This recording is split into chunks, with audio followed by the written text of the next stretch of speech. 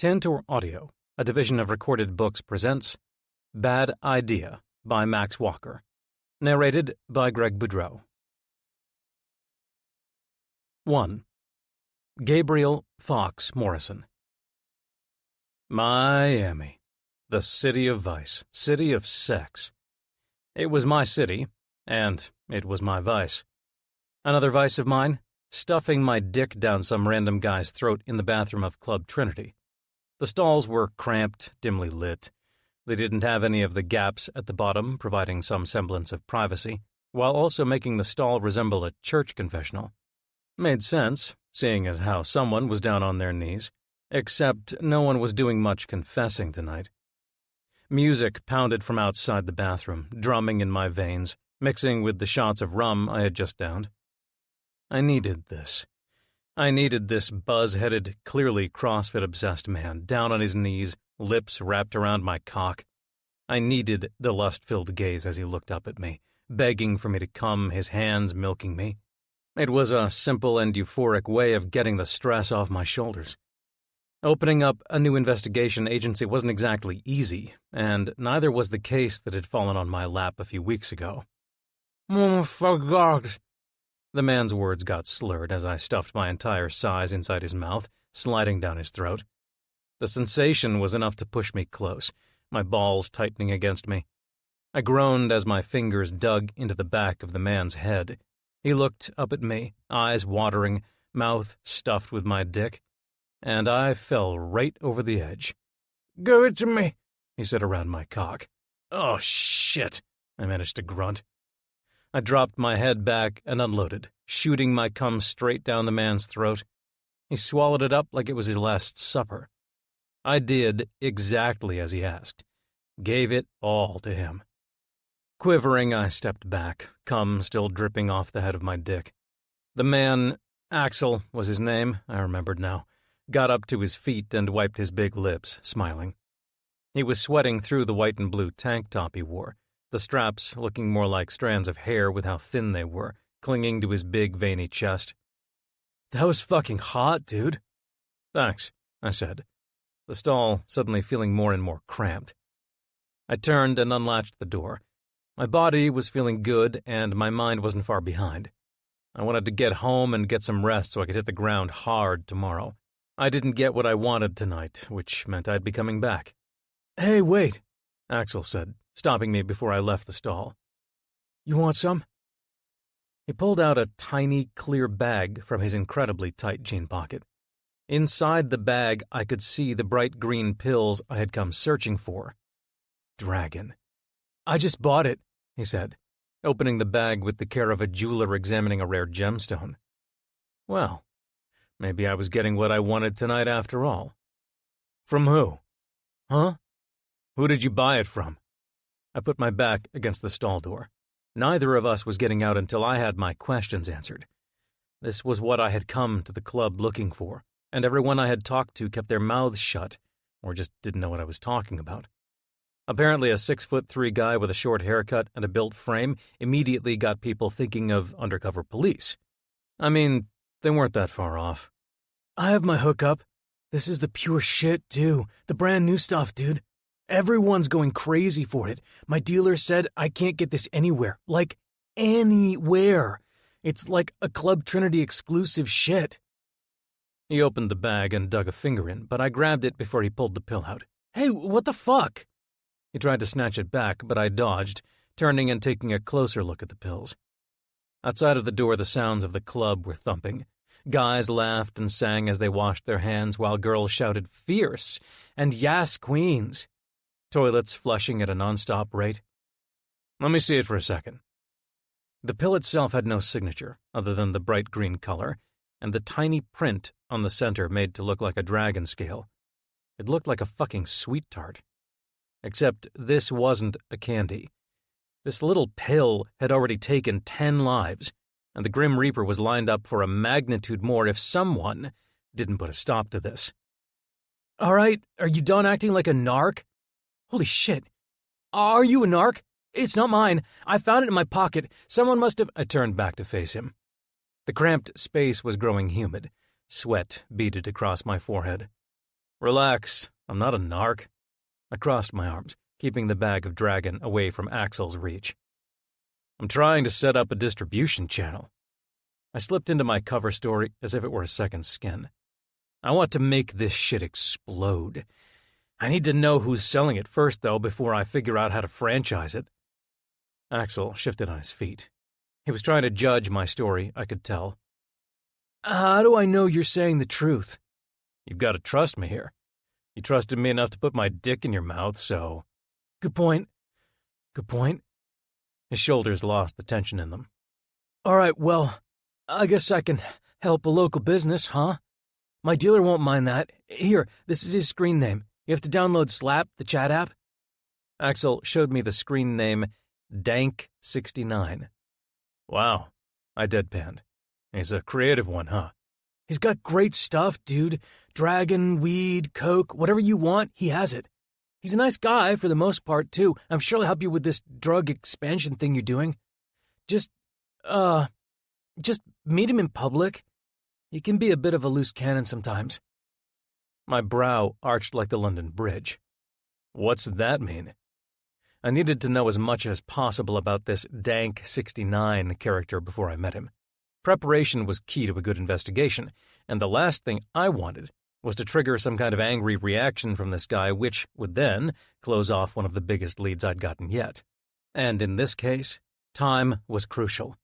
My story may have been fake, but I had no doubt there were real plans underway on getting this drug out to the masses. It reminded me of the crocodile drug that started to take hold in Russia, even with its face-eating side effects. I needed to stop Dragon before it spread past Club Trinity, before it took any more lives. He can get passionate, that's all. Like I said, he's not a bad guy. Now, can I have my drugs back? Yeah, sure. I tossed the bag clear past Axel, the pills dropping into the disgusting toilet water behind him with a satisfying splash. What the fuck? I knew what would come next, so I was ready for it. The fist came flying through the air, and I caught it in one hand. Axel's eyes widened in surprise, and most likely a bit of pain as I twisted his arm, maneuvering us in the small space so that he was up against the wall, both arms restrained now, with my leg locking his in place. That drug has killed more than 10 people in the last 2 weeks since it's shown up. People describe feeling their insides melting and their skin sloughing off from heat. Do you really want that? If you do, you can dig through that infestation of a toilet yourself and hope those pills still work after they've been soaked in radioactive piss. I let him go. He seemed much more calm about things now, but I wasn't about to stay around for another chat. I unlatched the door and stepped out into the busy and dimly lit bathroom, no one any the wiser as to what had gone down in the stall, everyone too busy in their own drunken worlds to care. The club itself was one of my favorites. I didn't go out often, but when I did, I enjoyed what Club Trinity had to offer. It was a multi-tiered dance club with a different vibe on every floor, with an outdoor area that tied another section of the club together with the rest of the 5 totally different spots you could go and hang out. Each one played different music and had their own bars. A couple of the rooms had drool-worthy men writhing on top of slightly raised stages, multicolored lights bouncing off their ripped and toned bodies, all of them wearing colorful sneakers, skimpy briefs, and absolutely nothing else. It was a good time. I made my way through 2 of the rooms, walking past plenty of guys making out and a couple possibly doing much more. The rooms were dark, with separate ambiances in each. One I walked through was set with dark red lights and leather furnishings, along with a few crystal chandeliers spinning like disco balls, their bulbs swapped out to match the red hue. I kept my eyes peeled as I walked, scanning the dense crowds, making sure I didn't spot any more of those clear plastic baggies with their little green pills. When I made it outside to the front of the club, I took a big gulp of fresh air, and then I pulled out my phone. I downloaded the app Axel had told me about and sent a message to the one contact I was interested in. Got Dragon? Who's this? A message shot back. A friend. I want to buy some Dragon from you. Dots appeared on the screen and then disappeared. He was typing something. I waited, leaning back on a lamppost. Nearby, a couple of girls were trying to get into the club, but one was clearly drunk out of her mind, and the bouncer was not having it. The friends were trying to convince him she was fine, but the way her eyes crossed and the fact that two of the friends had to hold her up wasn't exactly helping their case. The clincher was her throwing up the copious amounts of alcohol she had just consumed all over the bouncer's shoes, the sound comparable to that of Niagara Falls. I winced and took a step away, not wanting to get hit by any shrapnel. "This Saturday. I'll text you a meet-up location 15 minutes before." My fingers flew across the screen. "I need to meet tonight. Saturday." All right, I'd take it. This was the closest I was getting to anyone who sold Dragon at Club Trinity. I had to make sure I didn't scare Mr. Dank 69 away. Through him, I'd be able to figure out who was the supplier and chase this Dragon bullshit all the way up to the top. "Fine," I texted back, and that was it. I had to wait a couple of more days, but at least I had a lead. With the way tonight had gone, I was ready to strip down, climb into bed, and knock the fuck out. I had come to the club a couple of hours before opening, and had stayed well past midnight. The stall fiasco had also taken it out of me, in more ways than one.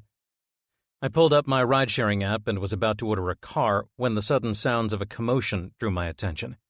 It was coming from around the corner. Sounded like two men shouting, one on the verge of tears. I hurried around the corner and instantly saw the source of the struggle. In the darkened side street, right next to the booming nightclub, was a steroid-infested beachhead looming over two young gay guys, shouting and spitting, his fists balled up and ready to fly. Before he could punch one of the guys, I grabbed the walking advertisement for Roid Rage by the shoulder and spun him around. "What the fuck is going on?" His anger was redirected at me. It felt like I opened a furnace and was blasted with heat. "Yeah, good question. What is going on?" I was looking around the douchebag, asking the two frightened guys. They looked like they were barely out of high school, their backs against the brick wall, eyes wide with fear. We were just kissing, that was it." "Do that shit in private, fuckheads." That was dangerously close to another F-word that would have had my fist cracking into this guy's jaw. "You're standing outside of a gay club. What the fuck did you expect? For us to be playing Jenga and doing taxes? Fuck off with that homophobic bullshit." I positioned myself so I stood in front of the two boys. With the way this imbecile's face was morphing red, I figured it would be smart to stand between them. "And who are you? The fairy police?" Another word teetering closer to knockout territory.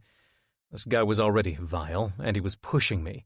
I wasn't normally an angry guy, and confrontation wasn't my first instinct, even with my time spent in the military.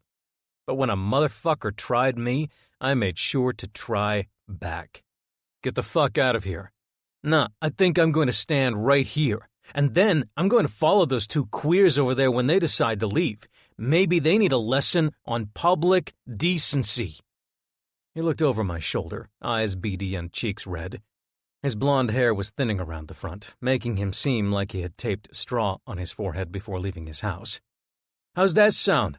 Huh, fat?" My fist cut up through the air, catching the man on his lower jaw. There was a loud crack. His head snapped back and he stumbled. Heat from the impact still coated my knuckles, covering the pain that would come later. His eyes were wide and he tried to talk but couldn't get any words out around his coughs and wheezes for air. He didn't need words to fight back, though. He lunged. An untapped anger flowed through me. No way was this fucking dickhead going to gay bash these poor kids right outside of a space that was supposed to be safe for our community. I wouldn't allow it. He was going to learn that sticks and stones may not always break bones, but being a closed-minded shithead certainly would. He reared his massive arm back for a punch, but I read the move before he was even thinking it. I ducked, the punch swinging over my head and missing completely. His size was intimidating, but it was also an advantage I could press. I pushed forward, my shoulder rammed into the man's belly, knocking all of the air out of him and sending us falling to the ground. There was a short struggle. I heard people shouting, no doubt calling for the bouncer to come and intervene. I had to focus on the man, who was still much bigger than I was. His fighting skills were shit, but he could do some major damage if he managed to get the upper hand. I was able to pin him down, moving so that I sat on top of him with my entire weight, knee down into his chest. That was when I felt someone grab my shirt from behind and pull me back. "What the hell is going on here?" It was the bouncer, Ray. This guy was bothering those two. I pointed at the two boys, their jaws dropped. They were just kissing, and he decided to be a homophobic asshole about it. Ray turned on the lumpy bag of steroids. Oh, hell no. You better get off this street before I get the cops out here. That got the man's attention. I could see he was battling his irrational anger with the logical desire to stay out of jail. I wanted to take a step back, just in case he ended up self-destructing. That was how intensely red his face had gotten. Those eyes of his. I wasn't sure if it was the steroids or if it was actual burning hatred, but they pierced right through me. It felt like the guy had reached through the air with a blade and stabbed it in my chest. The fuck? And then he shook his head, punched a light pole, and yelped like a little puppy when Karma decided to have her way with him and break a few bones in his knuckles. He grabbed his hand, visibly worked to hold back the tears, turned, and crossed the street, cursing up a storm as he left. The hospital's the other way, dumbass, I called after him. He tried sticking up a middle finger, but the pain must have been too intense. I heard another yelp, making the smile on my face even bigger. All right. Everyone okay here? I've got to get back to the door. I looked to the two guys. They nodded, and Ray left, taking his post again. Thank you. Really, that was crazy. You totally didn't need to. Yeah, for real, thank you. It's no problem. I stood a few feet from them, but I could feel their gratitude as though it were a solid force coming off them. They were young, handsome, and both had full futures ahead of them. From the way they held each other, I could tell this wasn't a passionate one-night stand for them. These two were a unit, taking on life with the other's hand in theirs. It was a nice refresher that relationships like theirs existed. I had been so closed off to the idea for so long, I had almost forgotten what it looked like. Do you, want a drink or something? The one with the thick-rimmed glasses asked. We were headed home, but if you don't worry about it, you two get home. Relax for the rest of the night. Hold each other and kiss all the fuck you want. The one with the curly strawberry blonde hair broke into an almost bird-like laugh. That sounds like a good plan to me, he said, his partner smiling alongside him, their fingers locked together. It tugged at something inside me and sent dust flying up all around my chest cavity. My heart hadn't been moved by much lately, but these two were doing it. Do you need me to walk you guys home, or are you getting a car? Oh, that's okay, Strawberry Curls said. We're at the hotel right down the street. Thanks, though, really. My name's Scott, and this is Shamir, by the way. We're visiting from Utah. They weren't even from here. These poor guys were most likely escaping whatever shitty 9-to-5 they had with a hot and sexy vacation to South Beach, one of the most popular gay destinations in the world. They probably never even imagined something like this happening to them, especially not here. Nice to meet you, too. My name's Gabriel, but all my friends call me Fox. And, listen, try not to let this ruin your trip, all right? Miami's a beautiful city, and you'll have an incredible time. I'm sorry this happened tonight. We fly back tomorrow, but we did have a really amazing time. We won't let this ruin it. Shamir looked into his boyfriend's eyes. Their love radiated out from a quick kiss that followed. Good night, Fox. Night, boys. And with that, the two were crossing the street, heading toward the nearby hotel. I could see the valet from where we stood, and the pumped-up dickhead was nowhere in sight. I stood on the corner and made sure they reached the hotel safely. They held hands the entire way, with Shamir leaning his head on Scott a couple of times as they walked, passing underneath streetlights that painted long shadows behind them. Sleep didn't come easy that night. Not because of the case, or the adrenaline, or the bathroom stall blowjob. None of those things kept me awake as much as the image of those two guys walking away from me, love radiating from them even after their harrowing ordeal. A love that was strong and undeniable and palpable to anyone around. A love I'd yet to know, and one I was sure I'd never meet. 2. Jonah Brightly. The clock on the nightstand said it was 7 o'clock in the morning. The face on my girlfriend said it was disappointment o'clock. Is it in? She asked. Great.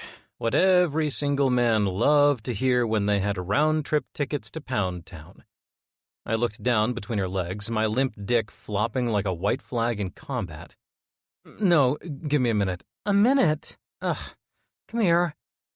Wendy pushed me off her and rolled me onto my back so that she was on top now. I looked up, the morning sunlight barely breaking through the thin slit between the heavy red curtains. She proceeded to jerk me off as if she was contractually bound. Her head was tilted, and her eyes were aimed up at the ceiling like she was planning her next yoga retreat. Clearly, I wasn't going to get hard like that, especially not with the corkscrewing death grip Wendy was currently performing on my limp dick. "I'm sorry, babe, I'm just not a morning person. You know that." She looked at me as if I had told her that her puppy died. It made me feel bad, my confidence only burying itself deeper under the dirt. I was a man. I should get hard at a moment's notice. At least that was the pressure I felt with having a dick between my legs, and feeling that pressure only made me softer. Wendy sighed. "What if I give it a little kissy kiss?" Kissy kiss. Something else that wasn't exactly on my list of turn-on phrases. She moved back on the bed, the springs sounding off as if they wanted to be part of the fun. I opened my legs wider and started to stroke myself, closing my eyes and letting my thoughts drift while Wendy's kissy kisses started on my thighs. Her lips were soft, her breath warm. It kind of tickled. But I was getting hard, and the kissy kisses moved to my bally balls. I started stroking a little faster, feeling myself get stiff in my grip.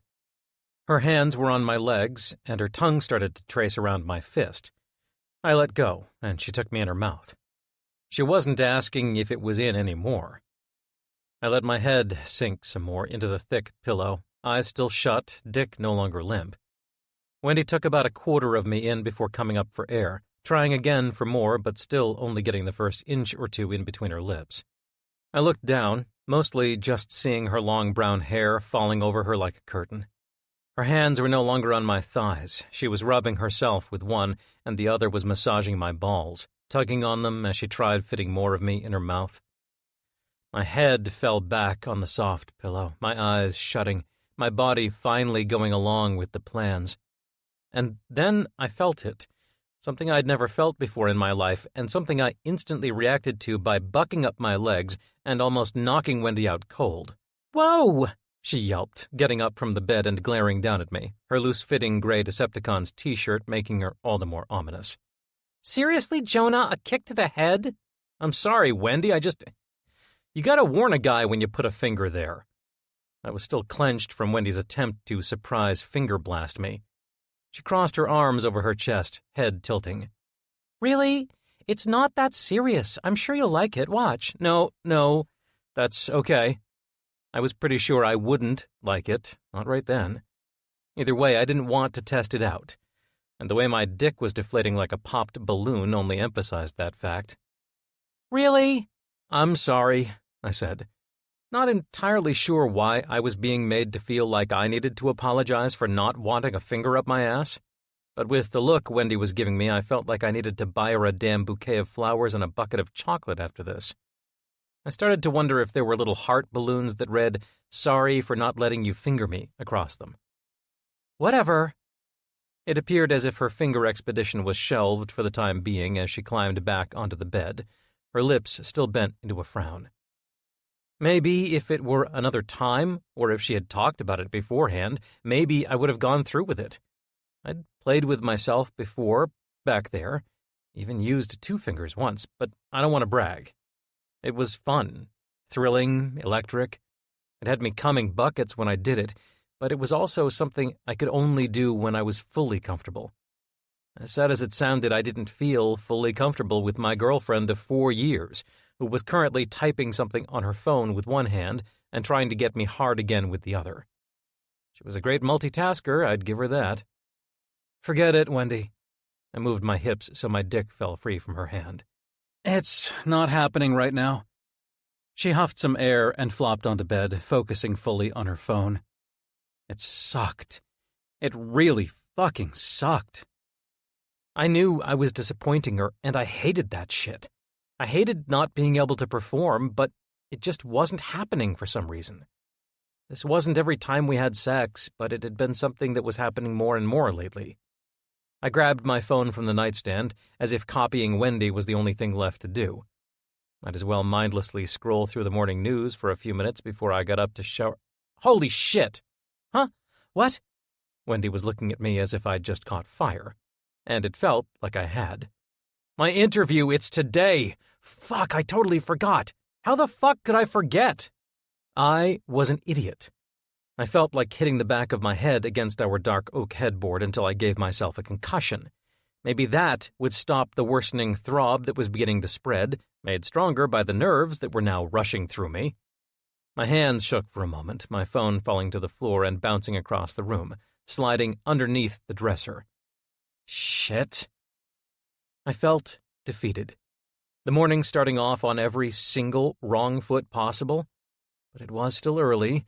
My interview wasn't until 8, although the detective agency was across the city, with traffic. Fuck! I got up from the bed, went over to the nightstand. Wendy was typing away on her phone. I could hear the clicking sounds that came with every letter. I had silenced those sounds on my phone the second I got it, but she loved to hear that sound. To me, the tapping currently sounded like a jackhammer, every single letter drilled further into my brain. My girlfriend was lying down on the bed, not caring in the slightest about what was going on with me, not even asking if I needed help getting my phone, which was just outside of my reach, underneath the dresser. My shoulder hit against the wood frame of the dresser, shaking it and making the TV above me wobble precariously. Watch out! Her tone was similar to a DMV worker calling out for the next in line. With someone helping me out, maybe I wouldn't have needed to watch out. I sighed and got back up, leaving my phone for now. I opened my drawer and grabbed a pair of briefs and some crisp black jeans. I tugged them on, glad that the attire for the interview was business casual and nothing more intense. The last thing I needed right now was to realize I didn't have any clean formals to wear. In the bathroom, I locked the door and let the water run, finally finding some peace from the rising anxiety I was feeling outside.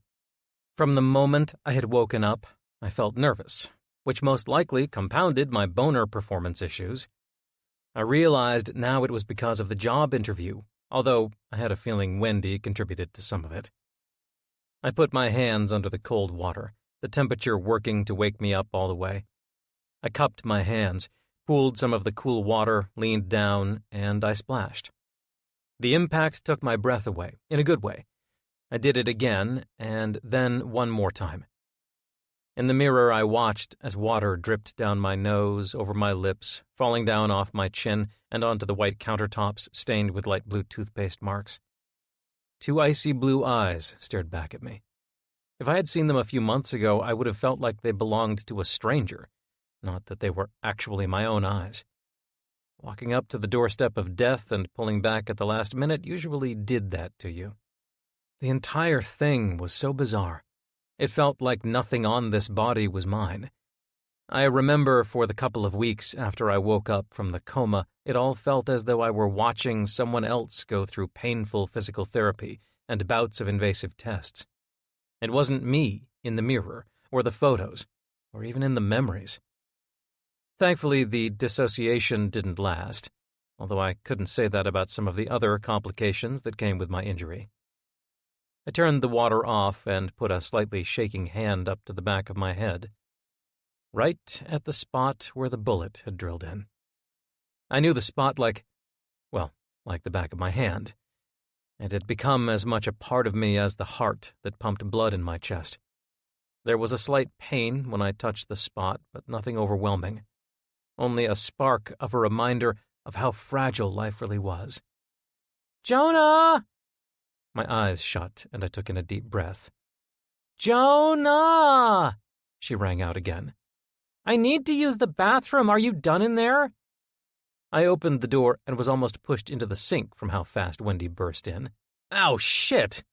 I instantly felt the quick and intense burn that came from the bottom of a door almost skinning your entire toe. Sorry, Jonah, but you were in the way. Part of me wanted to snap back. Part of me wanted to say something smart and witty and sharp.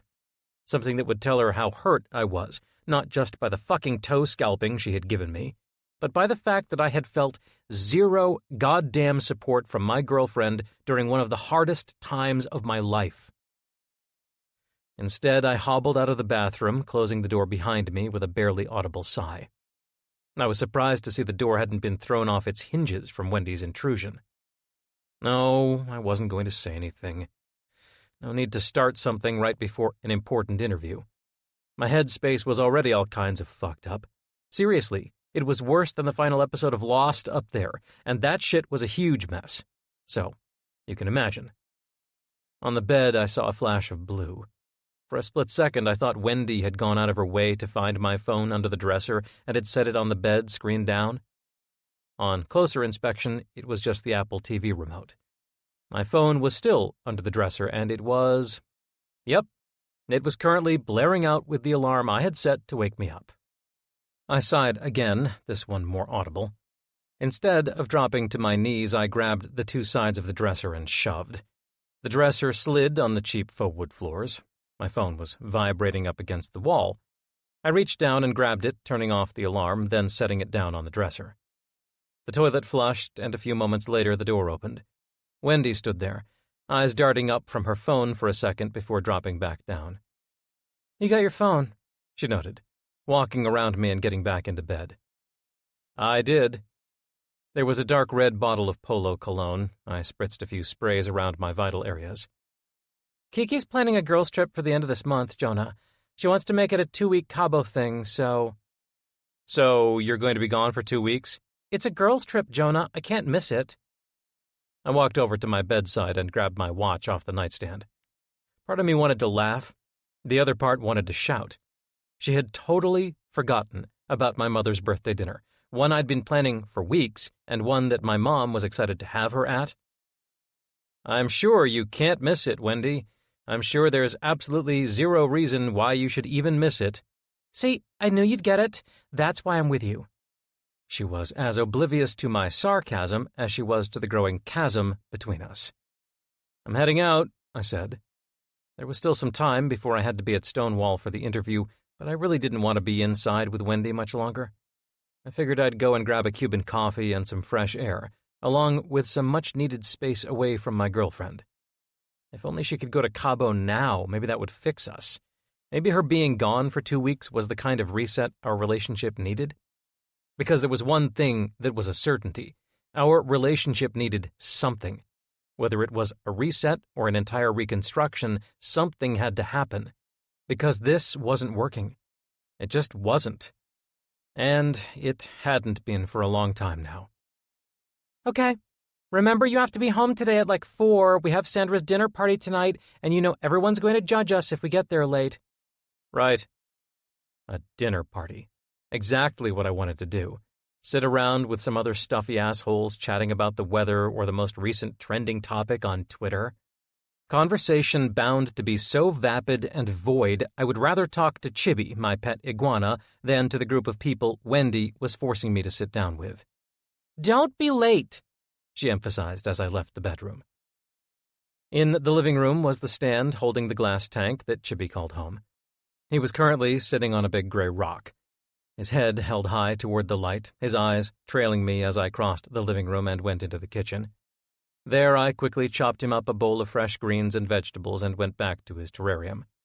His eyes locked on even harder when he realized what I was carrying, and he quickly climbed off the rock and went toward the bowl I had placed down, next to the hollow rock holding his water. With a head scratch, I left the little guy to chomp away on his breakfast. I walked out of our apartment and down the narrow hallway toward the elevators. I rode the shaky elevator down 3 floors and walked out into an outdated but still homey lobby. I glanced at the wall of mirrors as I walked by, making sure I wasn't wearing my pants inside out, or even wearing pants at all. With how scattered my brain was, I wouldn't put walking out in underwear and unaware of it past me. It was only when I was sitting in my car and buckling my seatbelt that I realized she hadn't said anything to me as I left. No "good luck, I love you," or "let me know how it goes." Nothing. Had she even said goodbye when I shouted it by the door? Maybe our relationship isn't even salvageable. 3. Gabriel Fox Morrison. The hot summer heat was thick, even at 8 in the morning. Like an extra layer of clothing, it stuck onto the skin and made walking outside a nearly impossible task without a cool bottle of water in hand. Thankfully, the only walking outside I had to do today was from my car to a brand new and very well air-conditioned Stonewall Investigations. Our new offices were located only a few blocks away from the global phenomenon that was South Beach. Being a walk away from Ocean Avenue was convenient, seeing as the food was great and there was always something going on.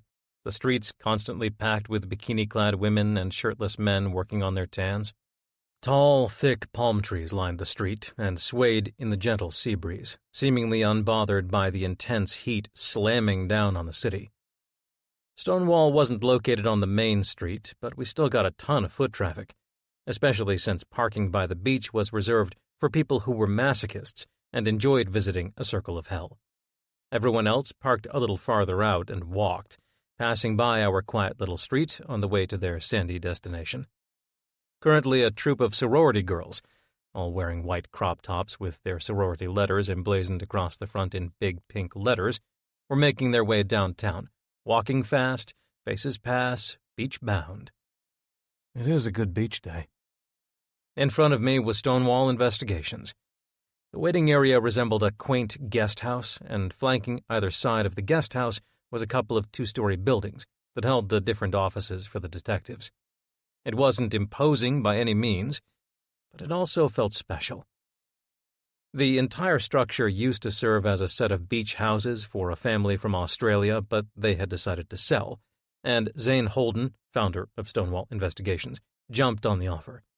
He gutted the entire thing and turned the structure into one of the nicest office spaces I'd ever seen.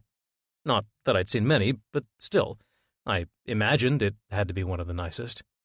The entrance from the street was a small cobblestone walkway that was lined with vibrant green bushes and colorful tropical plants, adding pops of oranges and reds and blues. There were 2 wooden benches on either side of the path, with a bubbling fountain next to one of the benches. A gray kingbird was perched on the branch of a growing orange tree, calling into the air with a melodic trill. I could still hear the sorority girls laughing about something as I walked down the path and toward the bright red door. There was a small rainbow flag waving gently in the air, a small symbol that said, "We welcomed all. No matter your stripe or your color, you came through those doors, and you were guaranteed help." Next to the flag, above the entrance, was a sign that read Stonewall Investigations. Hand-painted on a polished wooden sign, it never failed to give me a good feeling whenever I spotted it. I walked in through the doors and was greeted by a smiling Holly Barrios, her short ponytail done high and tight today, making her big brown eyes pop even more so than usual. "Morning, Mr. Morrison." "Call me Fox, Holly." "Right. Got it." And then, as if she were trying on a new sweater, "Fox." "Exactly," I said, cracking a smile. "Good morning, Holly." The waiting room was painted a calming white, with exposed brick throughout, which was supposed to be a subtle callback to the New York headquarters. There were a few flourishing plants in pots wrapped in gold paper. A couple of them hung from the tall ceiling, absorbing light from not only the windows but also the skylight that let in the morning sunlight. It made the space feel even more open and airy, a peaceful respite for anyone who needed one. There were a couple of comfortable gray couches and a few stacks of magazines, along with a communal iPad for anyone who wanted to use it, and down the hall straight ahead were 2 wide doors that led out to a beautiful courtyard which had plenty of shaded spots to sit.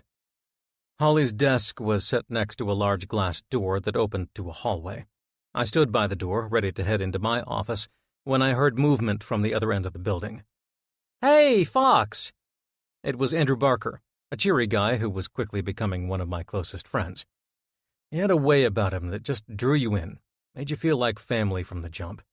It was nice, especially since I was starting to forget what family even felt like. "Andrew, morning." I walked over to him, shaking his hand and taking him into a hug. "You're looking sharp today." Andrew stepped back, looking me over. He wasn't wrong, that was for sure. I was wearing a blue, white, and mustard-yellow striped shirt tucked into a pair of gray pants that fit me like a glove.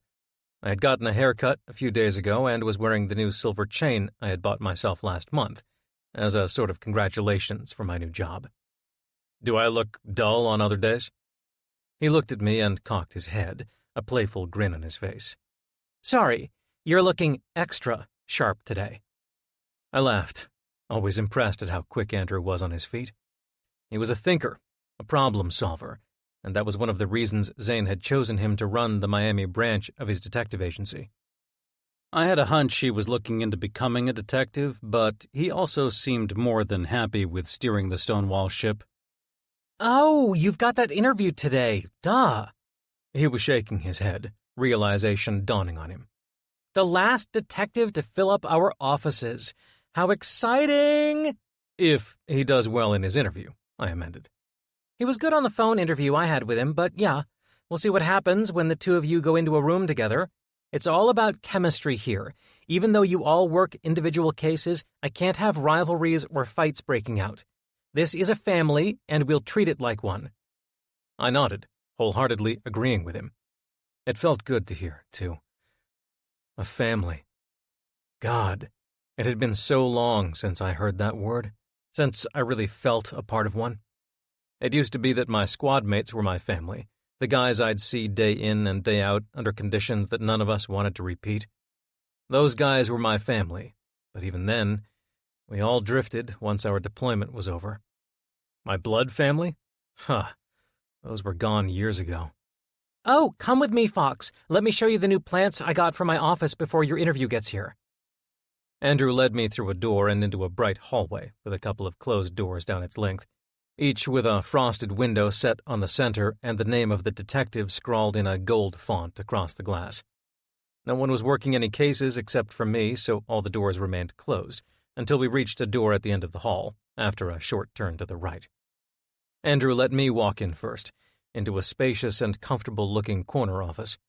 There was a sleek, modern filing cabinet with a row of potted hanging ivies sitting on the top, their dark green leaves falling down over the top cabinet. There were 2 open windows, allowing the soft scent of salt to float in from the nearby ocean. Here, look at this little gem. Andrew walked over to his sturdy desk and grabbed the dark gray stone pot. This is an azalea bonsai. It's supposed to be getting more pink flowers over time. I was thinking of getting a few for all the different offices, but I'm not sure if there are any magenta thumbs around here. Magenta thumbs? I grabbed the bonsai tree, admiring the twisting branches and trunk. Yeah. Magenta's the opposite color of green on the color wheel, so if you're a soul-sucking monster who can't take care of a living being, then you've got a magenta thumb. He cracked a smirk. Plus it sounds pretty gross, too, like you got it caught in a door and now it's all bulbous and purple. Figure it's appropriate. I couldn't help but laugh and handed back the bonsai tree. Here, I don't want to kill it with my magenta thumbs. Oh, honey, no. You've got no thumbs. I've seen that poor little fern by your desk. We've only been here, 2 weeks? That thing looks like you took it to the desert and brought it back. I laughed, a loud, deep belly laugh. Sorry. Plants were never my thing. That's okay. They were never really my thing either until a few months ago. I was helping Deck with the landscaping at his new equine therapy facility.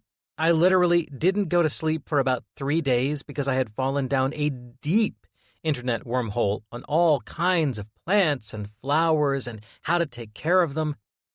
He moved around to his desk and picked up a glass of water, bringing it over to a potted fern and dropping some water onto its parched dirt.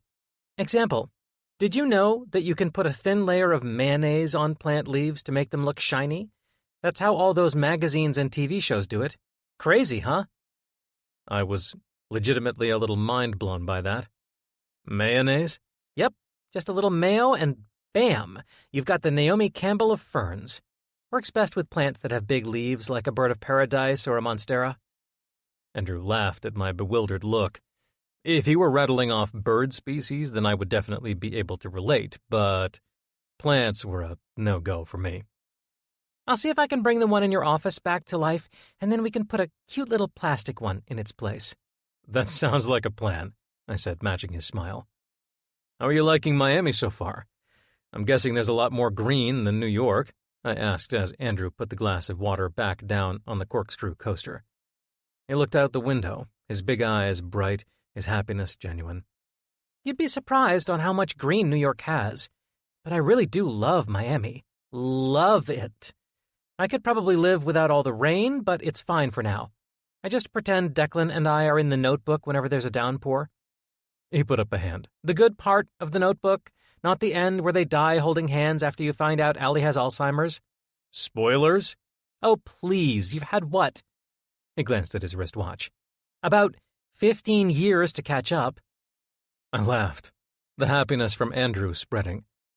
I was normally a happy guy, but I had to admit Andrew just seemed to light up the room with his positivity.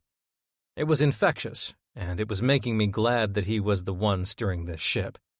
I was the lead detective, but Andrew was the one running the entire Miami branch, managing us and making sure our quaint little crew sailed through the sometimes choppy Miami waters. At first, part of me bristled when I'd found out I wouldn't be the top dog. Before my position at Stonewall, I was working as an independent contractor of sorts, as a bounty hunter, and had no one to report to or anyone to look after me. When Zane came to me and offered the position of lead detective, I was initially hesitant. The idea of a structured job, working so much with other people, was something that intimidated me at first. But at the same time, there was a thrill there that I couldn't deny. It was a thrill I'd been missing for a long time in my life, and so I knew that the right answer was yes. But I knew that also meant working in a team, and that was something I hadn't done since my time in the Army. There would be a hierarchy and other people to think about, and for a few days I thought I wouldn't want that. Part of me thought I'd try it out and realize it just wasn't for me, that I left that shit back in the Army, that I was more of the lone fox type of guy, working on my own and responsible for no one else for the remainder of my time on this crusty rock. But after a couple of days, my apprehensions were unfounded. I still had plenty of independence, and I was in a position to help people that needed it the most, especially with the case I was currently working on. The stakes were huge, and I had been feeling the pressure. It was a good feeling, made better by the fact that I was surrounded by good people, Andrew being one of them. He perked up as if remembering something. I think Zane and Enzo are coming to visit sometime in the next few weeks. He texted me this morning on my way here. They just need to hammer something out on their end. Well, that was exciting news. I had talked to Zane the day before, but he hadn't mentioned anything. Perfect. Let me know when the details are set. I want to catch up with those two in person. For sure, Andrew said. How did you and Zane meet again? I smiled, recalling the fond memory. Zane rear-ended my car, almost drove me off a bridge. We ended up getting drunk afterward at the bar around the corner and became good friends ever since. No freaking way! How has Zane never told me this story? Because if he admits fault, his insurance goes up. Andrew cracked up at that. We've been good friends ever since, but him living in New York meant we had that chill kind of friendship. We'd catch up every year, and it'd be like no time had passed. Those are good types of friends. They definitely are. I was grateful for my friendship with Zane, and was glad he thought of me when it came time to opening up his Miami branch of Stonewall. And we've got our Stonewall party in a couple of weeks too, right? He nodded, smile still on his face. His hair had been trimmed, cleaned up on the sides, and styled with some matte paste on the top. He was wearing an eye-catching light blue and yellow shirt, open at the collar, with a pair of white pants that screamed Miami Beach.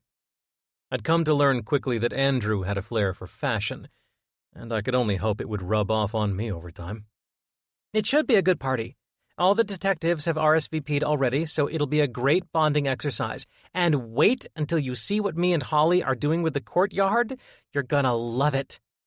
He quirked his head to the side and brought his forefinger over his mouth. What do you think of mini magnifying glasses as party favors?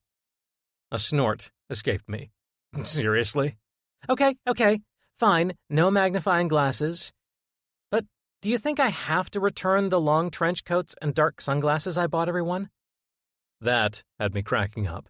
Imagine wearing that getup down South Beach. You'd end up with a detective tailing your sketchy ass, Andrew quipped. And soon the room filled with the sound of us chatting and joking. It was so easy to spend time with Andrew and have it disappear in an instant because of how much fun you were having. That's how it felt when, 15 minutes later, Holly buzzed into Andrew's office, her voice cutting through a conversation we were having about the brand-new Cuban bodega that opened up a few blocks down. I was mid-orgasm over the memory of the Guajaba pastelito when Holly said, "Mr. Fox, your interview is here." I buzzed over to her and thanked her, letting her know that I'd be right there. I got up and told Andrew we needed to stop by La Cocina for lunch now. Leaving his office, I closed the door and glanced over at the mirror on the wall and gave myself a quick once-over, making sure I had nothing in my teeth or on my face. Normally, I didn't dress up all that much. I was good with a pair of board shorts and a tank top, which was what I tried to get away with most of the time. For my office days, I found a pair of khakis and a light polo shirt usually did the trick. Today, though, I made sure to put in the extra effort, just like I had for all the last interviews I had done. Seeing that my face was clear and my teeth clean, I started down the hall. I had looked over Jonah Brightly's resume the night before. It was an interesting one, to say the least. He had a master's degree in criminal justice from the University of Florida and had worked 3 years on the police force, rising up to a senior patrol position in impressive time. He also listed his insanely accurate shooting record when it came to the gun range, apparently beating out the previous record holder for hitting the most bullseyes in the entire state of Florida. He stopped working for the Miami PD a year ago. Then 1 month ago, he started working as security for a nearby mall. It was a far cry from senior patrol officer for the Miami-Dade Police Department. Something had happened to cause that, and I was interested to find out. Turning the corner, I entered the reception space, my eyes going to Holly first, her smile wide, but her gaze locked onto something across the room from her. Holly's jaw was slightly droopy, her thin brows raised and her eyes a little glossed over, as though she'd made eye contact with Brad Pitt himself. I followed her glossy gaze, landing on the object of her much-focused attention, and rightly so. Holy shit. "Hi, Mr. Morrison." I reached a hand out. "Jonah?" "Hi," he said with a smile that hit me like a 1,000-watt generator blowing up. He rose from the couch and put out his hand. I took it and shook. I was shook. This guy was... wow, he was really fucking attractive. But I had to click into work mode. This was an interview, for Christ's sake, not a grinder hookup.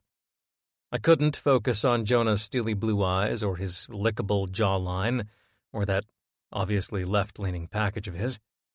Couldn't focus on any of that. This was about the job. And that was it. Fuck. If only he had a picture with his emails. At least then I'd have been prepared for this. "You can call me Fox. Come with me."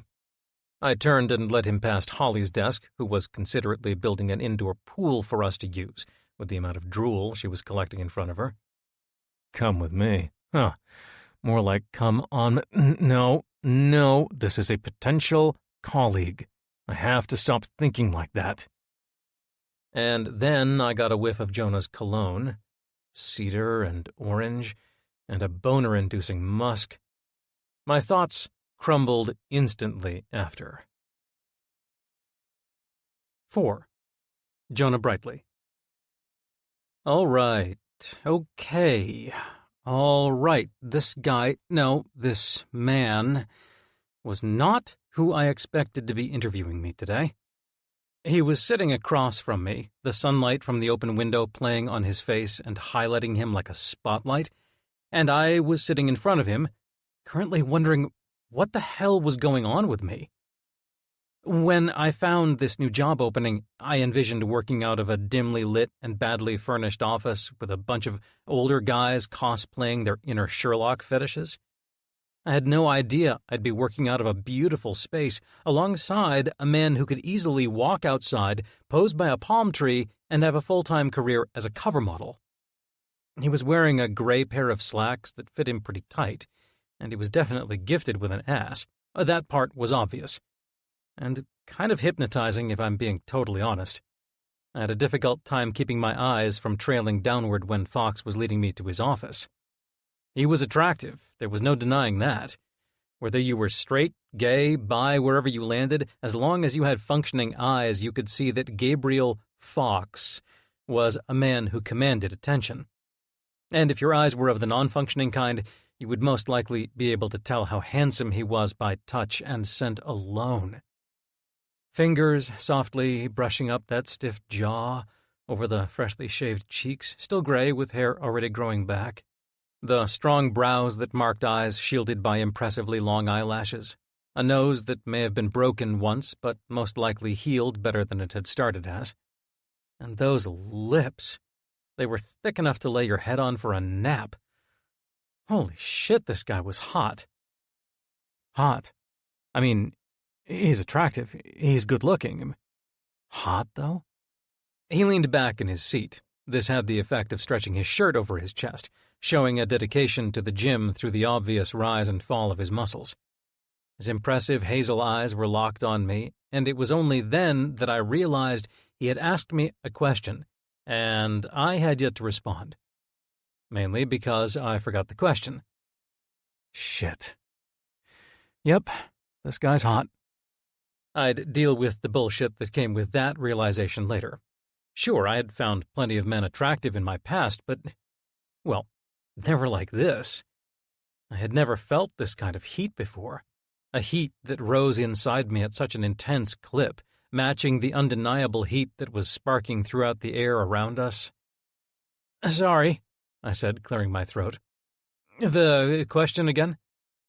He smirked, and for a second I thought that the bastard was taking pleasure in knowing just what he was doing to me. What would you say your biggest flaw is? Oh, yeah, that was the question. One of the classic and universally reviled interview questions known to mankind. I'm too organized, I said, giving the classic and universally reviled answer known to interviewers. He smiled and moved on, apparently knowing the question and answer were bullshit. We had already been sitting down together for a good half hour, and time was moving fast. I didn't even realize how much time had passed from us just talking. For the first few minutes of the interview, I was nervous that Fox was one of those hard-asses that made things difficult for no reason other than to make things difficult.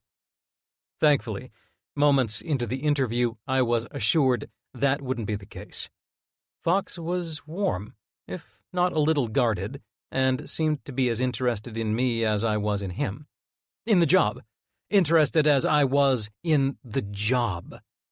All right, so, now that we've got some basic questions out of the way. Fox grabbed a folder from the side of his desk and opened it. I saw a copy of my resume flash in his hands before he leaned back and scanned it. I was sitting across from him in a comfortable dark blue chair. His office was big and airy, but it lacked anything that told me about Fox. There weren't any picture frames or mementos. There weren't any art pieces hanging on the wall or any books on the empty shelf. There was just a sad little plant that was definitely on its last leg. Last root? It says you were a police officer for 3 years before leaving the force. I nodded, pursed my lips. It was obvious what that looked like. Fox probably thought I had some kind of disciplinary issue, or maybe got booted off for some other more nefarious reason. It was neither of those things. Far from it.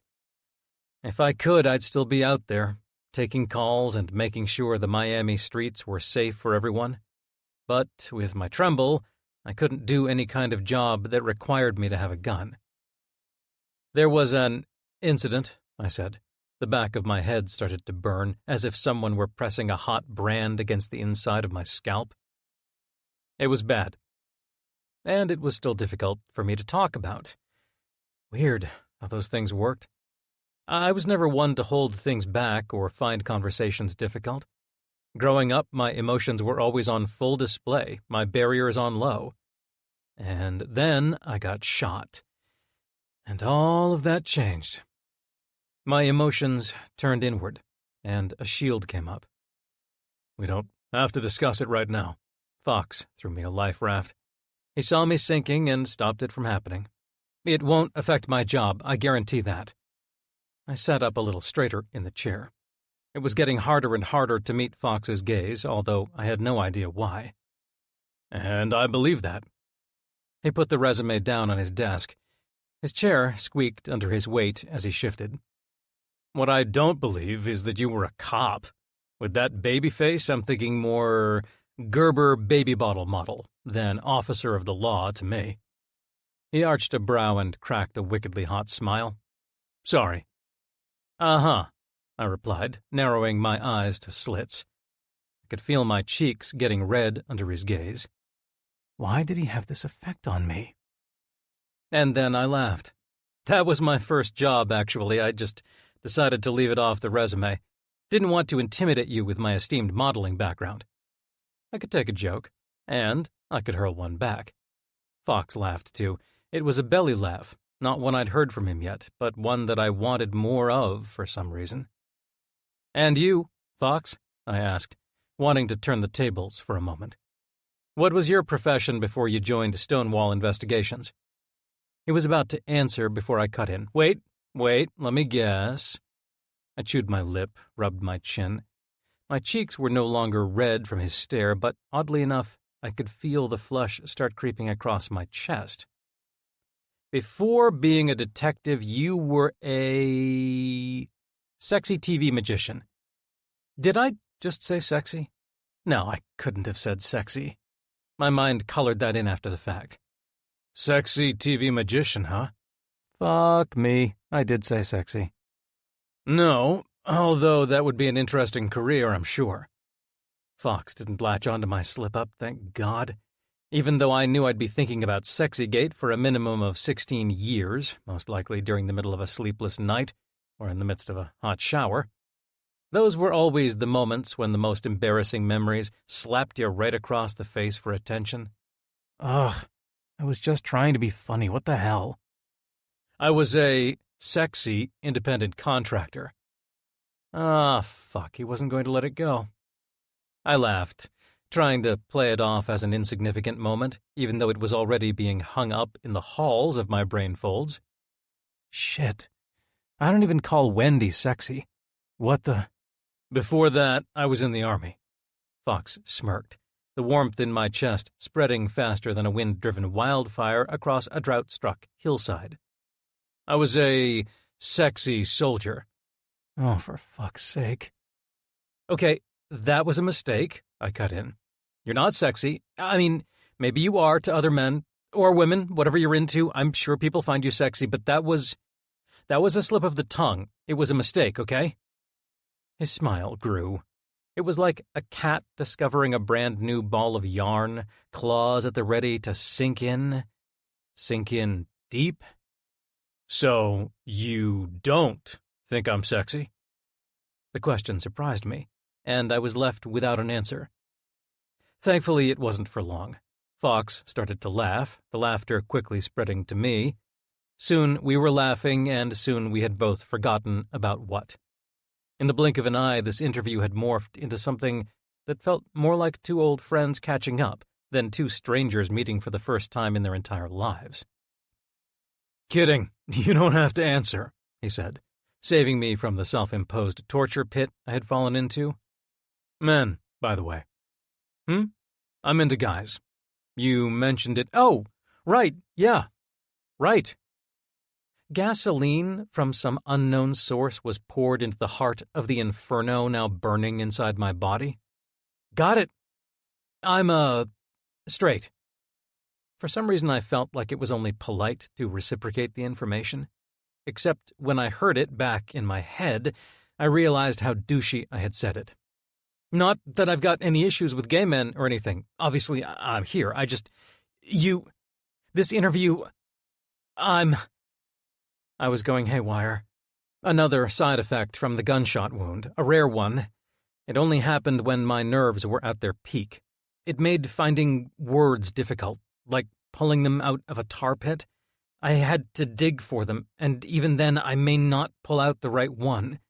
It led to pauses and stumbles, and gave my self-confidence a huge hit. Hey, it's all right. No worries, Jonah. He got up and walked over to a small black fridge set in the corner. He opened it and grabbed a bottle of water. Here you go. He leaned on the table, handing me the bottle. It was cool in my hands. And it lasted approximately 4 seconds in my hands before it fell, tumbling down and spinning through the air almost in slow motion. The bottle landed miraculously on its bottom, preventing it from exploding and spilling water everywhere. Shit! Sorry. I reached down, steadying my hands with a breath. Palms are sweaty. My hands steadied enough for me to grab the bottle. I lifted it, feeling the muscles in my fingers and palm and wrist all working in a fucked-up unison, like they were all following the beat to a different song. I was able to lift the bottle without dropping it again. I put it between my legs and left it there, deciding I could quench the dryness in my mouth later. I've got a gay brother, I said, doubling back on the conversation. I didn't want to leave it the way I had. Up until now, I felt like I had been pretty much acing the interview, but suddenly it looked like the road up ahead was leading straight toward a mile-long drop off a steep cliff. It's part of the reason why I want to work here so bad. He's my younger brother by 2 years, and I've always looked out for him. I always had his back. When he came out, which he did in such an awesome way, I made sure everyone in his class was okay with it, and anyone who wasn't would they'd get a pretty rough talking to from me. I protected him. And then one night, I couldn't protect him. He was walking to his apartment with his boyfriend. This was a couple years ago. They were holding hands when, two piece of shit thugs, they run up behind them and start beating my brother and his boyfriend with bats. The memory of that night was coming at me with the speed of a Formula One driver. The memory of driving to the hospital and not giving a fuck about speed limits, just wanting to get to my brother's bedside. My brother managed to get up and fight back, so did his boyfriend, and then one of the thugs pulled out a knife. There was another struggle, and then they were stabbed. Fox was a stoic man. I could tell he was rarely affected by things as much as someone more sensitive, someone like me, but this story seemed to have cut to his core because his face cracked and his jaw dropped. Fucking hell, Jonah. My brother survived, I said. His boyfriend, though, he didn't make it. Died in my brother's arms while the ambulance got there. The two men had run off when they heard someone calling the police, and they were never found after that. Jonah, fuck. Yeah, that about sums it up. Sorry, I normally have more words than that. That just makes me so fucking angry. I could hear it in his voice, the emotion. His fists were clenched, pale around the knuckles from how tight they were. That's okay, I get it. Something about Fox's anger felt familiar.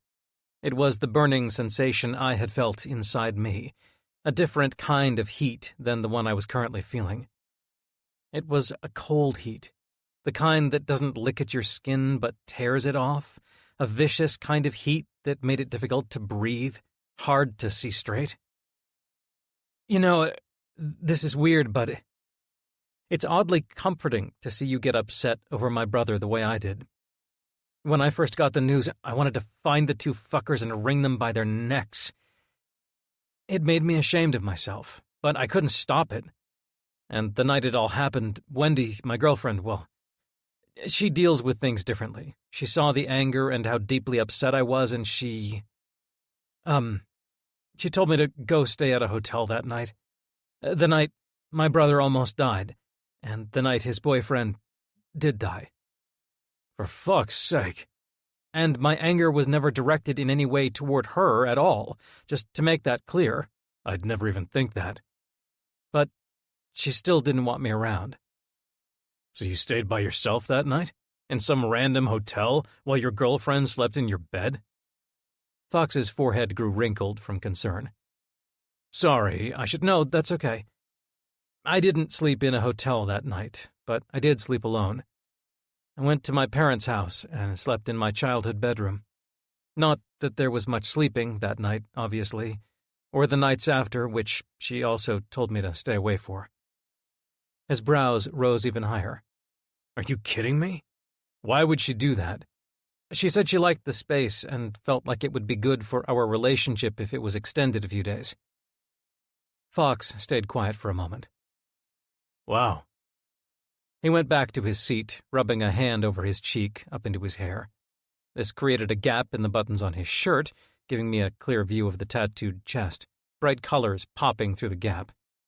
I quickly pried my eyes away, although his gaze suggested I might not have been quick enough.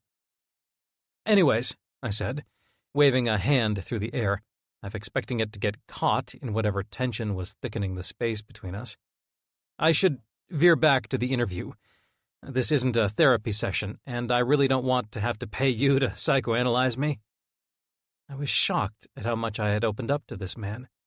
Barely an hour after meeting him, and I felt like we'd been friends since Miss Tina Georgina's kindergarten class back from 1995. "Interview. Right." He laughed, a sound that came from deep in his chest. "Listen, Jonah, I think it's safe to say that you've got the job." "Whoa. Wait, for real?" "You've got good experience as an officer, and you rose in the ranks faster than I've seen anyone do in a while. You're charismatic and sharp, you've got drive and passion, you've got your Florida detective licensing in order and passed the exam with the highest percentile bracket." He was smiling, showing off his pearly whites. It was nice. More than nice, it drew me in faster than a moth to a campfire. "Stonewall Investigations would be lucky to have you." "I'd be lucky to have you." My eyes almost fell out of my skull. "Your blessing. Lucky to have your blessing. Thank you."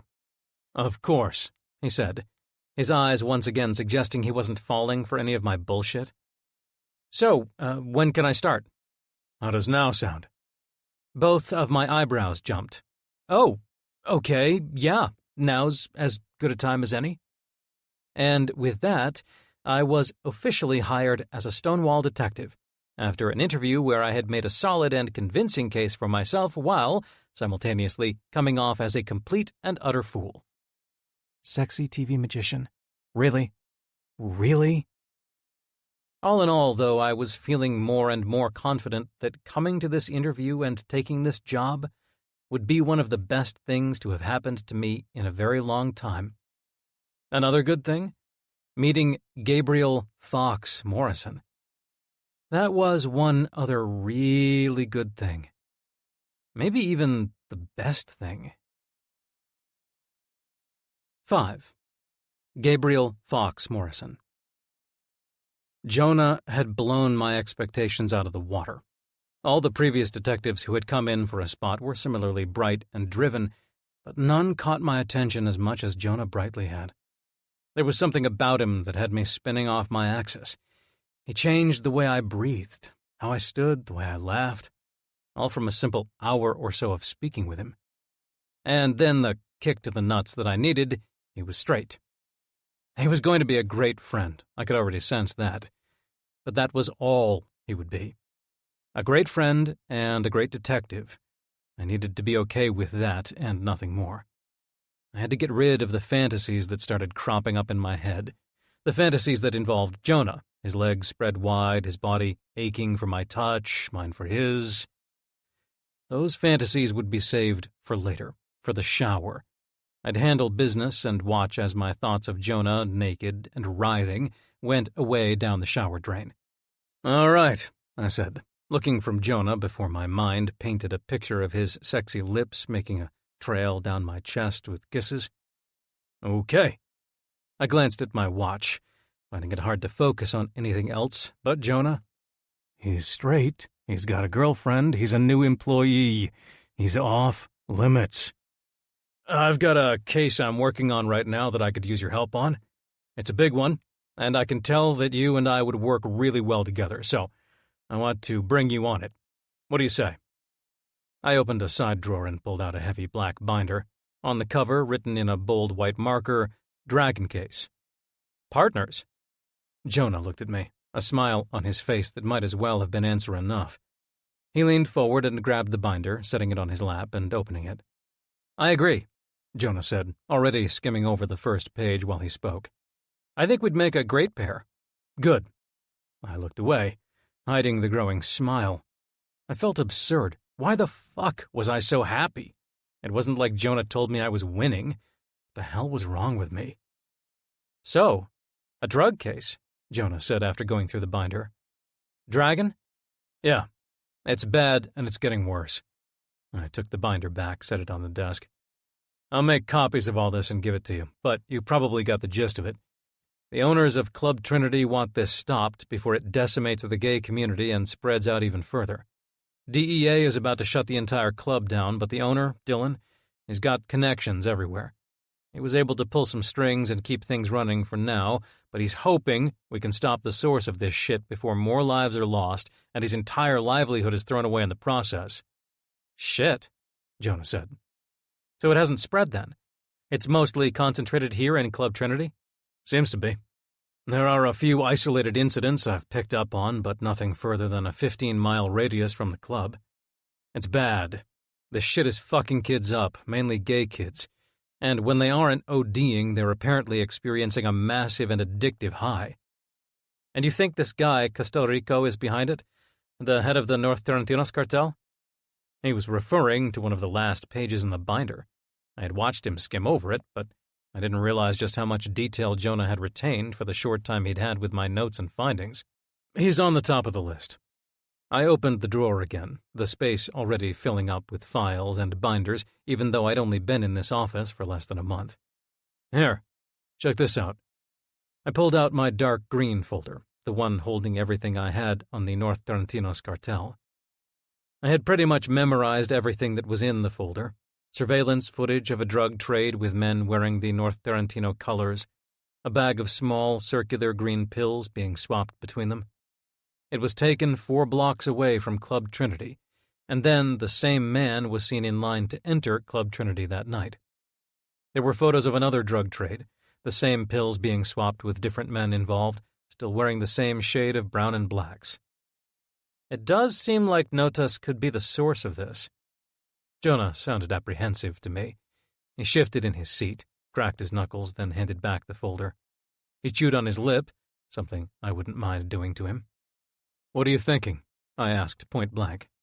How did you wear your thinking face like I wear my favorite jock? Jonah snorted at that. And how is that? Boldly. I cracked a smile and crossed my arms. Boldly, huh? Jonah tilted his head.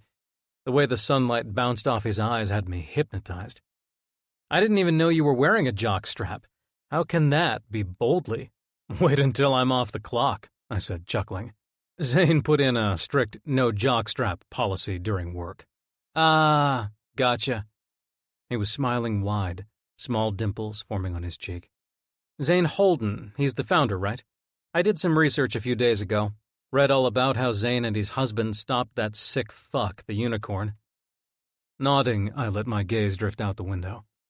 Outside, I could see the small recreational area we shared with the building next door.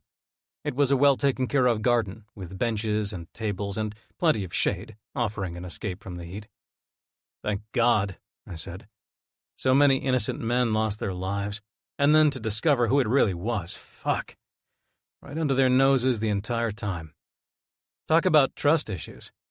Jonah shook his head.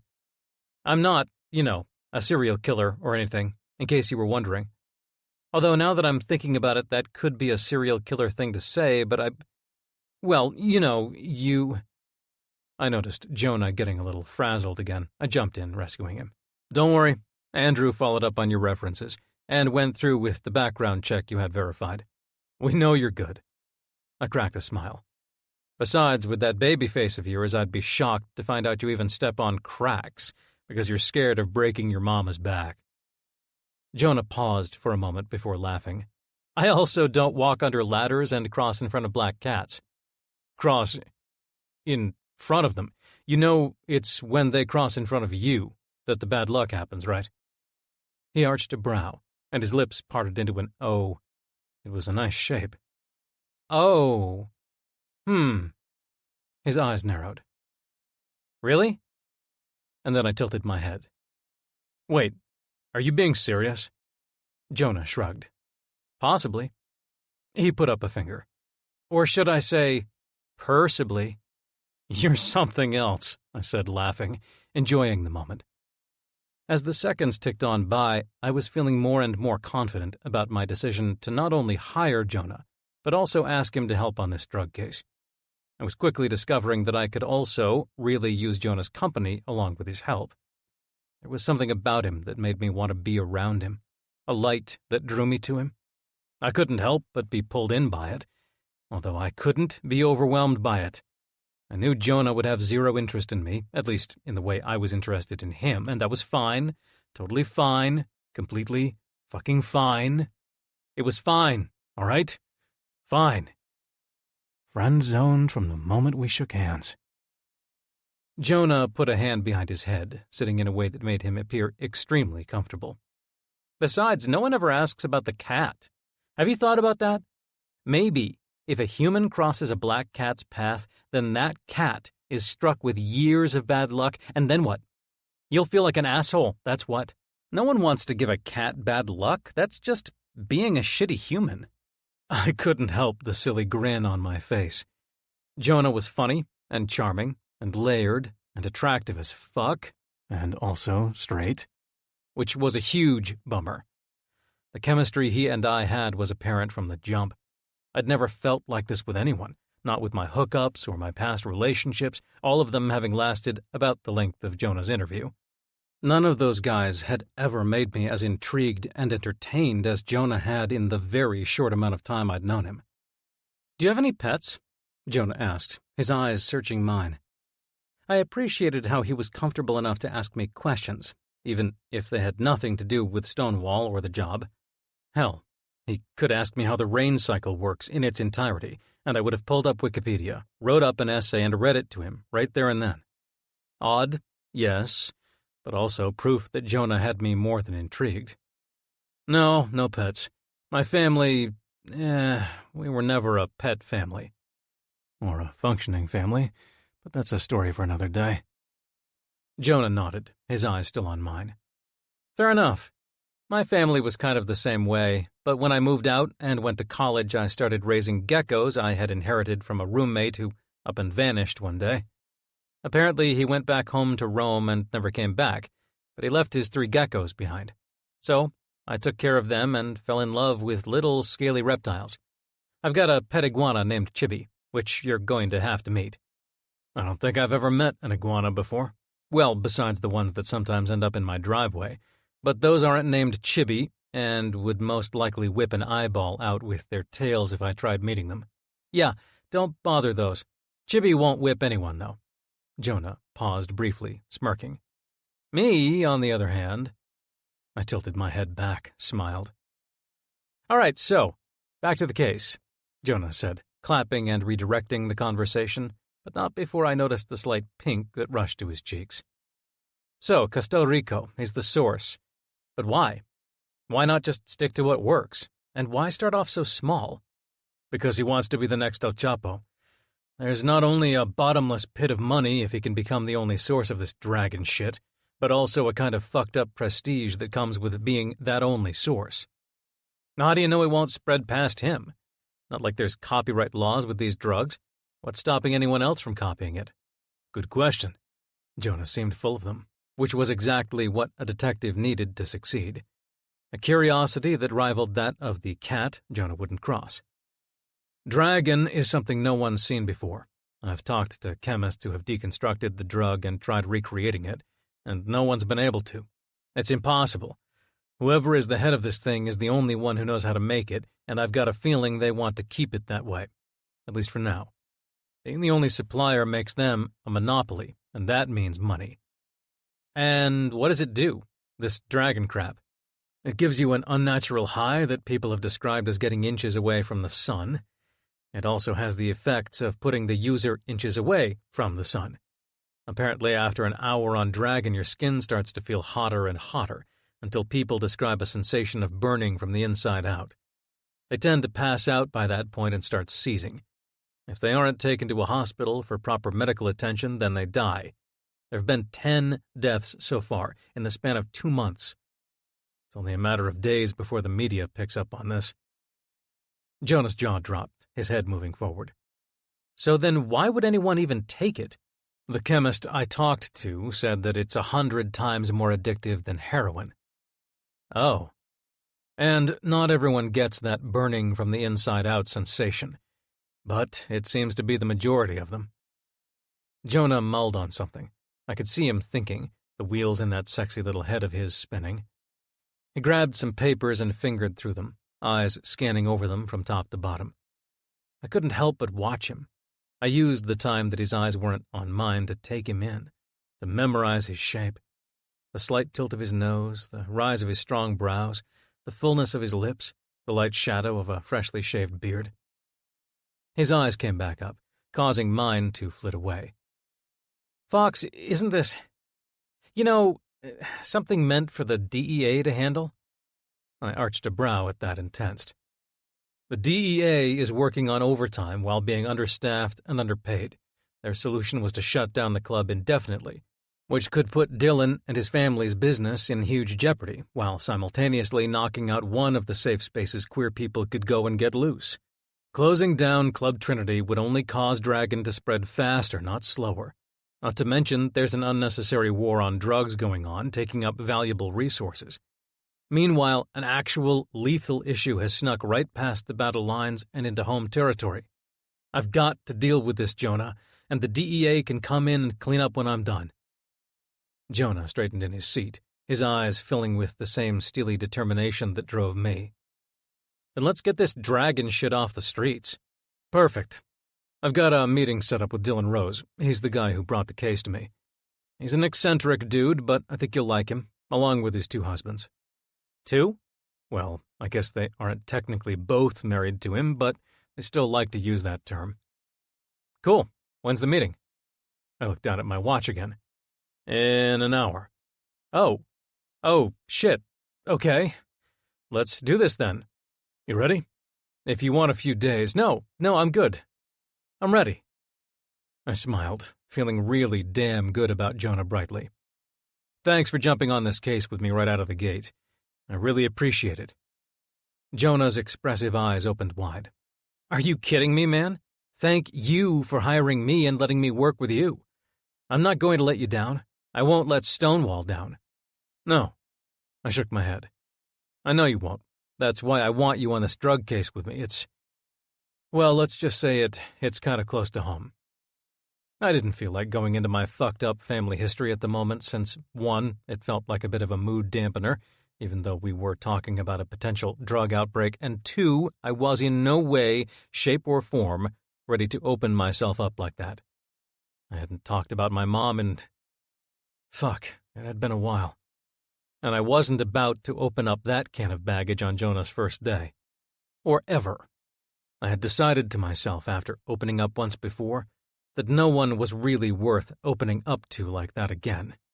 Absolutely fucking no one. 6. Jonah Brightly. Star Island, an eclectic Miami paradise in the center of the city, where the homes of the rich and famous looked out over the bay from their massive backyards, boats docked to their own private piers. The streets were lined with regal-looking palm trees and trimmed emerald-green hedges. Stones that looked hand-picked and hand-washed made up borders that trailed up expansive pathways that led to the multi-million-dollar homes. There were also gates, a whole lot of gates, and for good reason, seeing as how Star Island was exactly that, an island, and it was floating in the center of one of America's biggest cities with a matching crime rate. I worked the beat. I knew the kind of crap that was out there. I was familiar with it, and so the gates made sense. We pulled up to a set of golden gates, spiraled and curved and grand in a way I didn't know gates could be. Fox pulled up and parked on the street just next to the gate. We got out, the Miami heat stinging my face. It felt like it had been getting hotter and hotter every year, this one being no exception. My head was slightly spinning, but I made sure not to show how disoriented I felt by how fast this was all moving. I woke up unemployed, and about 6 hours later, I was working a massive drug case with the lead detective at Stonewall Investigations. Life could be crazy sometimes, that was for sure. All right, so I think their assistant was Fox was cut off by the sound of gears working, wheels turning. We turned to see the gate was swinging open, and a man was soon walking through them. He was a thin guy, with a head of curly brown hair and a face hidden underneath massive sunglasses, the lenses seemingly made out of pure mirror. For a second I was scared he was about to accidentally focus a sunbeam at us and fry us like ants. Instead of melting us, he came over and shook our hands, introducing himself as Walter Rivas, the assistant who basically managed the lives of these three men. He didn't include that last part in his introduction, but I had a sense of it by the way he said, "Without me, the guys would be chickens without any heads, and they're already big enough cocks as it is." He cracked a smile and laughed, insinuating he was joking, but it didn't really land with me. I prescribed to the belief that there was a little truth in every joke, and Walter's joke sounded pretty damn truthful. "You can leave your car on the sidewalk. I came over here in a golf cart. Come on and hop in. I'll take you two to see Dylan." We followed Walter to the golf cart. I was looking around, admiring the flowers that were growing on the edge of the road. We hopped into the cart, Fox taking the seat next to Walter while I jumped in the back. I held on to the side as he stepped on the gas and started us down the driveway. It wasn't a long route, but Walter drove around the fountain and past the three peacocks, through an ivy-covered wooden tunnel and out into the backyard, which was half yard and half Miami Bay. He parked the cart next to a towering stone statue of a lion, standing on hind legs with its life-sized jaws gaping open. There was loud dance music pumping from invisible speakers, the kind that is really only bearable when some kind of drug is involved. The music lowered. "Guests!" The voice came from the pool. It had those infinity edges, raised so that it looked out over the bay. We walked over the plush green grass and over to the pool where two men were treading water, one holding the other, kissing playfully. Another man, the one who had spotted us, swam over to the edge of the pool, looking up at us. "Hey there, Dylan." Fox crouched down and offered a hand to shake. I followed suit, shaking the man's wet hand. "And who's this handsome slab of man-meat?" "Relax, Mr. Rose." Fox shot him a look. "This is Jonah Brightly. He's a new detective at Stonewall and is going to be working the Dragon case with me." "Well, it's great to meet you, Mr. Brightly." Dylan gave me a wink and swirled around, splashing some water onto the bright white concrete floor. Fox and I stood back up. "Boys, come say hello to the men who are going to save our lives." I leaned toward Fox. "He's one for the dramatics, huh?" I said in a hushed whisper. Fox chuckled and gave a small nod. "Detectives, meet my partners, Lucien and Pierre." The two men who had been previously tangled together were now swimming lazily over to us. They looked like complete opposites, one with silky brown hair tied up in a messy bun and tattoos all over his body, while the other one was as clean-shaven as they come, with a buzzed haircut and zero markings or body hair on him.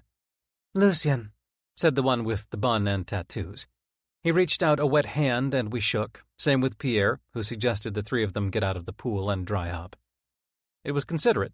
It made me like Pierre the most out of the trio, not that I had anything against the other two. As they got out of the pool and we talked some more, it was clear to see that Dylan was determined to put a stop to this. He made it obvious that he felt his club was being targeted and that the LGBTQ community, which found an escape in Club Trinity, were the ones who were being affected the hardest. He led us and his partners through an airy and well-decorated living room, windows all around, which bathed the space in summer light. Past the white couches and around the cheetah statue we went, entering into a wide hall. I noticed a couple of photos hanging, showing the smiling trio on various vacations. "Right in here, gentlemen." Dylan stepped aside and allowed us to enter first. I stepped into the living room, which was hard to classify as a room. It looked more like a greenhouse, with an entire wall and ceiling functioning as windows, giving us a gorgeous view of Biscayne Bay, the light blue waters rolling with the gentlest of waves just outside. Inside there were dozens and dozens of plants of all kinds, some in hanging pots, others hanging out of their pots. There were brightly colored orchids and thick ferns and beautiful bromeliads. "Wow," I said, looking around with admiration on my face. Even the air felt fresh. "This is stunning." "Is it too hot? I can throw up the shades." He went over to a button on the wall near the door, but I shook my head. "All right, perfect," Dylan said. The men were still in their swim trunks, but they had each thrown on a shirt and wrapped a towel around their dripping waists. "Wine, beer, kombucha, anyone?" Pierre asked as he walked toward where I assumed the kitchen was. Fox shook his head, and I also politely declined. Lucien, on the other hand, asked for 2 cans for himself and went to go sit down on the dark red love seat. A rapid series of knocks from behind me turned all our attention. In the doorway was Walter, who had disappeared for a little bit. His hair was messy, and he looked slightly frantic. "So sorry, but I have to run, Dylan. My mom again." Dylan nodded, his face showing that this has definitely happened before. "Go." "Thank you." Walter gave a tiny bow, turned on his heel, and disappeared again. We got comfortable around a dining table in the dining room, adjacent to the greenhouse of a living space. There was a flow of fresh air from the bay that beat back the oppressive heat that tried chasing you indoors. Dylan sat down at the head of the long table, putting his wine glass down with a clink on the polished wood. Pierre and Lucien were sitting on opposite sides of him. "Beautiful place you guys have," I said, letting myself openly admire the modern and clean architecture mixed with some classic Miami flair. Most of the walls were a bright white, except for one, a wall that popped since it was covered in bold prints of palm trees and deep green palm leaves. There was a neon flamingo that sat next to a black and white bookshelf, next to a sunny reading nook, plenty of worn-out book spines staring back. None of the titles particularly jumped out at me. There was one book with its faded cover facing out, an old guidebook of Miami Beach. It looked vintage, and judging by its plastic cover, it may have even been valuable. "Thank you. It's mostly all our fabulous interior designer. She's worked on Jennifer Lopez's place right down the street, and after we saw Jen's living room, we knew we had to get this entire place redone." "Still have a couple of reno projects we want to tackle," Lucien pointed out. "But so far, so good." "Have to make sure we don't blow it on our finances." Dylan spoke as though there had already been a talk about blowing their finances. "We had to tighten our belts." Lucien shrugged. "C'est la vie. Thankfully, things turned around for us." "Well, the club isn't my only business, baby." Dylan sounded a little like someone tired of reminding people what they did. "We'll always be fine." "Still," Pierre jumped in. "The club is a big part of our life, and a big part of the community, too. We might not have had full-capacity nights until recently, but all those faces I'd see every night inspire me. I love seeing everyone having a great time every night. It didn't matter that the dance floors were a little empty. These men and women were finding a place to let loose and be themselves, and now that's threatened." He was getting angrier the more he spoke. I saw it through the flush of pink rising up his neck, coloring his fair complexion. "You two need to stop it before it gets out of hand." "We will," I assured him. "I love you, Pierre. I love you so much, baby." Dylan reached for Pierre's hand and grabbed it, pulling it up to his lips and kissing him. "So you mentioned that the club was quiet until recently. Is it because of the drug?" Fox was typing up his notes from the meeting on his phone, his big fingers flying across the screen. "For sure," Lucien offered. "I've never seen our lines so long, and it all happened after the drug started to spread." "It's just a coincidence." Dylan waved it off. "A good one, but I'll take it." Pierre perked up in his seat, cutting through the bullshit. "Really? You don't think it has anything to do with the fact that for some reason this drug is only showing up at our doorstep? That's being a little bit ignorant, Dylan." I looked to Dylan, who bristled for a moment before moving on. "I don't want that kind of business, then. I'd rather our club be a ghost town than a hotbed for a new drug that's killing more people than it gets high." Lucien's enthusiasm about the drug and the business it stirred sparked a question. "Have any of you ever taken this drug?" I asked. Dylan shook his head vehemently. "Absolutely not. No. None of us have. Wouldn't even know where to get the damn thing. If I did, I'd stop it." "How has no one been able to track down the source if this is only centered around your club?" Fox asked, blunt with his question, like a barbarian with a club. He looked to the 3 men, none of them being able to give an answer. "As the owners of Club Trinity, I don't think many people really trust us, not with information about their drug dealers. They know I'd shut that shit down in a second." Dylan's answer made sense, but it was still frustrating. Fox grinned then. It felt a little predatory, like a tiger who had cornered its shaking prey. It was kind of hot. I was actually able to nail down someone selling it, he said. Oh? Pierre perked up, his back straightening. A couple of golden bracelets clinked together on his wrist. How have we not been able to find anyone dealing? Lucien asked the room. He was shaking his head, jaw set, molars grinding. The messy bun of hair on his head was coming loose, silky strands making a break for it. Because you're usually too drunk to even see straight, Lucien, much less spot a secret drug deal.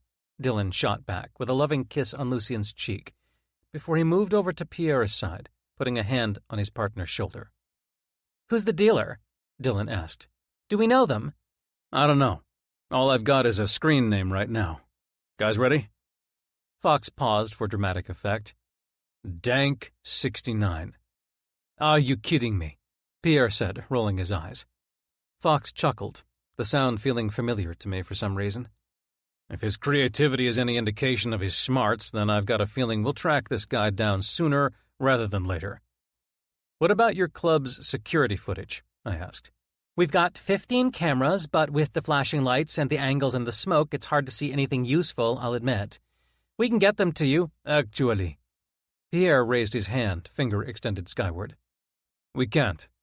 We can't? Not yet, at least. The system's been corrupted by something for days now. I've been trying to get a tech guy in, but with the Dragon development, time and resources have been limited. Do it yourself, then, Dylan joked. At least, I assumed it was a joke until Pierre replied, I already tried. Classes haven't gotten that far yet. Classes? I asked. We like to enroll in community college classes every now and then to keep things sharp. Dylan didn't look thrilled by the idea, but Lucien was grinning wide. I never went to college, so it's been fun. We took Principles of Accounting last semester. This semester it's coding and computer programming. What are we doing next after this semester? Philosophy, Dylan said. I skipped out this round with all that coding nonsense, but I'm looking forward to philosophy. That shouldn't be too difficult, right? Having taken philosophy in my own college courses, I didn't want to burst his bubble by saying the opposite, so I stayed quiet. Don't forget the art class we signed up for. Art's more my thing, but I'm trying to get these two into it. I just don't have the same brain for art as I do for coding, you know? Pierre suggested. Well, regardless, he said, a light French accent coming through. I can't fix the issue, and the tech guys can't make it out before we leave. Leave? Fox asked. Our honeymoon, Lucien offered. We've put it off, so we're having one with compound interest taken into account. Pierre laughed, an almost bird-like sound emitting from his pouty lips. Dylan looked at him with a kind of love I rarely saw these days reflected in his gaze. Lucien, too, was glowing as he looked between Dylan and Pierre. We're leaving for a couple of weeks on a Euro trip, Pierre said. It'll be a great time. We'll be making all the big stops and going a little off-road to visit our hometown. Our? I asked. Lucien and I were born and raised in Le Mans, France. That's where we met. We got together and moved to Spain for a couple of years. Dylan was there on a business trip, and the rest is history. Dylan leaned in and planted a kiss on Pierre's cheek, leaving the man smiling from ear to ear. And there's no way we can get another tech team in before you guys leave? I asked, feeling more pressed about the security footage than their trip itinerary. We leave in 5 days. My guys are booked until the day after we leave, unfortunately. I tried hard to control my expression. What kind of tech guys were these people using that they were so booked? Mind if I have the contact info for them? Lucien seemed to have stiffened. Something in his demeanor changed. Why are you so interested in our geek squad?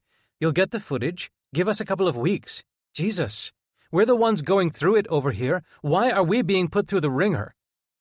I literally just asked for contact information. Dylan put a hand on Lucien's and squeezed. It seemed as though Dylan was trying to defuse him before things escalated. Sorry, Dylan said. Tensions have been high around here. We'll get you the information and the footage as soon as possible. That was the answer we would have to take. Fox and I stuck around for a little longer, asking some more questions and making sure we didn't step on any toes in the process. Lucien seemed agitated, but honestly, I didn't really blame him. This was no joking matter. We were trying to take down an entire drug operation before it went platinum. All the while, these men faced the possibility of seeing their club shut down indefinitely. It was a stressful situation, to say the least. As we started saying our goodbyes and getting up from the table, I looked around and really realized where I was. Part of me couldn't believe I was involved in all of this. I had been working as an unarmed security guard to make ends meet only a few months ago, a far cry from sitting inside of a mansion on Star Island, trying to figure out which big drug cartel was behind the spread of this new drug. And then there was Fox. I hadn't known who he was until this morning, and now, as we walked back to the car, chatting in the Miami heat about the case, I felt like the morning happened 10 years ago. I couldn't explain what it was about him, but he put me at ease. That must be why I can't stop sneaking glances his way. It's because he makes me comfortable. That's it. That's the only reason. 7. Gabriel Fox Morrison. We were back in my car, the sun was setting, and my heart was beating pretty fucking fast. Why was it doing that? Ever since Jonah dropped into my orbit, my heart rate had been completely out of whack. Was it something I ate? Had to have been. It couldn't be because I was finding it hard to stop looking at Jonah.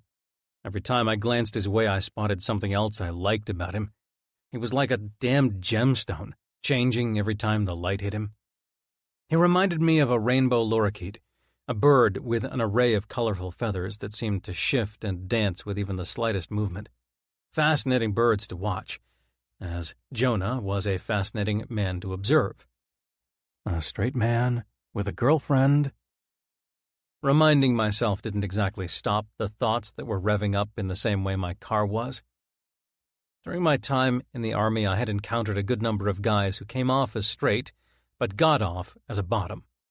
In this case, though, Jonah was taken and completely off the market. There was no bending the rules or awakening some suppressed side of himself. So stop thinking about sucking his dick. This is going to be an interesting case, huh? Thanks for bringing me on as your partner. I really appreciate you giving me a shot. Jonah was buckling his seatbelt, and even though his face was turned away from mine, I could still hear the smile on his voice. You kidding? I should be thanking you. I started back onto the wide roads that led off the island. In my peripheral vision, I could make out Jonah and his spread legs, those big thighs of his that opened and closed to some unknown beat. A beat I wanted to learn and use and fuck. Stop. So, do you think Dylan's behind it? Jonah looked at me, dead serious in tone and expression. And then he cracked up. Joking! Imagine how crazy would that be? He'd be one stupid drug lord if he hired me to investigate his own shit. Seriously, he'd have to be on Dragon to even think about that. He looked over at me as we rolled to a stop at a stop sign. His assistant, though... My turn to crack up. Jonah was a ball of fun and a half. That was something my grandpa would always say. Oh, Shirley from down the street is a ball of fun and a half. Zane, he's a ball of fun and a half. And I found that whenever he used that term to describe someone, me and that person would get along without a hitch. The dashboard clock glowed in blue as the sun started to dip. It was 6:30, and I was shocked by how fast the day had gone by. Want to grab something to eat? I asked it without having any expectations, but I found myself suddenly hoping for a yes. Instead, Jonah pulled his phone from his pocket and checked something. It's all right let's do it. He put the phone back in his pocket, clapped his hands. What to do, Lucas? It's a Cuban place down on 7th Street. Sounds good to me, I said, turning onto the street and pulling up at the security post so they could open the gates that led out of the island. You know, that way we can talk some more about the case.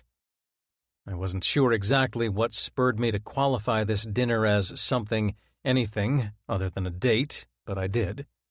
This was more of a friendly business dinner than anything else, something I had to keep in mind because the AC was carrying Jonah's cologne over my way, and holy fucking shit, was it making me hard just imagining what that would smell like with my nose buried in his chest. I'm such a fucking idiot. Yeah, that's exactly what I was thinking. Jonah could eat. I thought I was one to demolish a 3-course meal, but Jonah was eating everything in sight and more. It was kind of cute. Straight, you fucking oaf. This place has crazy good calamari, doesn't it? He wiped his lips with the soft white napkin. And crazy good people watching, too.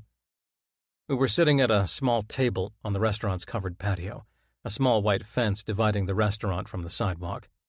To our side was the brightly lit Miami street, beginning to fill with club-goers and partiers, swapping out with the families and friends who had been out for a perfect beach day. People changed their bikinis and swim trunks to skin-tight dresses and heels, their dates in button-up shirts, with most of them unbuttoned, and equally skin-tight white pants.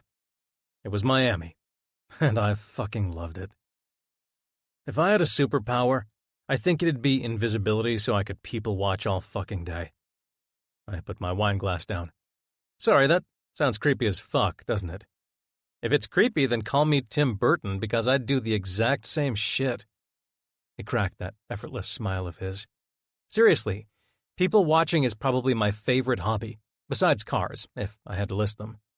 List them, I said, smirking as I leaned back in the comfortable wicker chair. Go ahead. What do you like to do on your spare time? We've got people watching, and cars. Jonah took a drink of his mojito and leaned back in the chair. The table next to us burst into laughter from an apparently funny joke, but my attention was fully on Jonah, who somehow got more and more handsome the longer you looked at him. All right, he said. Besides those two things, I really like going to the theater. Plays, Broadway shows, off Broadway shows, whatever the size or the venue, I love a good play. I love the immediacy of it, the fact that you're sitting there in a crowd of other souls, taking in this piece of live art, something that'll never be exactly the same again because of the intense human element to it. He bit his lip, something I noticed he did frequently. It started with my little brother. He was obsessed with Wicked and dragged the entire family to go watch it. We came out of that show as full theater believers, patrons of the art, if you will. He cocked his head, lifted his glass. And I laughed, something I was doing a shit ton of with Jonah around. I'm impressed, I replied, my forehead creasing and my head nodding. Why's that? Didn't take me for a theater guy? Well, no. I just thought you were going to say your other hobbies were playing with building blocks and learning how to color inside the lines. Jonah released a suppressed scoff, which morphed into a long bout of laughter. You're a dick, Fox. You're a fucking dick, you know that? I shrugged and smiled and drank. And I fell hard for the straight guy sitting across from me. So, what's your favorite show? I asked when the laughing died down. My favorite show? Jonah put a hand on his chin, other hand on the table. I couldn't help but notice how big his hands were, how big those fingers were. For a second, I imagined those big hands roaming over my body, slipping under my briefs, grabbing and fondling and stroking. I'd have to say, he answered, completely unaware of the explicit fantasy I was painting in my head. It was so vivid, too.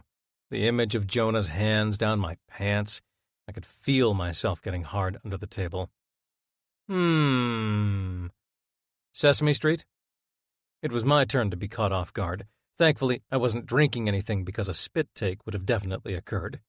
You're ridiculous. At least I'm not a dick, he said triumphantly, smiling. You're a ridiculous dick. That's what you are. No, you're confused. See, I have a ridiculous dick, but I'm not a ridiculous dick. Seriously, it's fucking huge. Jonah put his hands up in the air, plenty of space between them, and nodded before he started to laugh. Kidding. Oh? Well, not about my size. It's just, you're a dick. We were smiling. I found myself having to pull back. I was loving this time with Jonah a little too much. I'm sure you're packing some Miami heat. I winked and took a big sip of the white wine, the glass glistening with drops of moisture. So much for pulling back. Anyways, Jonah said, still smiling. Back to my favorite show. I I'd say Wicked has a special place in my heart. I can also see Dear Evan Hansen about 1,000 times and never get tired of it. I've never seen either of those, I admitted. As I suspected would happen, Jonah's jaw dropped. What? Seriously? Oh man, we've got to go to one sometime. A lot of the big shows come to Miami. I think Aladdin is playing at the Arts Center in the next few months. I'll see if I can get us tickets. That'd be really nice, I said, acutely aware of how date-like going to the theater was. But at the same time, I could see how two platonic friends could go watch a play and enjoy their day without ever getting each other's dicks in their mouths. Although, I mean, if his ridiculous dick found its way between my lips, I don't think I'd complain either. The waiter came around and brought our main courses, steering my thoughts away from sucking Jonah off to sucking the juicy crab meat out of the almost intimidating crab legs now sitting in front of me. He practically went face first into his steak, his facial expressions saying it was possibly the best steak he'd ever had. He let me try a piece, and I could confirm wholeheartedly it was a really good fucking steak. I figured now would be a good time to talk about the case. This was a pseudo-business meeting, after all. So, you got any thoughts on the dragon situation so far? Jonah swallowed a mouthful of steak. I've got a lot of thoughts on it. All of them are crap, though. Still need some more time to wrap my head around the entire situation. It's a lot to take in. I almost feel like your interview happened months ago. I forget it was only this morning. Crazy. Completely crazy. Jonah's eyes were bright, reflecting some of the candlelight that flickered on the table between us. It wasn't a dimly lit spot by any means, but the orange flame still stood bright against those light blue orbs, dancing in my reflection. He blinked, then looked away. A spell had been cast, not broken. We'll stop it, though. He kept his eyes on his steak, while I began to picture an entirely different kind of meat. This dragon bullshit. Once we get camera footage, we should be another step ahead. And that meeting with the dealer should be another step in the right direction. I'll start canvassing the area and seeing if there have been any suspicious activities spotted. They have to be hiding a lab somewhere around here. Good idea, I said. When we have a name and solid proof, we can pass it on to the DEA for the full takedown. Just have to nail the motherfucker first. Right? Gotta nail him. He smirked, took a drink. I'm thinking of interviewing doctors and nurses first, figure out what they've seen come through the hospital. Jonah was making me more and more sure of my decision to hire him on the spot. I nodded. And I'll work the contacts I've been able to build. There's a hacker I want to talk to, a complete wizard on the keyboard. I'm sure I'll be able to get something valuable in there. Plus, there's the wordsmith of a drug dealer, Mr. Dank, that we've still got to meet with. I think that'll be a good way in. We've got this, Jonah said, that sexy smirk still on his face. Yeah, I think we do. I was feeling good. Overall, the entire day had gone really fucking well. Not only was Stonewall full up on detectives, but I had hired someone who seemed like a genuinely good addition to the team. Someone I felt I'd never grow tired of seeing, which was good, because I'd be seeing Jonah quite a lot now. Our jobs weren't exactly 9-to-5 desk jobs where we'd be sitting next to each other all day, and when we finished up on this dragon case and started working separate cases, then our paths would cross a little less. But I still had a feeling I'd be seeing a lot of him. By the time dessert came around, our bellies were close to being full, and our night felt nowhere near ending. We were talking about our mutual love-hate relationship with singing competitions. I loved music and loved watching the shows, but hated how none ever seemed to really break out, even the winners. Jonah, on the other hand, revealed he's actually a decent singer. I used to watch them because I like to imagine myself up on that stage, rocking out and shit. He drank from I think it was his 4th mojito. So, you're a singer, you take care of animals, you work on cars, and your job is to help people, not to mention you're a handsome motherfucker. Does your girlfriend carry you around in a glass box and show you off to anyone she can? Jonah laughed at that and looked out to the street, his eyes seeming to have a hard time finding a spot to land. Nah, she kind of lives in her own world. I don't think she even knows what job I went to go interview for. Oh, I said, nodding, surprised. How long have you guys been together? 4 years now? We started dating around the same time I was graduating from the police academy. Met her at a bookstore. That sounds pretty romantic, I offered, sensing some kind of tension rise when Jonah talked about his girlfriend. It was, I guess. Another drink. His eyes drifted from the street and back to me. There was a storm in them that rocked with lightning, and I wanted to walk right into the center of it. Our relationship's been a little rocky, and it's getting rockier if I'm being honest with you. I don't know what's causing it or why now. I don't know if I'm doing something or if she is.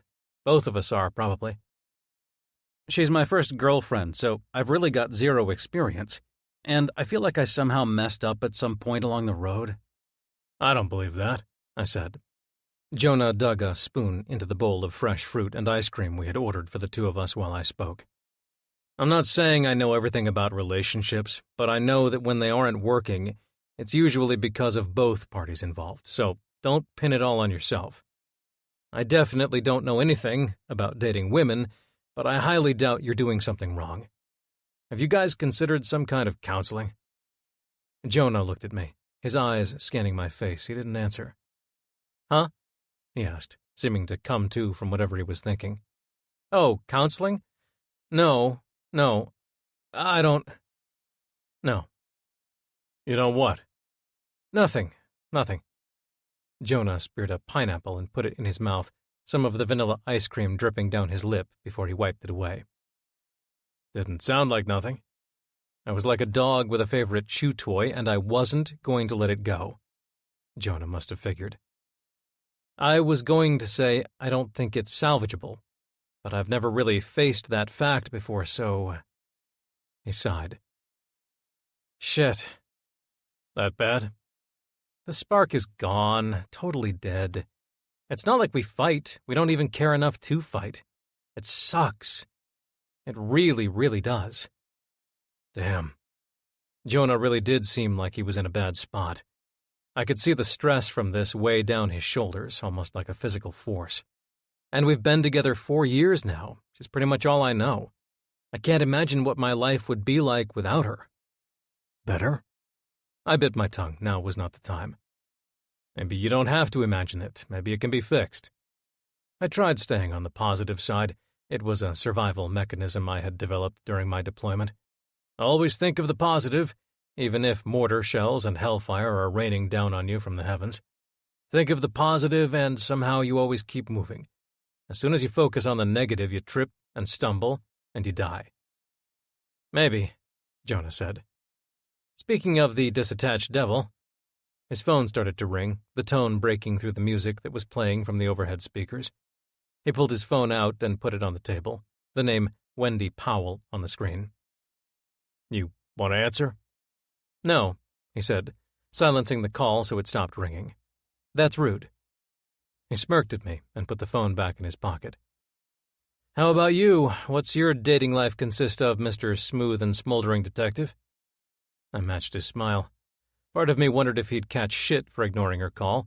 Another part of me couldn't give two royal fucks, as long as it meant more time with Jonah. Smooth and smoldering, huh? Jonah laughed, his cheeks getting rosy. I've been reading a lot of romances lately. Oh my God. I was shaking my head. And you read romance novels? Jesus, Jonah. You're a catch on anyone's Kinsey scale. Wendy better wake the fuck up because you're almost sounding a little too good to be true.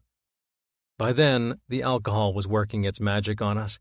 I could see it in the after-hours glow on Jonah's face, and I could feel it through the slight numbness at the tip of my fingers and toes.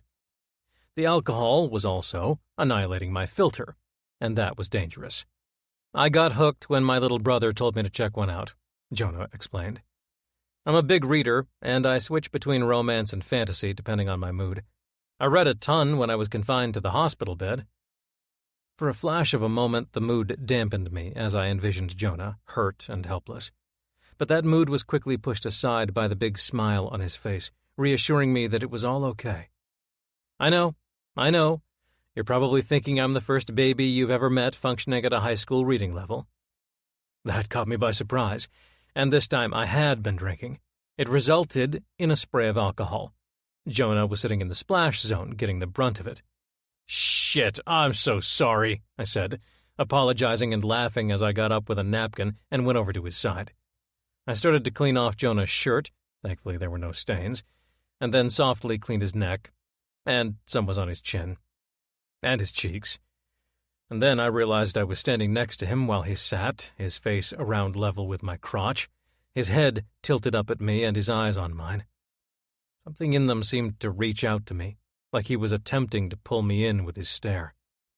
I opened my mouth, but no words came out. Instead of fumbling for them, I went back to my seat. "Sorry," I said again. Jonah was chuckling, his tongue stretching to the side of his lips where there was still a drop of alcohol. "It's okay," he said. "I'd been wanting to try your drink for a while. Guess I should have just asked instead of willed you to spit it onto my face." Another laugh, both of us at a complete ease. "It's a mango martini. It's good." "Very," Jonah said, nodding, his eyes practically glowing. "So, before you conveniently distracted me, I was asking about your dating life?" "Ah, that's right." I set the drink down on the table. "Smooth and smoldering, I think you said." "I might have." "Well, after today, you're also a smooth and smoldering detective," I pointed out. Jonah smiled, that blush on his face. He took another drink. "Your dating life?" he reiterated when he put his glass down. Right. My dating life is... how can I describe it? Let's see. A mess? Fucked up beyond all repair? I'm kind of lone wolfing life at this point.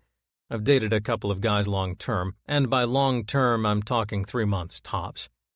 But no one's ever been able to keep things rolling with me. I've got no idea why, but I'm okay with it. I didn't exactly have the picture-perfect family life growing up, and I think that's kept me from settling for any guy with a dick who walks into my life. I know very well how wrong relationships can go. It was my turn to look out at the street, full of passers-by and only getting fuller even as the night grew longer. Clubs in Miami didn't close until something like 6 in the morning, so the streets would probably never be empty. "All right, I'll counter you there." He was grinning like someone who had gotten the upper hand in a duel. "Haven't you thought about the flip side? About how amazing relationships can go?" "Yeah, the good ones," I said, a bitter acid in my bite. "Obviously. Like, I'm not saying you go out and put a ring on the first dude you see, but I don't know. I'm a big romantic, obviously. I think there's someone out there for everyone, as naive and dumb as it sounds. You should keep your eyes open. Date with the intent of finding something, not somebody." Wow. Jonah wasn't lying when he said he read a ton with phrases like those in his repertoire. "And you?" I asked. "Me, what?" I cocked my head. "Did you find your one? In Wendy?" I don't think I have, no." He looked at me then, something different in those crystalline blue eyes of his. "I haven't found that person yet, no." "Well," I said, smirking, "keep your eyes open." "And on my girlfriend?" His forehead wrinkled, lips thinned. "I don't know. I'm going to have to talk to her. Maybe there is something we can work on, something that'll revive that dead spark of ours." With the way Jonah spoke about his girlfriend, I couldn't help but wonder if the spark was ever alive to begin with. We talked some more about Wendy before Jonah switched topics. He tried digging a little into my history, but I was much more interested in learning about him than sharing about me. There was an impenetrable wall put up around me when it came to my family and the past I had endured with them, and it was a wall that had been constructed for good reason. I wasn't always so guarded, but after being burned bad once before, I had learned it was best to keep as much of myself to myself as I could. Jonah seemed to have picked up on my discomfort. He changed topics to a recent superhero movie, and we chatted some more about our mutual love for the X-Men comics.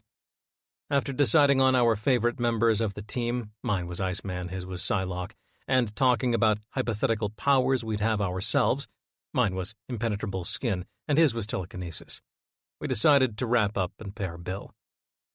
By the time we had walked out of the restaurant and stepped out, the sun was nowhere in sight. Instead, a full moon hung heavy and bright in the star-dotted night sky. We walked over to the corner, moving away from the crowd of people still waiting to dine at the restaurant.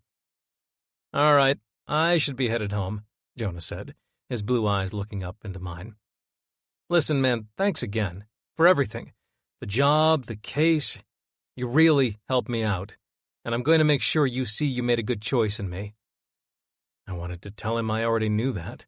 I knew it down to my bone marrow, like a fact as solid as the earth being round. "Don't worry about it." I waved a hand in the air. "You have a good night, Jonah. I'll see you tomorrow." "See you tomorrow," he said, a wide grin showing off his porcelain-white teeth. We clapped hands together and shook, something else shaking inside me. As I walked away, both of us headed in opposite directions, I couldn't stop thinking of Jonah Brightly and the effect that straight boy had on me. I knew I shouldn't indulge in feelings, shouldn't feed the fantasies in my head. But I did. I fanned the flames and threw chum into the water by thinking of Jonah as anyone more than a new coworker and friend. As I walked past busy restaurants and a couple of closed storefronts, I let myself imagine Jonah as someone more.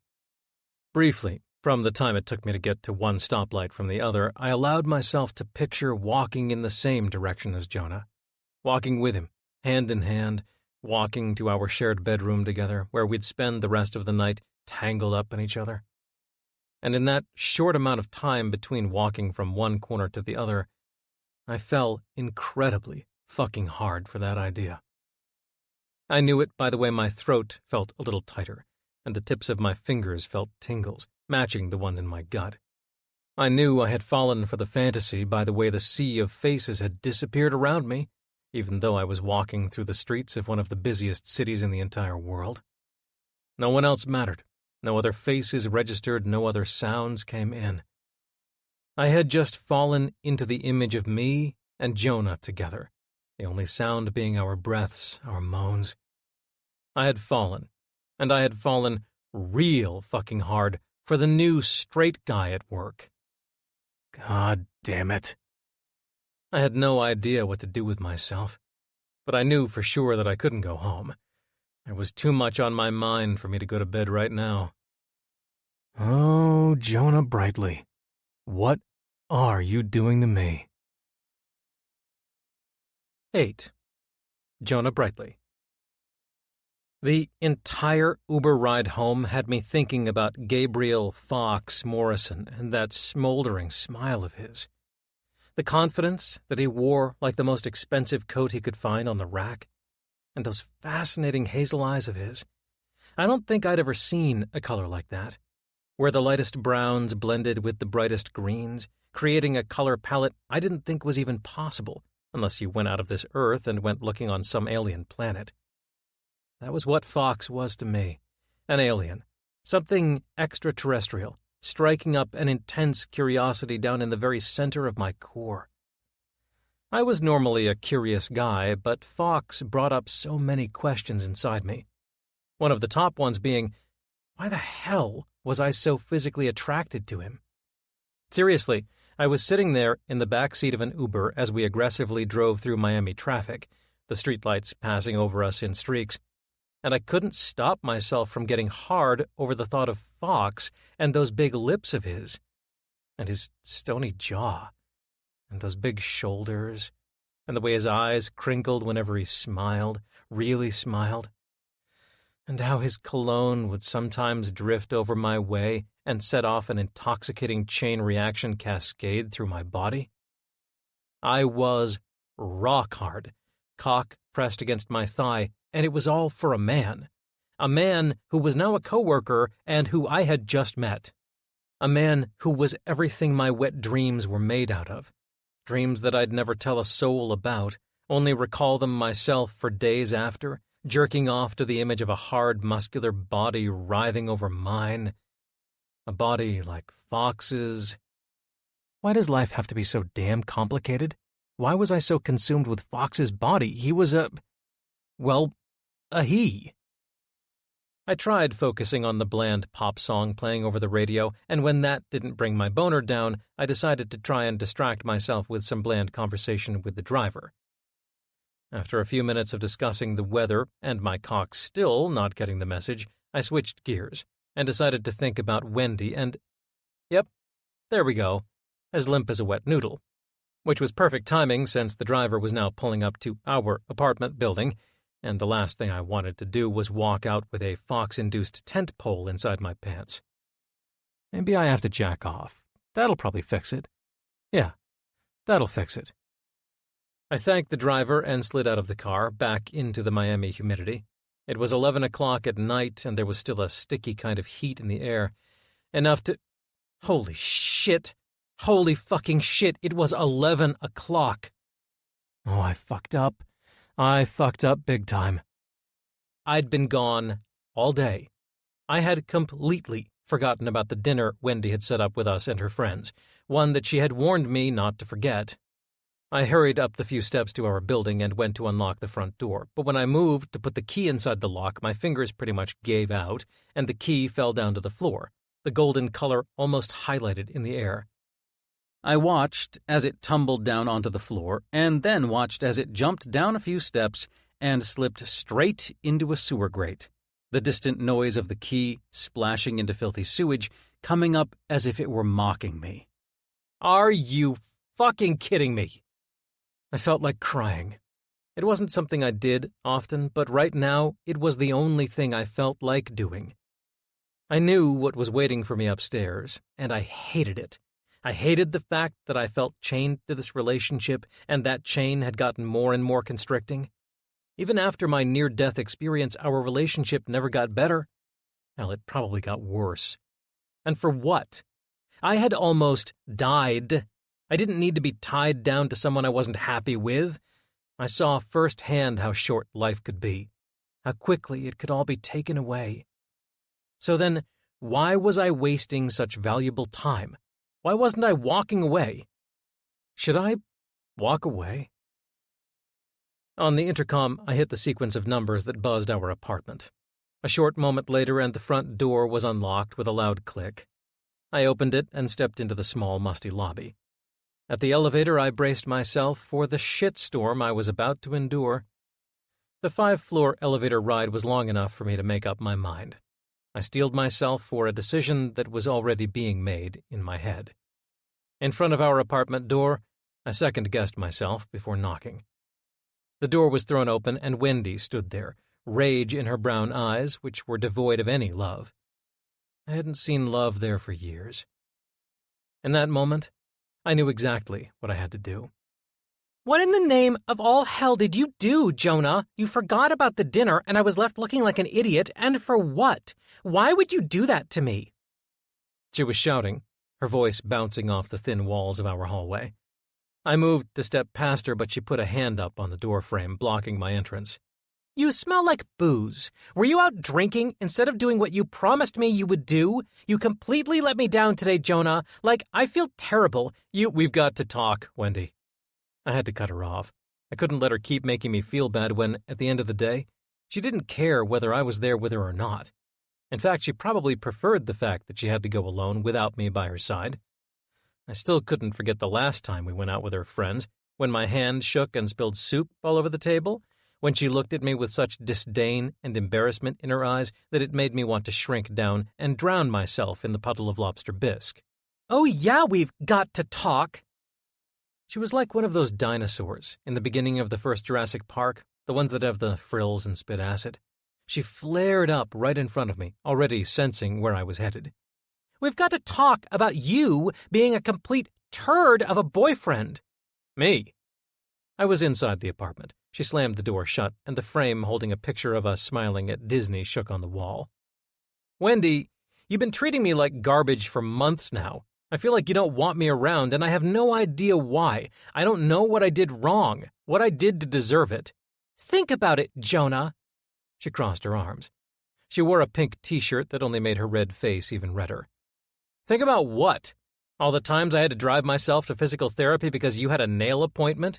Or all the times I cut myself shaving while you sat in the living room laughing at the dumb memes you spend your life looking at? All the times I needed your help, Wendy, and you were nowhere. And then on the time when you were there, you made it clear to me that I was a burden. Jonah, you were never— Well, that's how it felt, and you did nothing to make it feel better. I was shaking. This was it. I was staring at the end, something I hadn't done since I was shot in the head. We can't fix this, Wendy. Her frills seemed to come down for a moment. Wait, Jonah, hold on. We can talk things through. No, I said, feeling more sure by the second. There's nothing we can say. It's over, Wendy. I'm so sorry, but this relationship can't— I felt the crack of skin on my cheek before I registered what happened. The sting came soon after, marking the exact shape of her hand on my face. I was in shock. She'd never hit me before.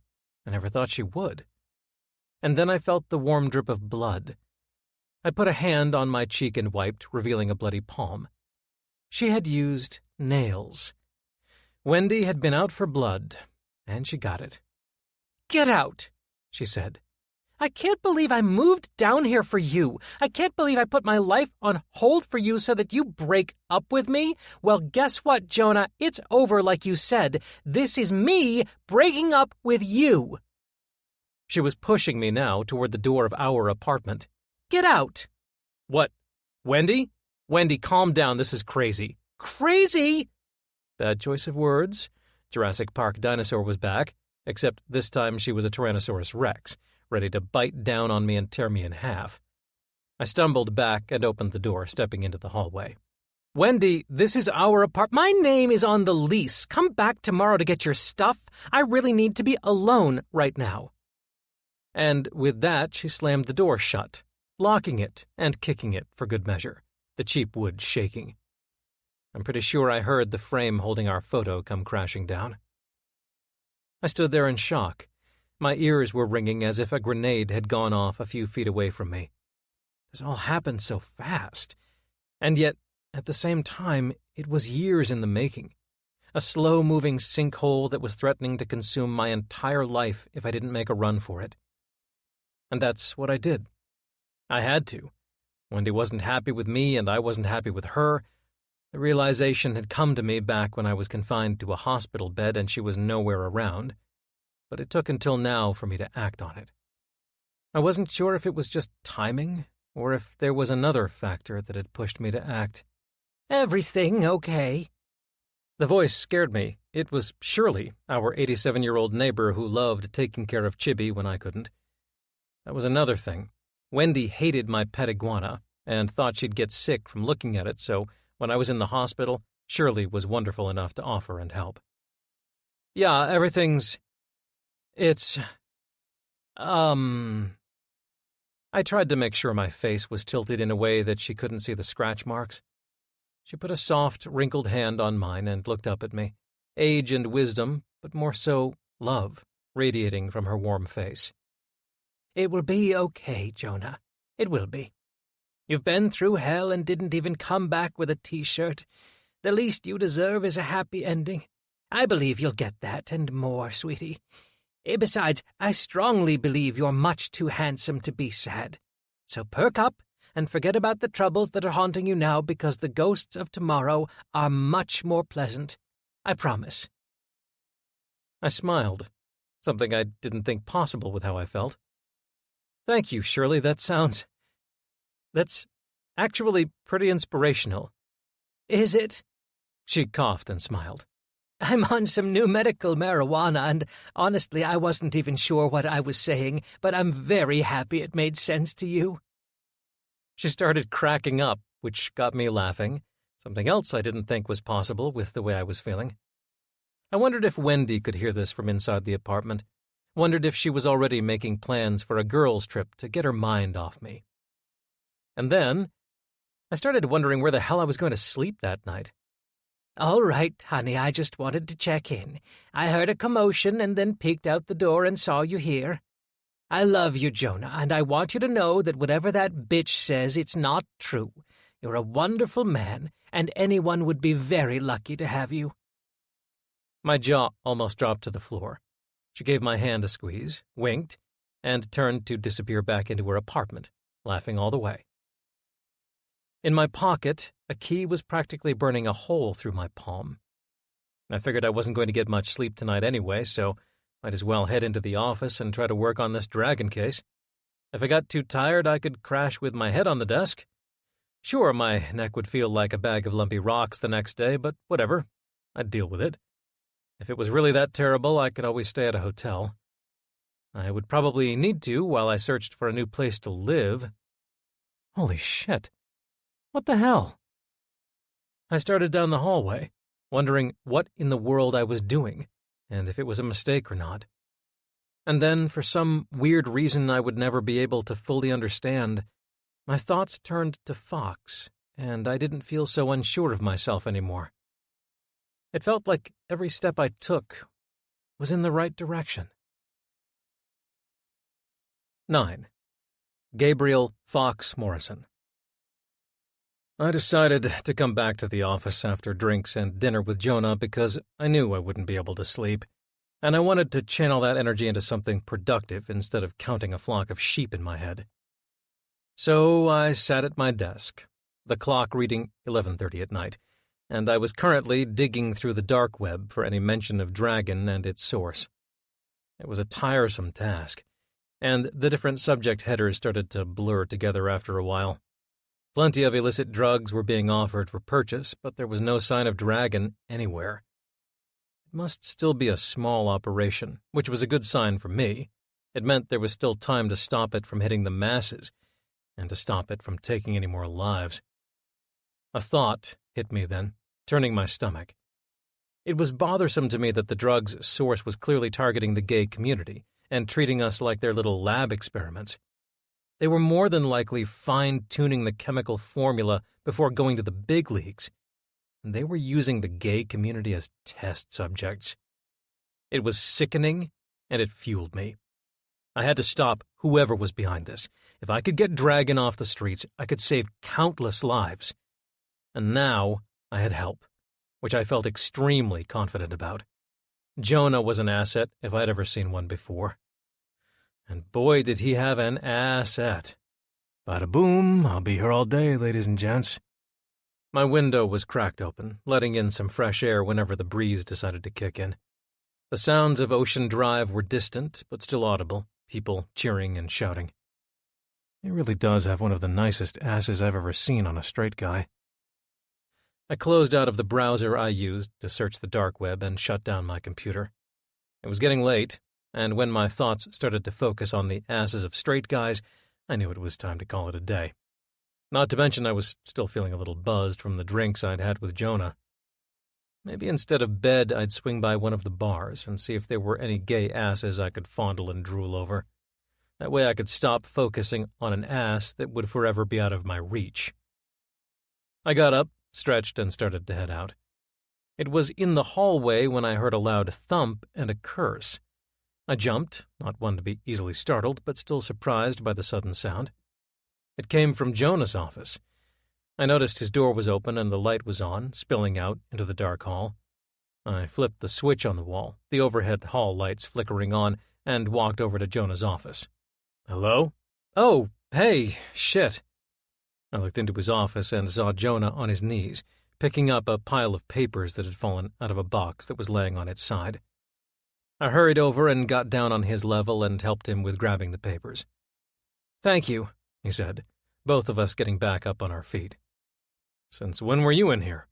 I came in like 15 minutes ago, he said. He looked a little, shaken.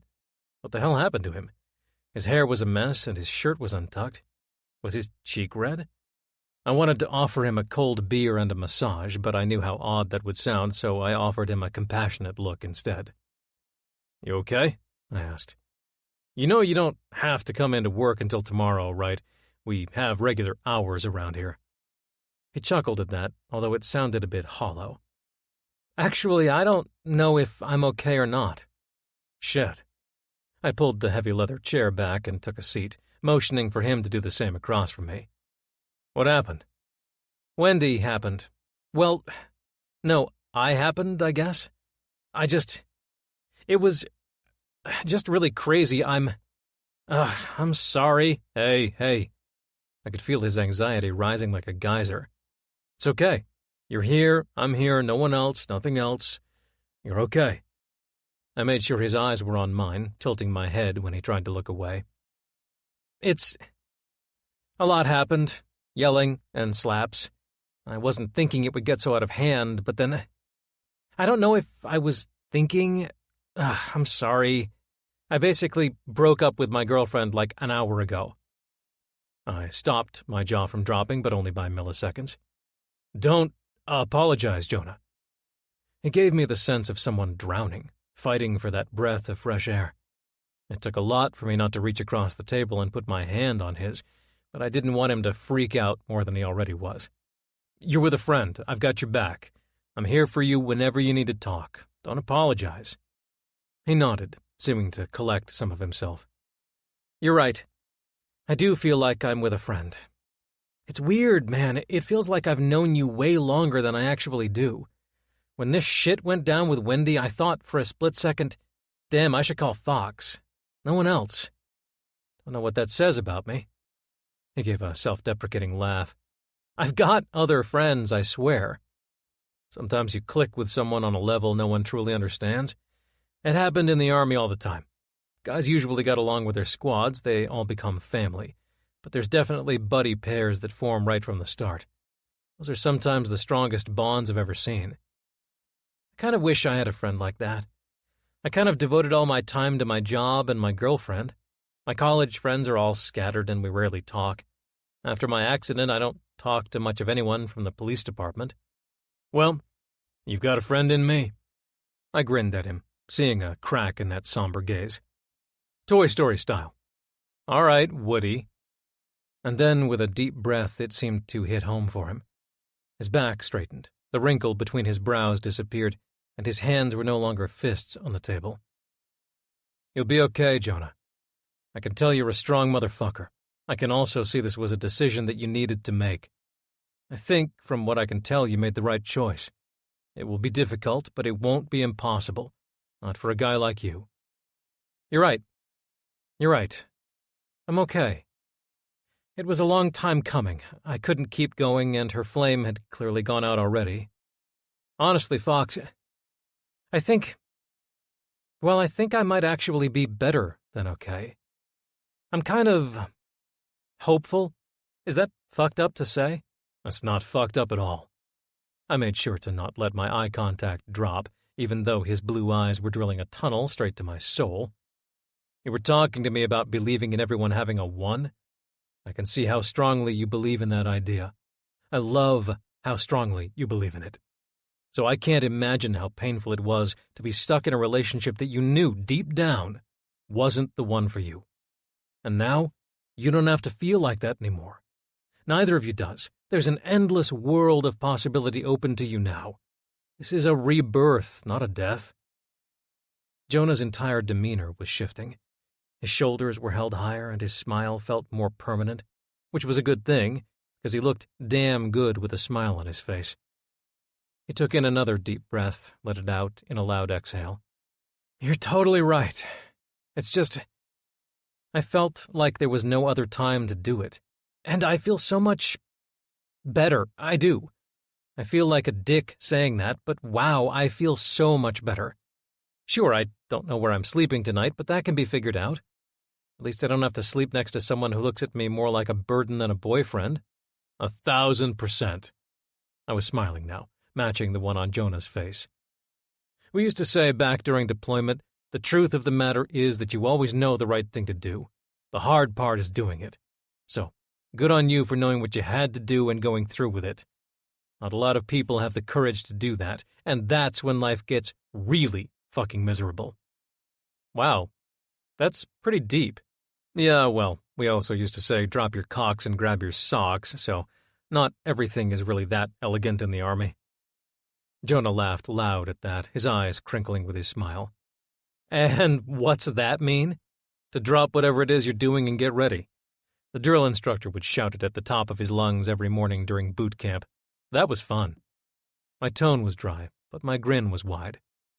I'm going to start using that. I think you should. I looked at him, admiring for a moment the sharp planes of his face and the softness in his lips, and the... Shit.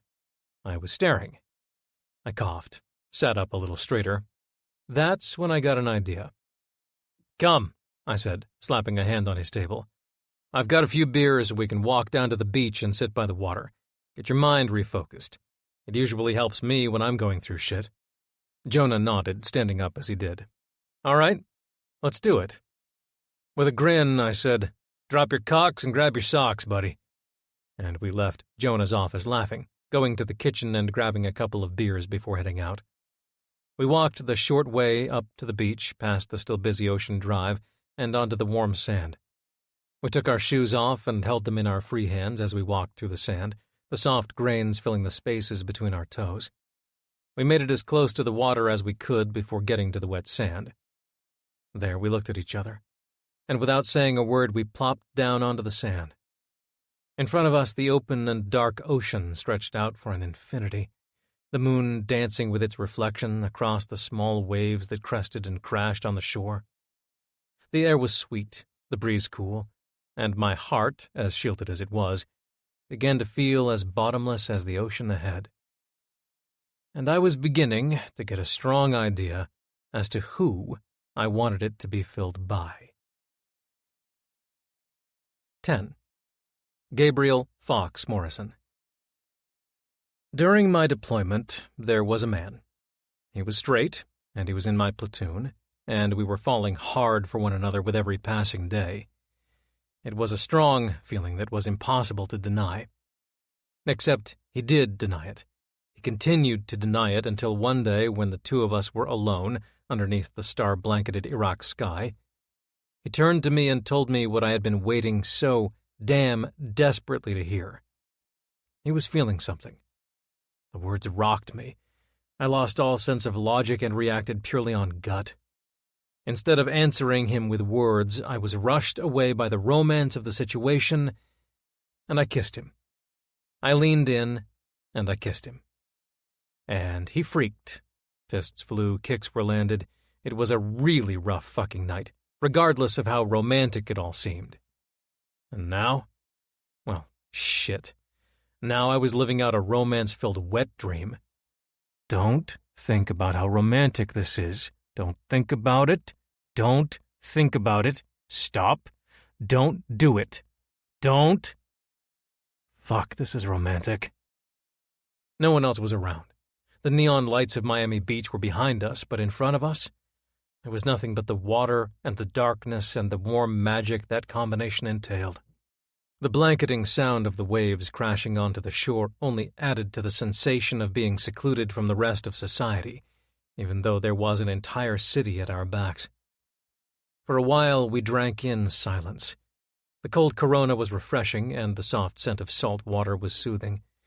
We were sitting with our legs crossed and our knees only separated by a needle thread width of space. It was a gunshot wound. Jonah's voice startled me, shocking me out of my lull, away from the dangerous waters I was beginning to wade into. Huh? The reason why I'm not on the police force anymore, why I sometimes drop things, and why I sometimes have a hard time finding my words. It was a gunshot wound to the back of my head. I was on a domestic violence call, talking to the girlfriend. She was clearly shaken and in need of help. I was offering her a ride to a shelter and talking to her about some other resources. It was then that her boyfriend comes running out of the apartment with a gun, shouting about how he's ending them. He shoots at her. I managed to push her just in time. The bullet missed her, and instead grazed my brain, leaving a scar right over my parietal lobe.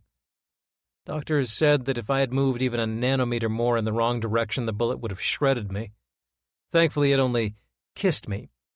One of the doctors actually said that to me once. She was having a hard time making jokes. I also got the feeling she was trying to cover up how bad I really was at the time, so I let it slide.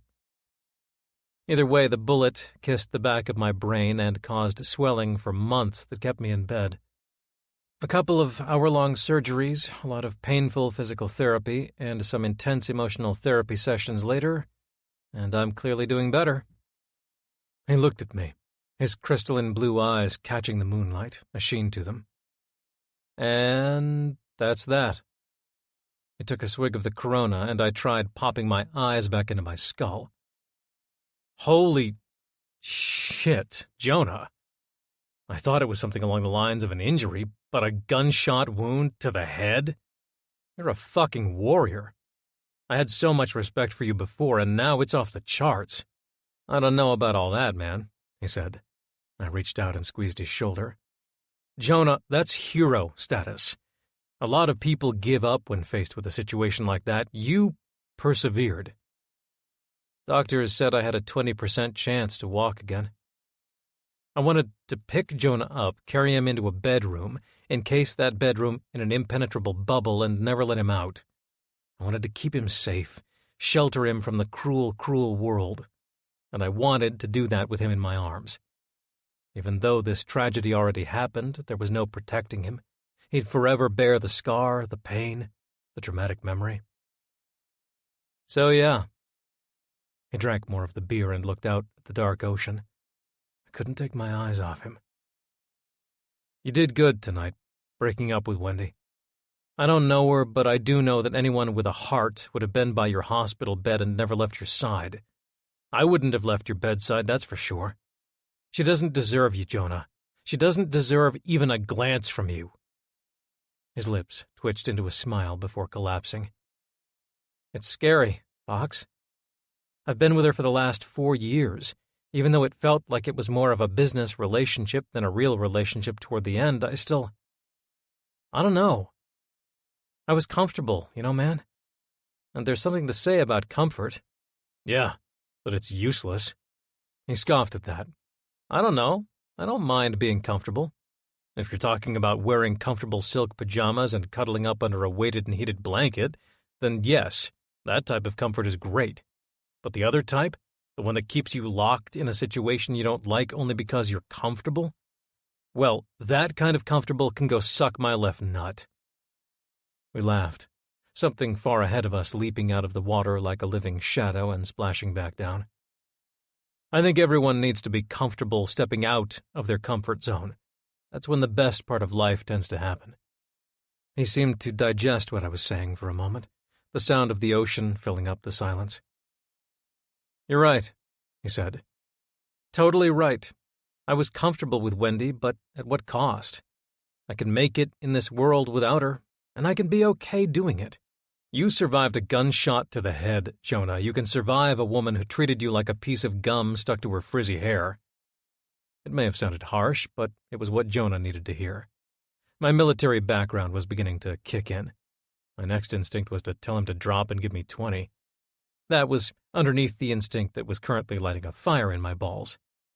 Sorry. I don't know if she has frizzy hair or not, I admitted. But if you can't tell, I really don't like her. I'm picturing her with frizzy hair, and warts, and a big-ass pointy hat. So, a witch? Yeah, basically. Am I close? We cracked up, our bond hardening. You're absolutely right. She's a witch. He nodded, smiling, the moonlight catching the blue in his eyes in a way that made my breath hitch. Fuck. Since when has that happened? That's never happened. My breath has never fucking hitched. What the absolute Nora Roberts kind of bullshit is this? Jonah wasn't the only one who liked reading romances. I had read a few on the long plane rides I had to endure. Having a Kindle meant I could hide the covers, which helped avoid any ribbing from the other guys, especially the ones who weren't that close to me. I still picked some up every now and then, but I tended more toward mysteries lately. Go figure. You okay? Jonah asked, cocking his head. No, frankly, I wasn't at all okay. This shit didn't happen to me. I didn't fall for anyone. I knew what that kind of crap does to people, and I didn't want it for myself. Ever. I saw it in the way it destroyed my parents, a love that burned them out and left a pile of ash in its wake. I never felt my breath hitch or my knees buckle or my fucking butterfly farm flare to life inside my gut, but here, sitting next to Jonah, all of that was happening and more. And it was happening for a man who I was about 100% sure was straight. Someone so totally out of limits for me that a wet dream over him would be a waste of cum. Yeah, fine, I said. I glanced down at my watch. We should probably head back. Let's do it, Jonah replied, finishing off his beer. I chugged the last bit of mine, and we stood, brushing off as much sand as we could. As we started walking back to the still busy Miami streets, Jonah said, "Oh, wait, you've still got a ton of sand on you." And before I could wipe any of it away, Jonah's hand came down on my lower back and brushed down and over my ass. I stopped and let him clean me off. Every time his hand glided over the curve of my ass, a spark would light in my core. "Your turn," I said, turning Jonah around so I can examine him under the moonlight. He had done a way more thorough job of cleaning himself off than I did, but I certainly wasn't going to let him know that. "Geez," I said, "I might as well call you Mr. Sandman." Jonah chuckled as I brushed off the few specks of sand still on his pants. I brushed from his ass down to his thighs, down to his calves, so that I was crouching behind Jonah as I cleaned him. And then I went back up, slowing my movement, opening my hands and letting them slide up Jonah's legs, gently squeezing. I got back to my feet, and my hands were still on Jonah's hips. He was facing away from me, but somehow I knew what his expression was. I could practically paint it. His lips parted, his eyes half-lidded as my hands squeezed and pulled, pulling him toward me.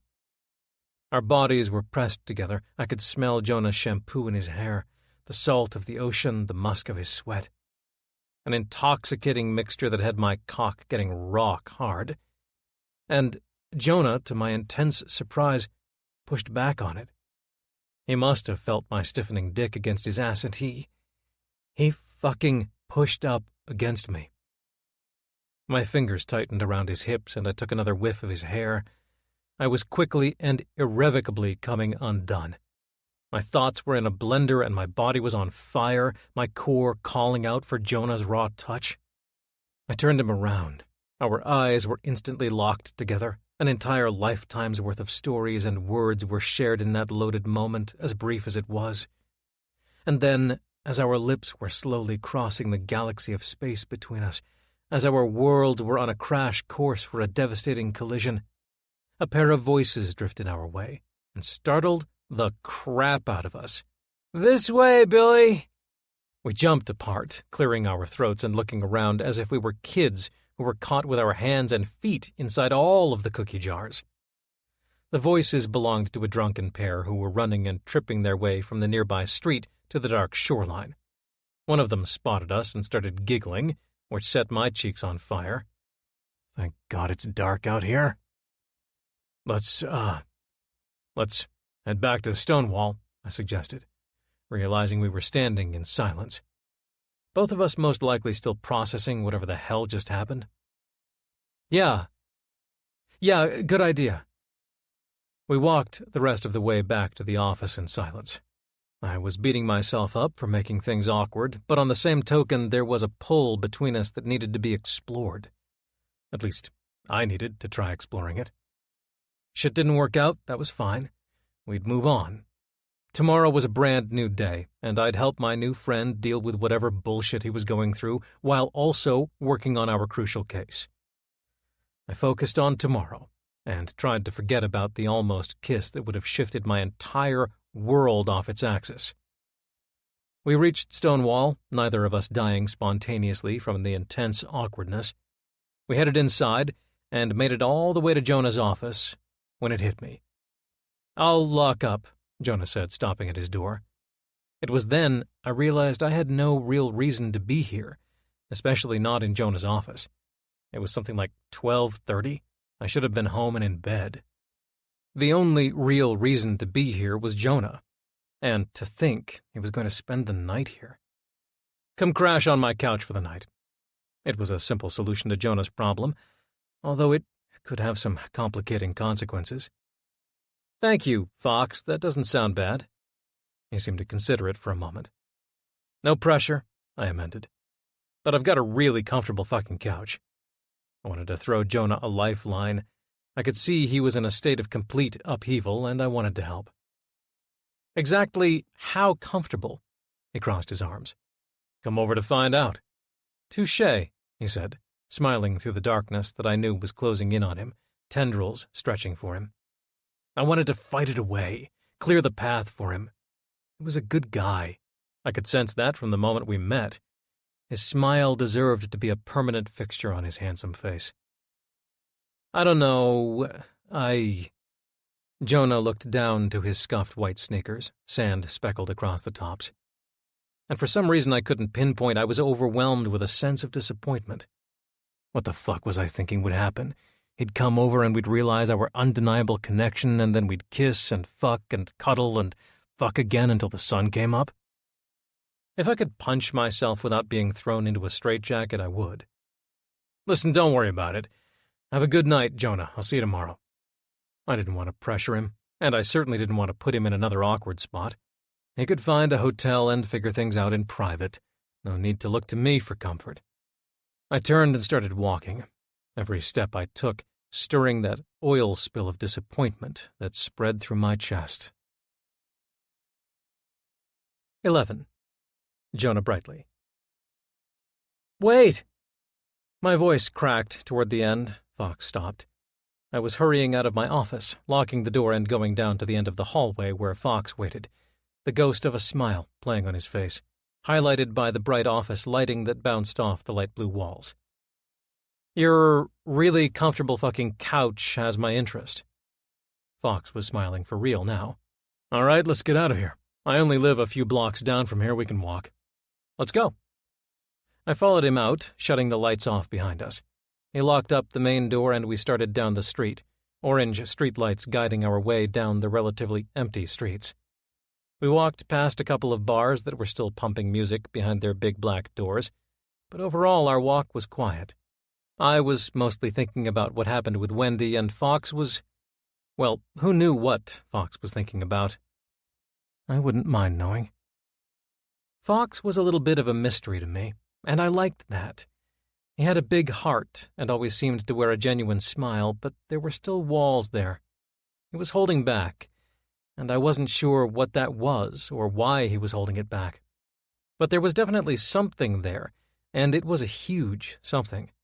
Just down the street, he said, his voice filling my senses. Fox did that. He had an all-consuming type of presence. He took up the space in any room and seemed to get right under your skin somehow.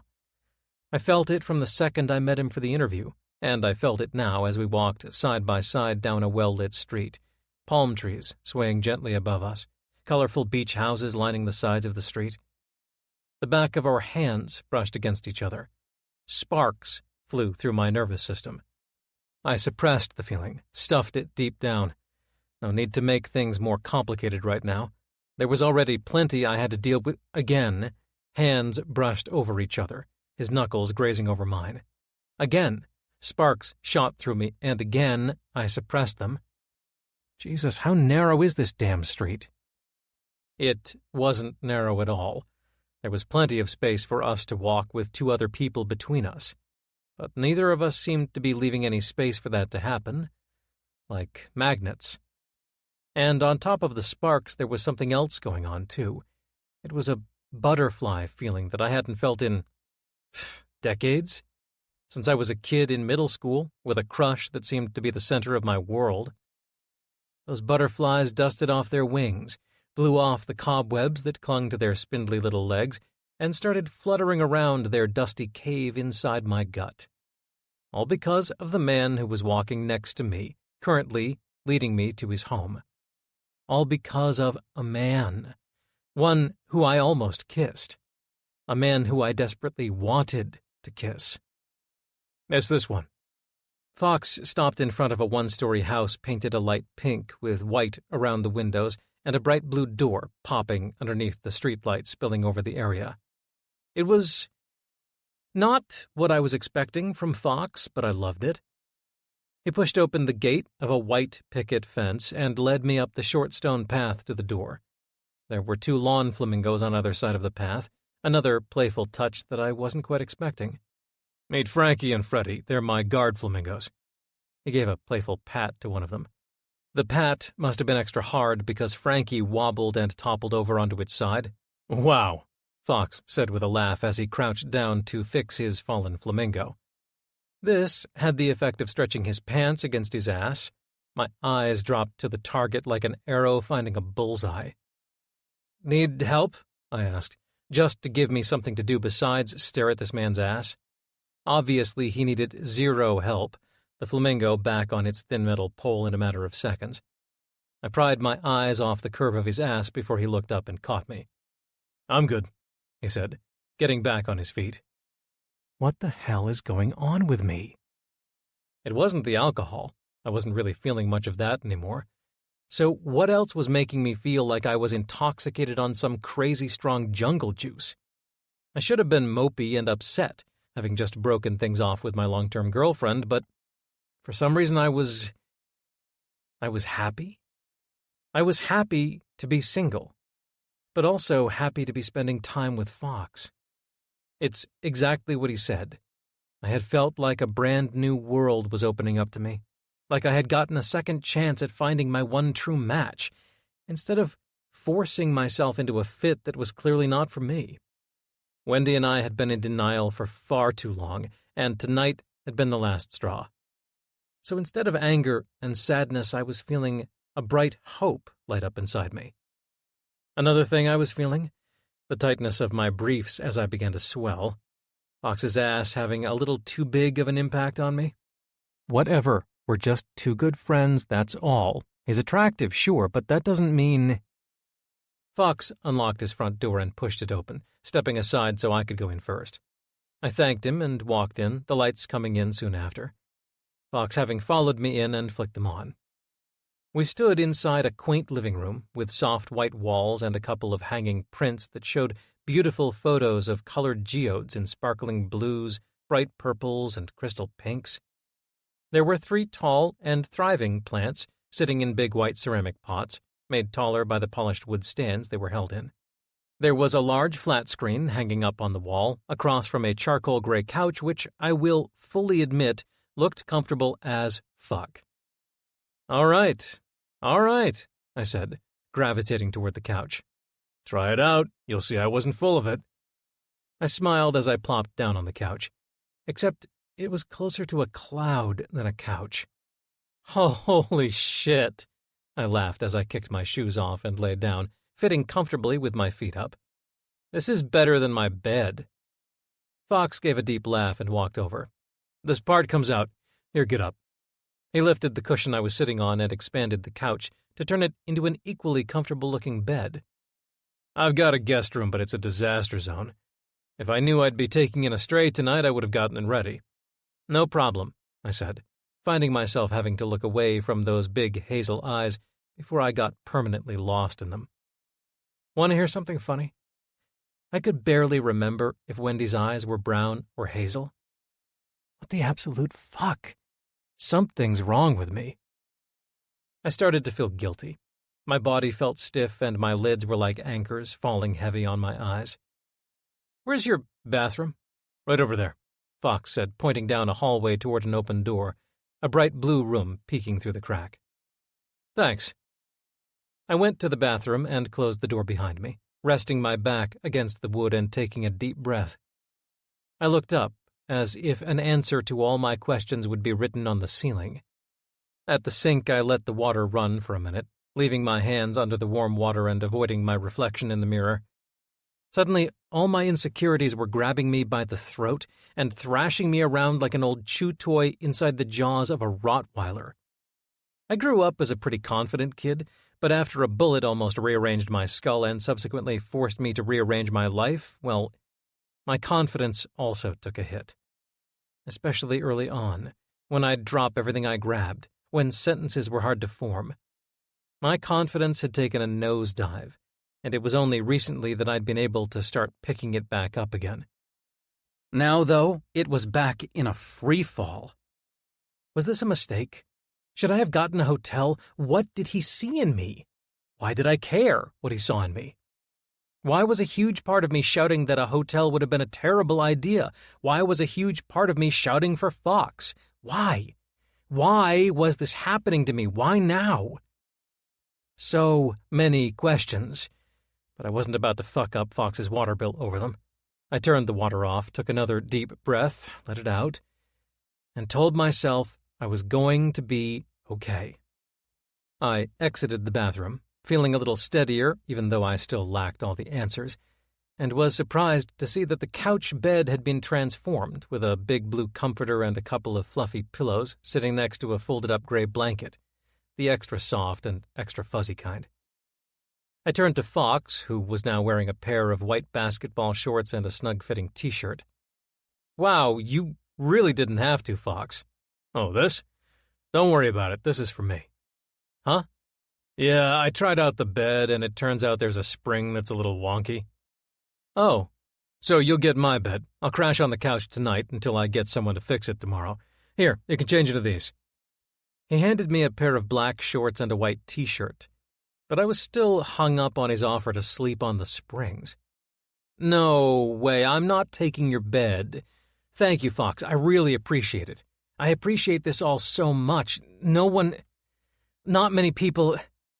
This is one of the nicest things that someone's ever done for me. So I'll sleep on springs, even if it means getting de-virginized at some point in the night, but I'm not taking your bed. Maybe turn it back into a couch. I'm good with that, too." Fox seemed slightly caught by surprise, his eyes wide, and then he laughed loudly. "All right, we can fight about this later." I realized then he had something in his hands. I was trying so hard not to look at the basketball shorts, which were particularly full around the crotch area. "I figured maybe we could have a drink to cap the night." He lifted the bottle of rum, the amber liquor sloshing around the midway mark. His eyes were glinting with a mischievous energy, one that intrigued me. Most of my body was crying out for sleep, but I ignored that part and nodded instead. "Let's do it," I said, clapping my hands and kicking off my shoes. "I feel bad. I'm taking up space in your place, and now I'm taking your liquor. I'm going to owe you big time, Fox. And just know, I'm the kind of guy who always repays any debt I have." Fox shook his head. He walked over to the kitchen and placed the bottle down on the counter with a loud clunk. He opened up a cupboard and pulled out 2 shot glasses, small and round. I watched him. Watched the way his biceps fit snug in the sleeves of his light blue shirt, and how his big shoulder blades shifted and danced under the fabric, and how the shorts fell off the curve of his ass, the way his crack seemed to swallow the thin material. This isn't right. I can't take my eyes off him. Can't stop my dick from getting hard at the sight of him. And that's when I knew I was in trouble. Something was going on, and I couldn't put my finger on it. Mainly because I wanted to put my whole fucking hand on it. 12. Gabriel Fox Morrison. No fucking way, I'm not doing that. Jonah was laughing, his arms flailing in the air. Nope. Okay, fine. I was laughing too. It was hard not to when the sound of Jonah's cheer was so damn infectious. All right, instead of barking 5 times like a dog before you drink, you've got to bark 3 times. What? No, I'm not bargaining barks. He looked at me, still laughing, and slumped his shoulders. He raised his glass, and still with a smile that basically said, "Fuck you," he barked 3 times, and then he drank. In between us was a solid ring of playing cards, face down and spread out. In the center of the ring was a double shot of rum. The clock behind Jonah read 2:30 in the morning, although it felt like the night only just started.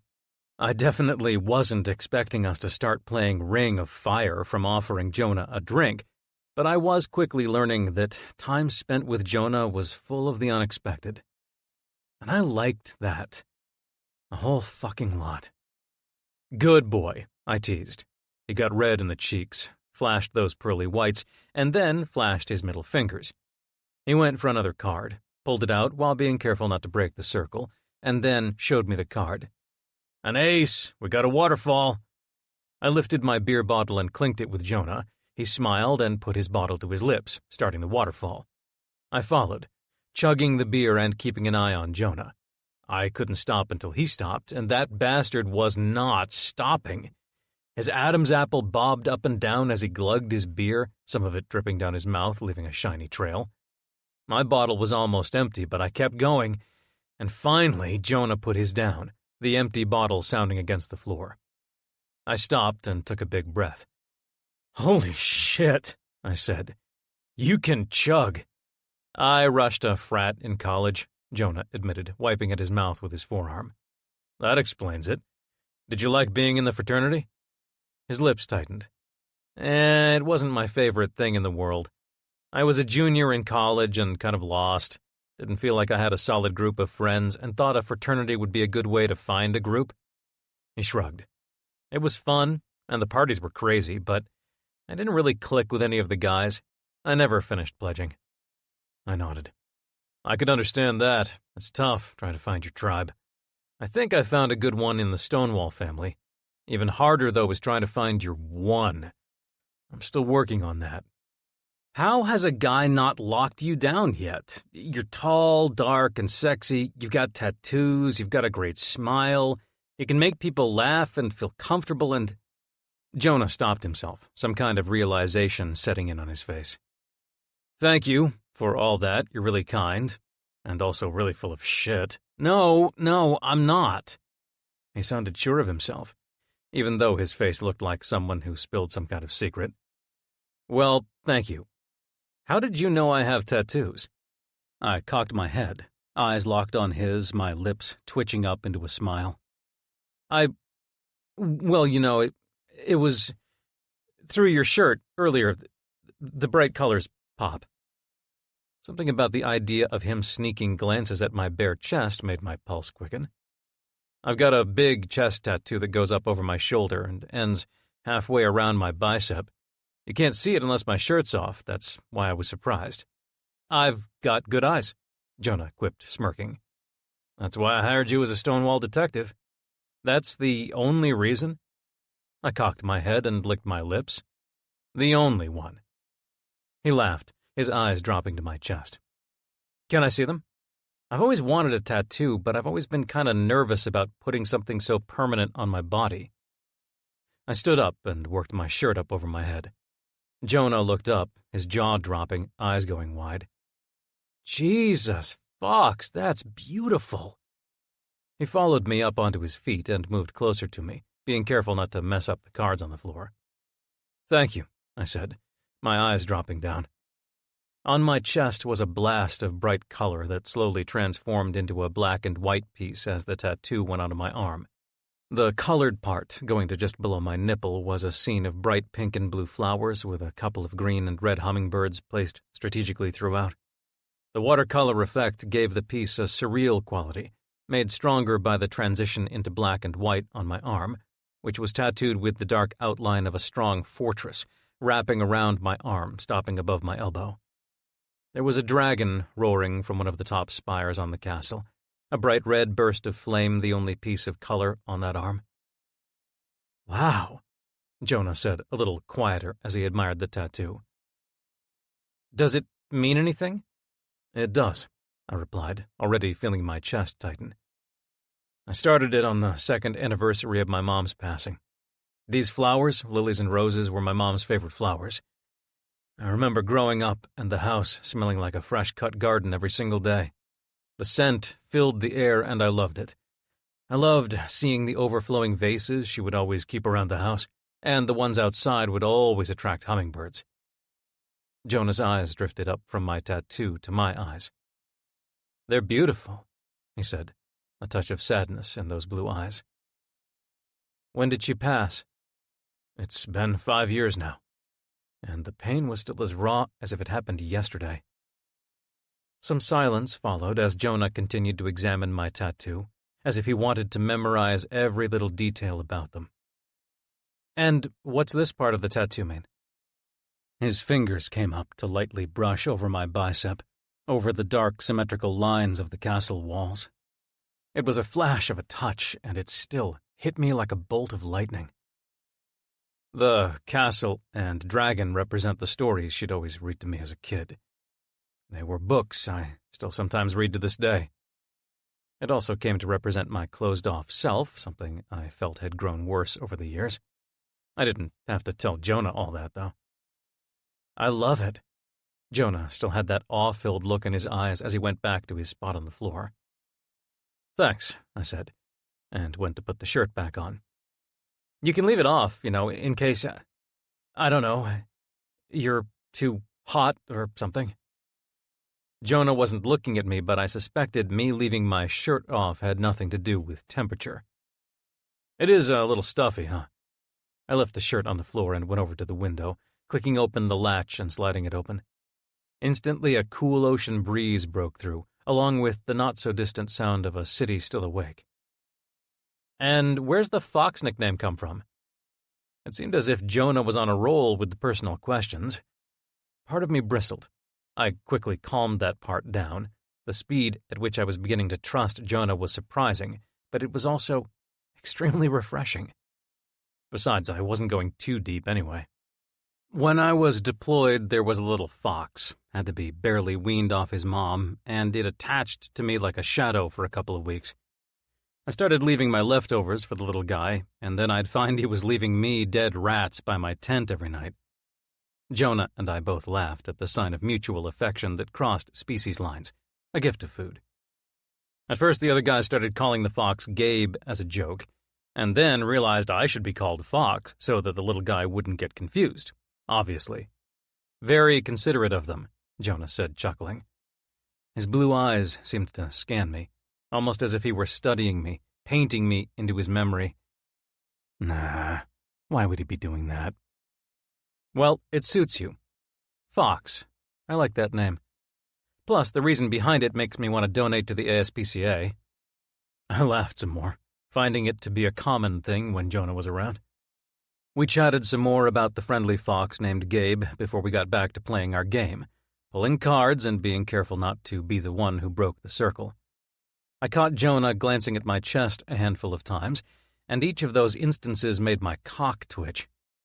Time was flying by, the drinks were disappearing, and my cheeks were hurting from all the smiling and laughing I was doing. "Oh, looks like I get to make another rule," Jonah said, holding up the card he had pulled. There was a spark of something in his bright blue eyes, which were getting a little clouded from the alcohol. He went to speak, but snapped his mouth shut before any actual words came out. "Nope, forget it. What were you about to say? What was the rule?" "It was dumb. I have to think of a new one." "I doubt it was dumb. What was it, Jonah? Come on. I made us bark like dogs before every drink. Your idea can't be stupider than that." His face cracked into a smile. "No, it's not as dumb as that." "Then?" I was curious. What was Jonah thinking that made him blush like a ripe little cherry?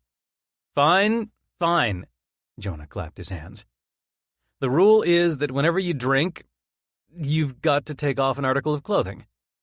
He looked at me before shaking his head. "See? Crazy. Dumb idea. Instead, maybe we can know the stripping sounds fine. Let's do it." "It definitely sounds fine to me. But Jonah's straight, right?" "What? No, we can't. I don't think..." Jonah was fumbling for words, his cheeks even redder now. It made an already growing flame inside me light up brighter. Please, I was overseas with a bunch of sweaty guys who made competitions out of pissing on random things and swinging their dicks like Ferris wheels whenever they got bored. I've seen tons of penis. One more won't hurt. He was laughing, but his face was still flushed red. Jonah arched a brow and chewed his lip, as if he couldn't really believe what was happening. I couldn't either. The warm river of rum and beer flowing through my veins blurred all logical thoughts and made this seem almost dreamlike. "All right, fine, that's the new rule then. Draw a card, Fox." The way he said my name made the base of my spine spark. "A 6, I showed him the card. "Dicks," Jonah said, the next part of the rhyme. "Both of us drink, and both of us take off a piece of clothing," Jonah said, already working his shirt over his head. "That's not fair. I already started at a disadvantage." I looked down at my bare chest, mainly to avoid uncontrollably ogling the shirtless Jonah now sitting in front of me. "You can skip this round." His voice brought my eyes back up. Jonah was sitting cross-legged on the floor, his chest on full display. I snuck a quick peek.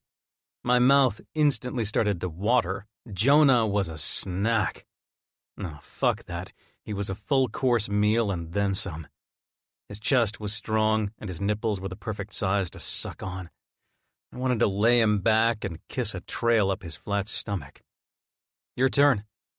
Jonah nodded at the thin ring of cards, not that many were left, but somehow, miraculously, neither of us had broken the circle. I stood up before I pulled out a card. Hang on, I'm not skipping any round. I pulled down my shorts and pushed them to the side. Jonah's eyes opened wide. You're actually... Okay, yep. Did you think we were going to stop at our shirts? I sat back down, smirking. I should have felt exposed, bare. I was sitting in only a pair of gray briefs that were having a difficult time containing everything I was carrying, and I was across from a man who I'd just met and also just hired. I should have felt ridiculous. I shouldn't have been doing this. But all I felt was a blinding excitement. It was a thrill that had a vice grip around my gut. I felt the excitement traveling through my nerves, building up inside me, a pressure I'd never really felt before. We drank, and then I drew a card. It was a 2, which meant I got to choose. I pointed at Jonah, who nodded as if he knew it was going to happen. He drank and then got up on his feet. He dropped his pants, grabbed them, and folded them to put on the nearby chair. I snuck as many glances as I could, admiring the way his bright blue underwear hugged the round globes of his ass, and how the head of his cock was visible through the thin blue fabric. So, he's circumcised. Another wave of I shouldn't be doing this hit me then, this one stronger. I took a breath, the liquor inside me making my brain resemble a slug's. Jonah sat down, a devilish smirk playing on his face. In that moment, I didn't see someone who I'd just met or someone who I'd just hired. I saw someone who I'd known a dozen of prior lives before. Someone I'd traveled worlds with and bent space and time with. Someone who had already reached inside me and captured what needed to be captured, all before we had ever even met. There was nothing wrong about this, not right now, not to me. Go, he said, still smirking, hands on his knees. I pulled out a card. Ah, fuck, I said, and broke the circle. Ooh, Jonah added dramatically. He reached into the center where the double shot of rum was waiting. He gave it a swirl, sniffed it, gagged, and then handed it to me with an even bigger smile on his face. Enjoy, he said. Thank you so much. The sarcasm was strong. So much. I grabbed the glass, and without thinking about it too much, I put the glass to my lips and tilted my head back, the rum sliding down my throat. I managed to down the entire double shot, putting the glass down and shaking my entire body as the flavor and effect hit me. I wiped my mouth, and Jonah laughed. Don't laugh for too long, I said, showing him the card I had drawn. It's an 8. Choose a mate. Jonah's cheeks lifted, dimples appearing. Gee, I wonder who you're going to choose. He looked around the room, a hand over his brow as though he were searching a crowd. Cheers, I said, clearly choosing Jonah as my drinking mate. Our cups clinked and we drank. That also means... Jonah looked down at his blue briefs. These come off, I said, already starting to stand up. I hitched my fingers under the waistband of my briefs and tugged, pulling them down.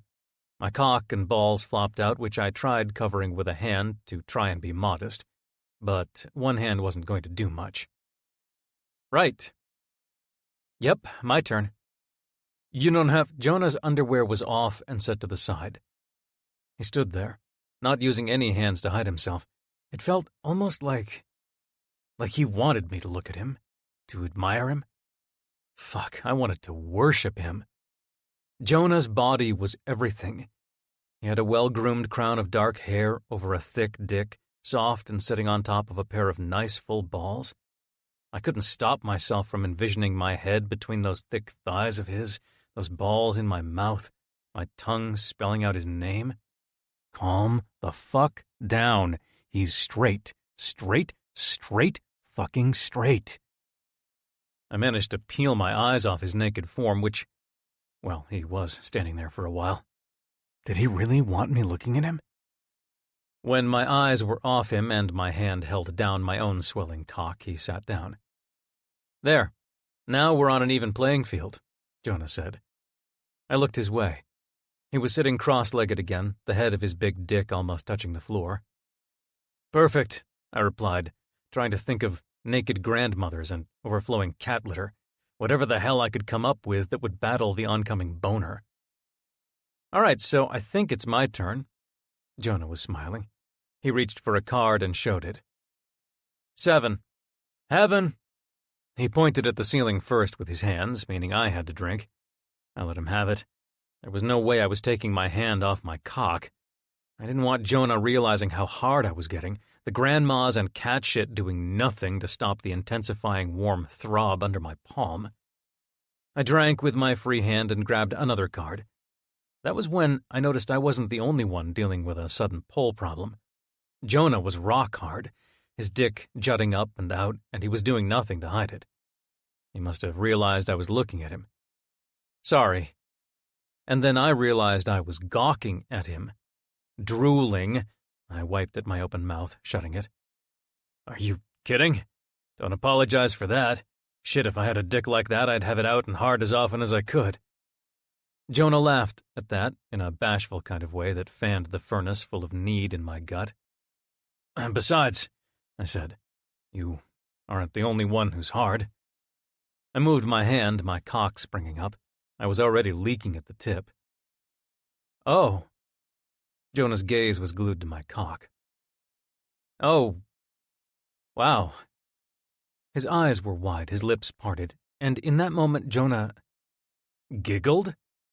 A sound that surprised me, and judging by the expression on his face, it surprised him too.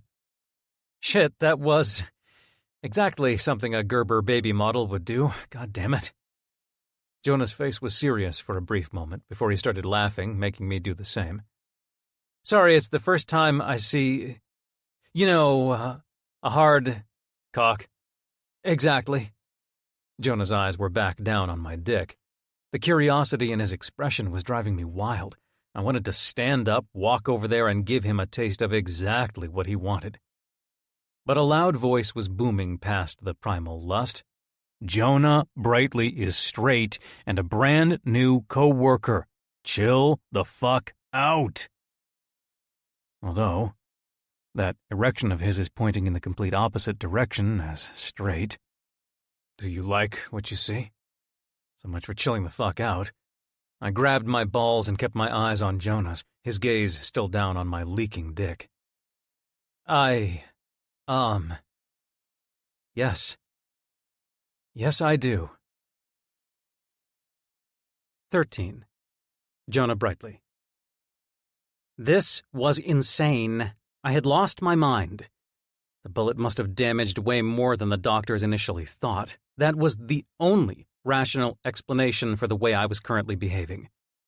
Well, that or the alcohol swirling around in my gut was having its way with me. Whatever the reason, I didn't really care. I was having a good time, and I was feeling things that I had long forgotten about. Nerves that made me giggle like some kind of schoolboy, and a lightheadedness that made the world feel as if I was a massive balloon and was simply bouncing across the elastic surface. And a lust that, holy fuck, it scorched me. It was a lust that spread out from the base of my spine to my fingertips, lust that made me see stars and the planets in entirely new dimensions.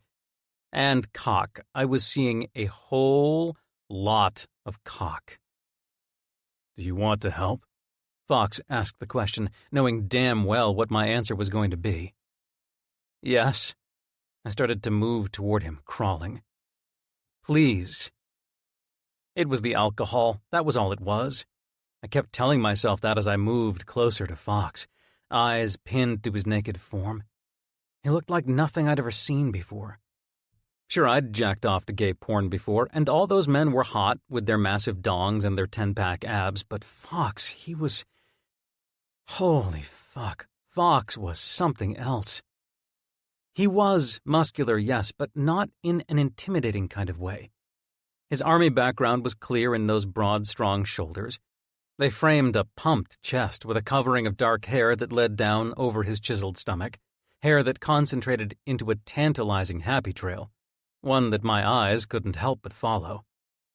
My stomach lurched. In the way that happened when the butterflies inside of it exploded to life, the dark trail of hair led to a trimmed patch of hair that crowned the most magnificent fucking cock I'd ever seen. Yeah, it's the alcohol, has to be.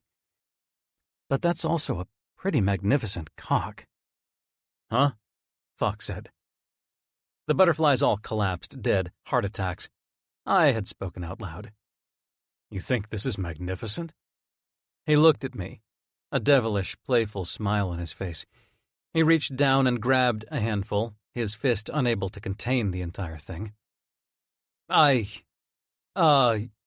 Yeah, I was just going on the fritz again. Fox reached out, put a hand on my face. We were so close. The connection was all I needed. I pushed forward, body moving seemingly on its own accord. Moments later, my biggest curiosity, my biggest question since I had met this man, was answered. How good of a kisser was Fox? Turns out he was really, really good. The answer was apparent by how stiff my cock grew with every whirl of Fox's tongue around mine. I was on my knees, hands on Fox's tattooed chest, his lips on mine, and it was fucking bliss. My cock throbbed between my legs. I was hard, rock hard, and so was Fox, a thought that drove me absolutely wild. Knowing how hard he was, how hard I made him, holy fuck. I wanted to do so much more than kiss him. I wanted to do so much fucking more. My cock throbbed in the air, my balls feeling tight and full. I moaned into Fox's mouth as I could feel pre-cum slide down the head of my cock, down onto the floor. I moved to sit, our lips still locked. Fuck. Jonah.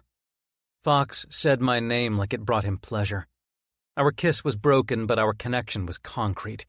His eyes raked over my naked form, his hands exploring my body. I pushed my hips in the air, needing a release, needing Fox's hand on my dick, jerking me off.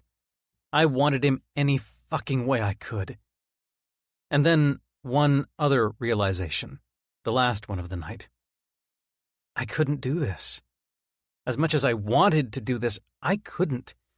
Fox was a new coworker. He was a new friend. He was a man, for fuck's sake. I'd wanted to, but I'd never. Fox's hand wrapped around my cock, and all thoughts disintegrated in the aftermath. A deliciously soft warmth wrapped around me and instantly drove me wild.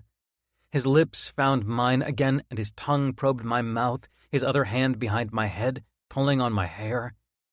Inside me was the heat I'd never felt before, as if someone had packaged the sun and all the other stars and dropped it right down in the center of my core and let it burn. It was growing stronger. Fox began to stroke. I began to moan, louder. My thoughts were jagged, skewed. I couldn't put a sentence together. But I could acknowledge how good Fox's fingers traveling my length felt. I was so wet. Fox used all my pre-cum as lube, the slick sound of wet skin on skin filling the space. I'd never leaked this much before. He continued to stroke. I continued to moan, my eyes shutting tighter. His hand moved down, cupped my balls, massaged and tugged. We were no longer kissing, but his lips were still on me, sucking at my neck, fanning the flames that roared inside me, all around me, between my legs, in my balls. He groaned into my neck. The way he was moving, the way he touched me, the way both hands were making my body his temple, one he worshipped at with a fervor reserved for a high priestess. It was unwinding me at a breakneck pace. Oh, fuck. Fox, I couldn't say anymore. The orgasm tore me in half. I looked down, which was a huge mistake, since that put my eyes right down the barrel. Fox's grip was tight around the base of my cock as it exploded, shooting a rope of cum straight into my eyeball. I snapped my eye shut, most likely making the problem worse, but so overwhelmed by pleasure in that moment that nothing else mattered, not even my tentatively damaged eyesight. Oh, fuck. Fox hissed at my side, giving me one last stroke as I spasmed in his grip. I had one eye open and could see he was admiring my still-dripping cock. His lips turned up into a smile that felt dangerously sexy. My other eye was beginning to burn like a motherfucker. Fox, I said, pointing up at my closed eye, which I'm sure had jizz all around it. Oh, shit. Fox realized there was some friendly fire. He got up with a laugh and hurried to the bathroom. As he walked away, I couldn't help but stare, with my one good eye, at his ass and the way it moved as he walked. Taut, firm muscles seemed to dance under the shadow of his body hair, just the perfect amount. Since when did I think there was a perfect amount of body hair for a man? I tried not to think too much about it. I also tried not to stare at Fox's still hard cock as he walked back from the bathroom, a fluffy white towel in hand. He was a big guy, in more ways than one. And yes, I'm talking about his penis. Holy shit, was that thing big. And the way it swung in the air from left to right, like some kind of erect elephant trunk. I think I could even spot a drop of pre-cum. Fuck, I was getting hard again. That never happens. I brought my eye back up to meet Fox's, who was standing next to me, his hard cock almost in my face, towel in the other. And then he did something odd, something I wasn't expecting, something I also very much needed in that moment. He got down, crouched, and started to wipe away around my eye, cleaning my face, as gentle as if he was a mother bird preening a chick. I tried to avoid his gaze, but my eyes were drawn to his like magnets. I couldn't help it. The heat was still flickering inside me, threatening to ignite all over again. This was the most aroused I'd been in a long time, and it was all because of Gabriel Fox Morrison, the man who changed it all for me. Thank you, I stammered out as he stepped back, his big cock swinging as he moved. I was hypnotized. I wanted to taste, to lick, to suck. And then it all hit me at once. Fox was a man, I was straight. I was supposed to be straight. I had lived my life thinking I'd end up with the fantasy fed to me since I was a kid. I'd have a beautiful wife with a white picket fence holding in our well-trained shepherd dog and 2 kids, a boy and a girl. That's what I had envisioned, what I was expecting. Fox came in and drove a monster truck directly through that quaint little image, tearing it to shreds and forcing me to consider an entirely new reality. This is one night. One drunken, emotional night. There's nothing to reconsider. I had to get to the bathroom. I needed to splash water on my face, and I needed a moment to myself. Regret was starting to show its wart-covered head. I was beginning to feel the short breaths that foreshadowed a panic attack. I hadn't been hit by one in a while, but I guess getting jerked off by your new buddy/potentially first serious man crush tended to exacerbate anxiety problems. I stood up, keeping myself from looking down at Fox's huge rod, which was pointed at me like it was a compass Fox used to get around. Fuck. I want him so damn bad. Now was my chance. He was looking at me, his hands at his side. His body was... Wow, I thought I knew what sexy was, but I hadn't. I had no idea what sexy was. Not until I saw sex personified standing in front of me. I felt like I had been walking around with the lights off my entire life, and Fox had reached over and flipped on the switch. He was perfect. Tall, broad, muscular without being intimidating. He had a few ridges of muscles where his abs rested, covered by a thin layer of soft, dark hair, which got thicker and thicker as my eyes traveled south. He had a pair of V muscles that cut down his hip, aiming my gaze at the object of my intense desire and fascination. I need to go to the bathroom. I left for the sanctuary of Fox's bathroom without another word. Inside, I closed the door, locked it, turned the water on, looked at myself in the toothpaste-dotted mirror, and mouthed, "What the fuck?" over and over and over again. When that was done, I proceeded to splash the prescribed water over my face. I grabbed one of the soft white towels Fox had hanging on a silver ring by the sink and pressed it against my face. It smells exactly like him. Sweet. A scent I didn't want to let go of. Like a freakazoid, I covered my face and took in a deep whiff. I'm losing my mind. This is crazy. I let the towel drop. Back in the mirror, my reflection looked a little more lively, my cheeks a little more pink. I had panicked. It was dumb. I was being dumb, but I couldn't help it. This was a lot of fucking crap to unpack. This was the first night I had as a single man in a long time, and I spent it acting out one of the deepest, most erotic fantasies I'd ever had. And I had no idea what to think about it. Did I love it? Of course I fucking loved it. Did I want to do it again? I wish Fox and I had never stopped.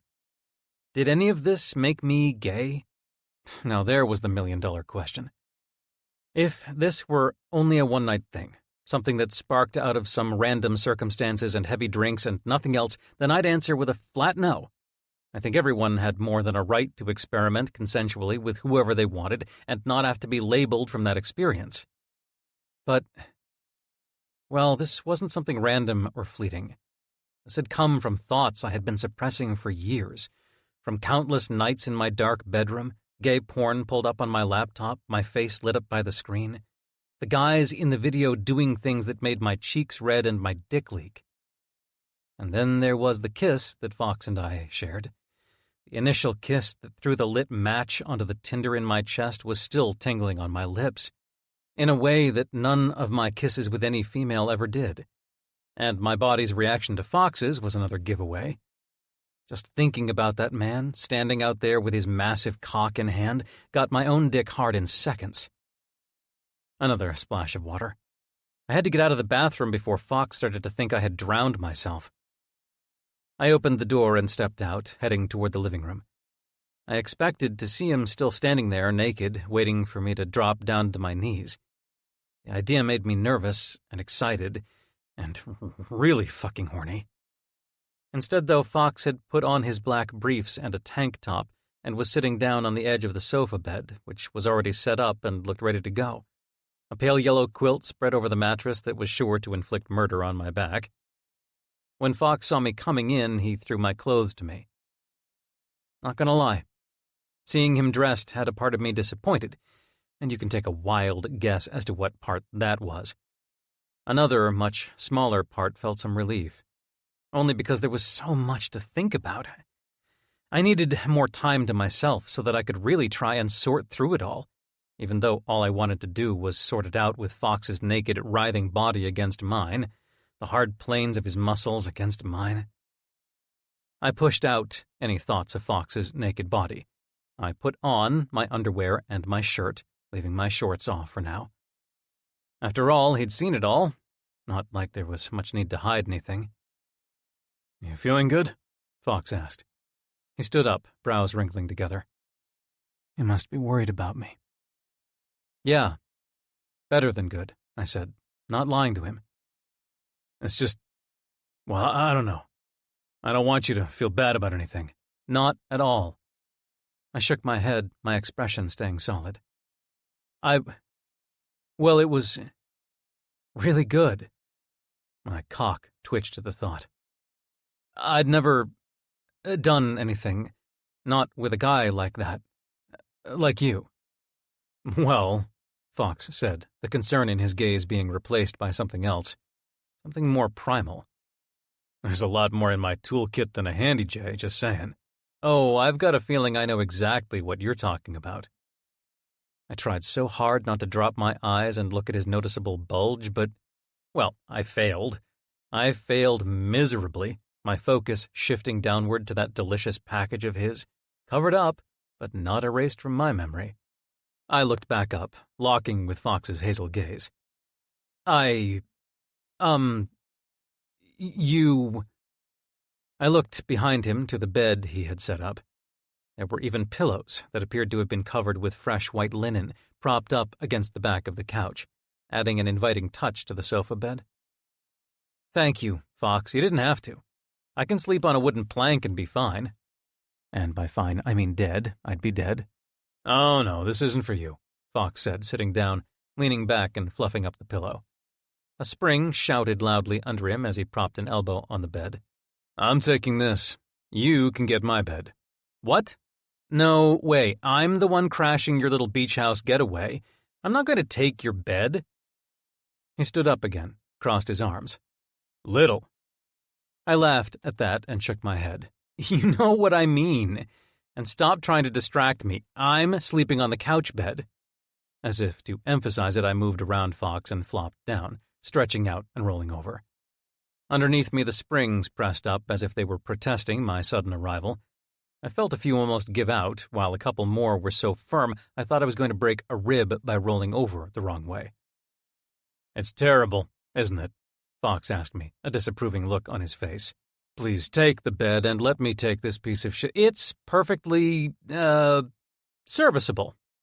I wasn't big on lying, but I wasn't going to show how bad the situation really was. Not to Fox, who was kind enough to open his doors to me in the first place. And he was kind enough to jerk me off and give me a world-tilting orgasm. Fox looked down at me from the side of the sofa bed, lips slanted. We could share my bed. It's big enough for two. He said it so factually, almost militarily, as if he didn't know that the second the two of us were lying down together, we would be tangled up together. Maybe he didn't know that. Why would he know that? To Fox, I was a straight dude going through some shit after a rough breakup. He had no idea that this went way deeper than Wendy. He wouldn't be able to know that my questions had been planted and sowed years ago, back when I first started feeling conflicted thoughts, and that tonight gave me quite a few different answers while sprouting an entirely new set of questions. Sleeping in his bed, sleeping next to Fox, it actually sounded like a grand idea. My body ached for it. I could feel my cells rioting in place, making the urge to say yes so strong I had to bite my tongue to stop myself. I knew what my answer had to be. No, I shouldn't. Not tonight. What was I saying? I wanted it. The idea of sleeping next to this man set my blood on fire and my heart on turbo. I wanted Fox so fucking bad. And that's when I knew I had to stop myself. Was that the rum talking? Was it the endorphins that still made my body feel like I was a jellyfish?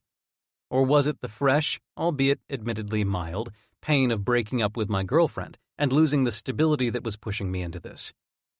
Or was it simply because I wanted Fox's body on mine like a flower wanted sunlight? Right. Of course. Fox, to his credit, instantly backed off the idea. If he had asked again, I think my answer might have been different. That's when I spotted a photo on a nearby mantel. It was held inside of a 5x7 matte black frame and looked incredibly unassuming, tucked in between two large books, one with the words Guide to Miami Birds printed down the navy blue spine. Is that you? I asked, pointing at the framed photo with my chin. There was a smiling young boy that I already knew had to be Fox. They had the same almond eyes and wide, bright smile. It was one of those Macy's photos with the painted-on picnic background and the questionably bright lighting. He wasn't alone in the picture. There was a woman who also shared the same almond eyes that had cast a spell on me hours before. She radiated happiness as she held an arm around her son's shoulder, their heads pressed together.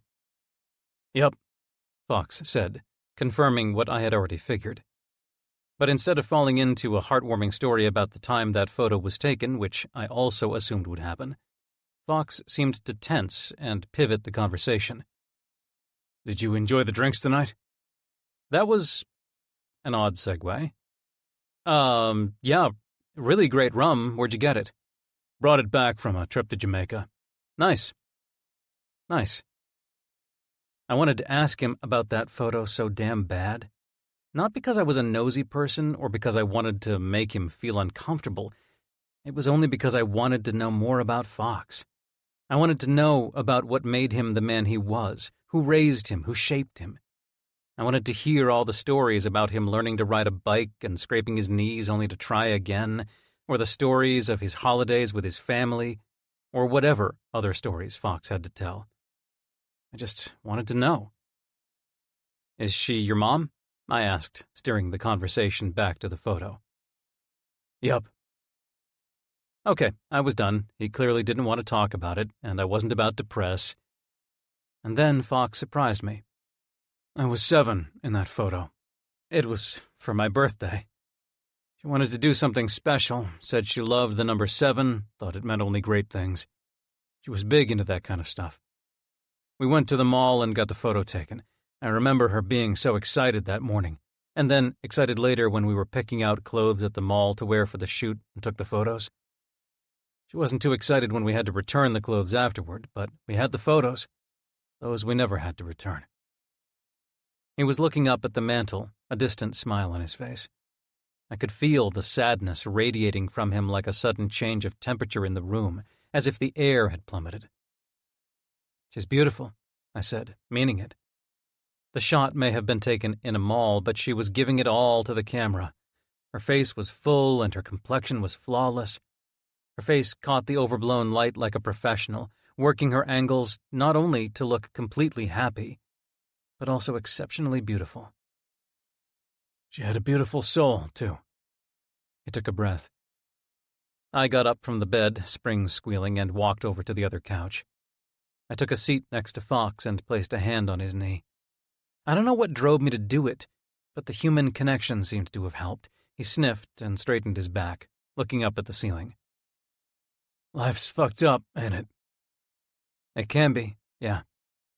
I rubbed Fox's knee, totally aware that this wasn't a friend thing to do and doing it anyway. But it can also be really fucking beautiful, Fox. And a lot of that beauty only shows up after the bad shit happens, like it needs that fertilizer to grow. Fox didn't move away from my hand. In fact, his knee moved inches closer to mine, skin touching skin. I don't know. It's true. Hell, you can see it even in nature. You know, back when I was 10, we lived in California for a year. It was near Malibu, and it was one of the driest years ever recorded. 3 days before my birthday, we get woken up by the sound of sirens. It's 2 a.m, and we're being evacuated, but they didn't come soon enough. The fire was too fast, too powerful. We could see it, barreling at us from the hillside about a half-mile away from our property. So we get in the car and slam it, and we get stuck in traffic. There's only one road out, and it's jammed, as fire is closing in on us from behind and from the sides. I swallowed, not realizing how dry my mouth was getting. I hadn't talked about this much with anyone, so it was bringing up that acrid aftertaste of distant fear that still haunted my worst night terrors. It was the scariest 20 minutes of our lives. My brother was only 4, and my parents were completely losing their shit, but trying to keep it together because I had my eyes pinned on them, trying to figure out how the hell I should be acting. Jesus. Yeah, his name came up a lot in the car during that time. I laughed, and Fox joined in, glad I was able to find some comedy in the trauma. So finally we make it out of the jam and are able to make it out. There's massive plumes of pitch-dark smoke behind us, which you could see because the fire underneath was lighting it up in this weird, eerie spotlight effect that I'll never forget. But you all made it out okay? Yep, thankfully. It was close, really, really close. The house we were staying at was burned to the ground, but all the others on the block were able to be saved. We lost a lot of photo albums and things we can never replace, but thankfully we didn't lose each other. Definitely, Fox said. His hand fell on mine. His thumb started to make almost imperceptible circles. But I could feel them. I could trace them, however tiny they were. I could feel every single point of contact that happened between me and Fox as if it were my superpower. I could tell where every atom of his bounced against mine. So, I kept my hand stone still now, as if moving might scare him away, like he were some kind of rare butterfly landing on my hand. My eyes were pinned to the opposite end of the room, as if the white wall had been turned into an interesting pop-up art gallery. I couldn't look into Fox's eyes. I couldn't. I knew I'd drop all my defenses the moment I broke. With his hand on mine, I could feel emotions stirring inside me that had long been thought expired. After the fire, I continued. And since it happened during the summer when school was out, my parents decided to relocate us back to Florida. It wasn't the easiest of moves, but it was fine in the end. Anyways, back to my original point of this entire saga. We went back, a year later, to the same neighborhood. And on that same hillside that had been red and orange with angry flames, there was a bright purple, neon pink, and sky blue super bloom of wildflowers. It was something no one had ever seen in the area before. It took a devastating, life-changing wildfire to bring out this blast of new life. I did it. I broke. I allowed myself to look away from the far wall and into Fox's eyes, his hand still on mine, his thumb tracing even bigger circles now. And in that one moment of eye contact, in that split second of human connection, I felt the wildfire spark inside of me and explode into a roaring monster, devastating my entire soul. 14. Gabriel Fox Morrison. This was moving at a breakneck speed. I had whiplash. Maybe I was hit on the head on the way here and this was all some kind of concussion dream. There was no possible way that I had my half-naked co-worker sitting next to me, knee to knee, hand in hand, and heart to fucking heart. This all had to be some kind of glitch in the system. Jonah leaning in to kiss me told me it wasn't. His wet lips against mine told me this was all very real. And so were my feelings, which were spiraling out of control in a way I'd never experienced before. And all for a man who wasn't even available to me. Regardless of the kisses and the hand jobs, tonight Jonah's life had been thrown into chaos, and he was getting all his frustrations and fantasies out at once. Maybe he missed the experimental college years and was working out that build-up now, or maybe he was simply toying with me, using me to get his rocks off and a decent place to sleep. I had to remind myself that I had just met Jonah barely a day before. Regardless of how real this all felt, of how passionate our kisses were, of how hot his touch made my skin, I had to remember that I barely knew the guy. And the last time I trusted someone I barely knew, I ended up getting my back stabbed with the same information I had opened up to them about. It was a hard lesson, but one I didn't fail to learn. Except when our kiss broke, I wanted more. My entire being was crying out for more, and I wanted to give him more. I wanted to give Jonah all of me, so I could show him exactly what pleasure really was, what happiness really was. And then you'd be one hell of a dumb motherfucker. I couldn't give Jonah anything. I had to stop myself from falling into that trap. This was a one-time, purely sexual kind of thing. "You're a good kisser," Jonah said, a little giddiness coloring his voice. "Like, really damn good. It takes two to tango." A question popped up in my head, one I asked before even thinking twice. "Am I the first man you've ever kissed?"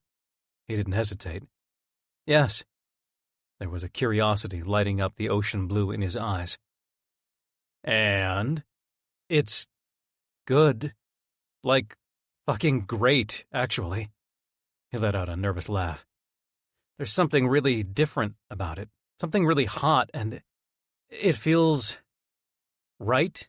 Is that weird to say?" "Not at all." "I don't know. Obviously, I've got a lot going on in my life right now." The ocean eyes looked away from mine, leaving me with an immediate longing. "I'm sorry." And then he got up, separating from our touch, making that longing all the more potent.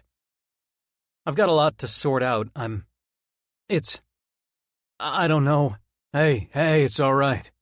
I could see him getting flustered. It was in the way he wrung his hands and how his cheeks began to flush with a violent red. I stood up and went to his side. "You're okay. There's plenty of time to sort through all your feelings." I wanted to reach out, to cross the distance that separated us, but I felt like staying a couple feet away was the right choice. I didn't want to crowd Jonah, make him feel any more anxious than he already was.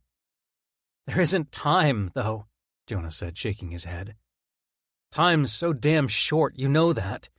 One day to the next, all the time we thought we had is gone, It's like we think having all this time is a right, when really it's just a privilege.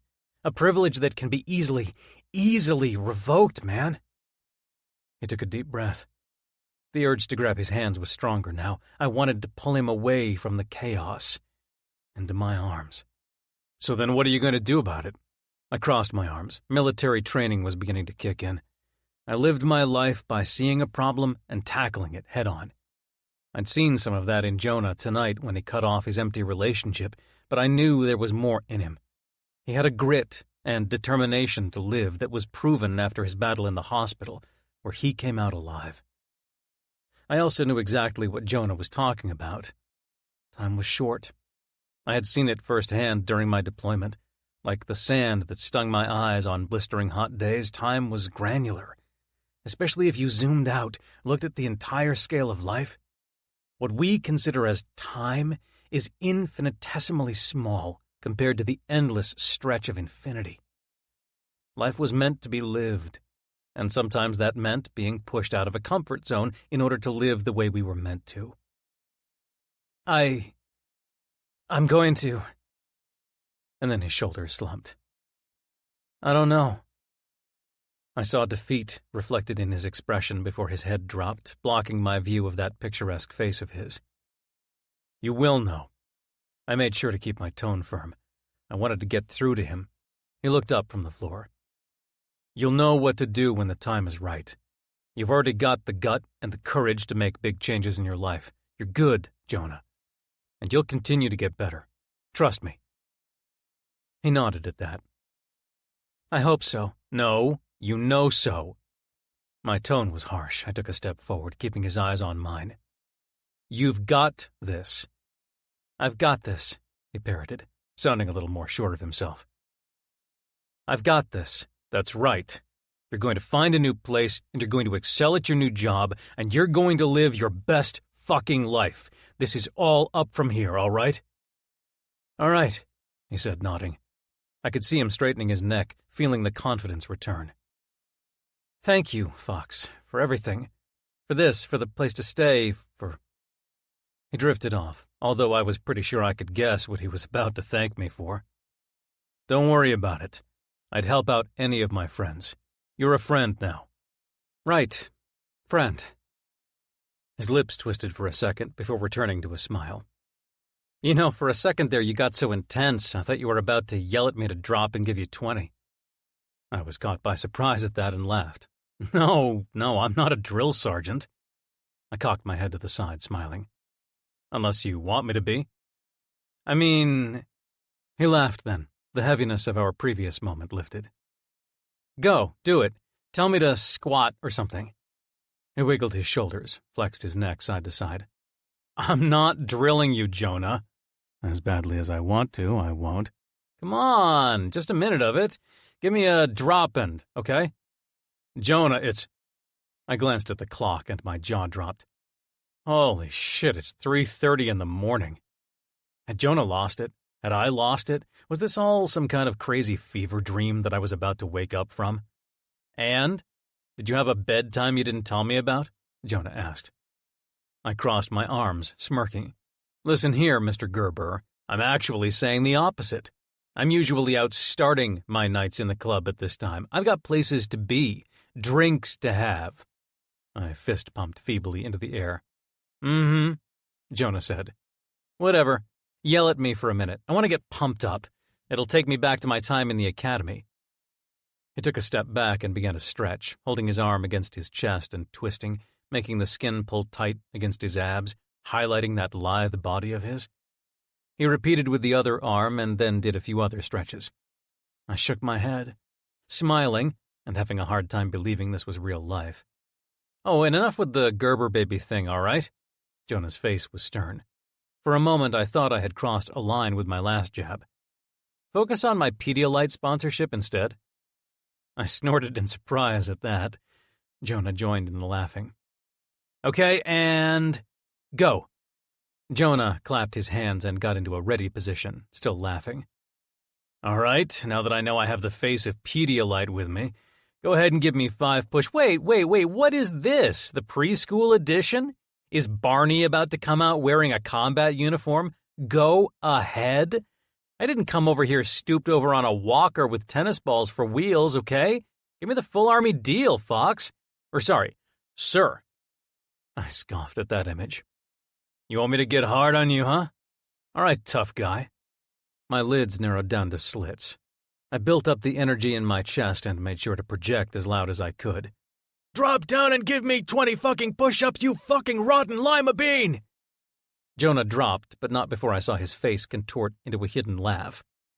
Lima bean? I heard him say under his breath as he went into the push-ups.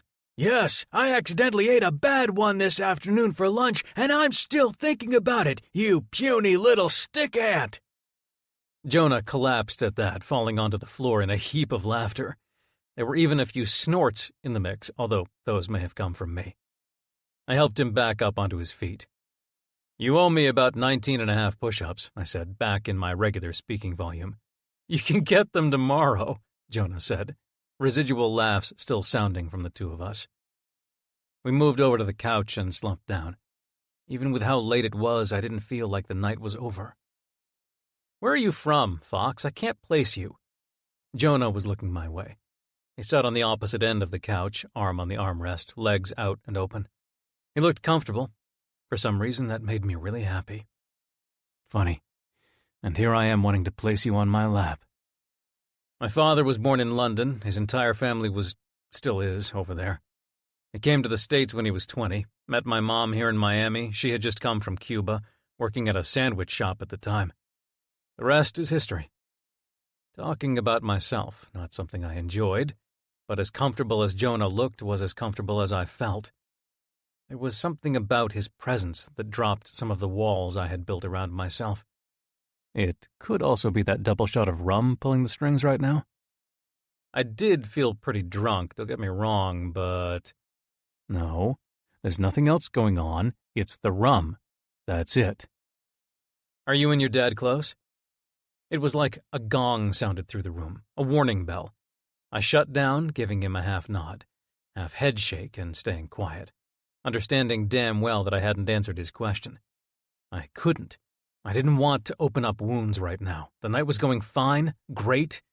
I didn't want to bring it all down. I got up from the couch, not knowing what to do next. The air felt heavy, and the silence was thick. Sorry, I didn't mean... I shouldn't have asked. No. I made myself busy with cleaning up, as if I had gotten up for that purpose to begin with. It's fine, just kind of a touchy topic. And I am an emotionally stunted potato cosplaying as a functioning person. I'm sure I would have felt a whole fucking lot better if I opened the floodgates and told Jonah about all the bullshit that still followed me around on the daily.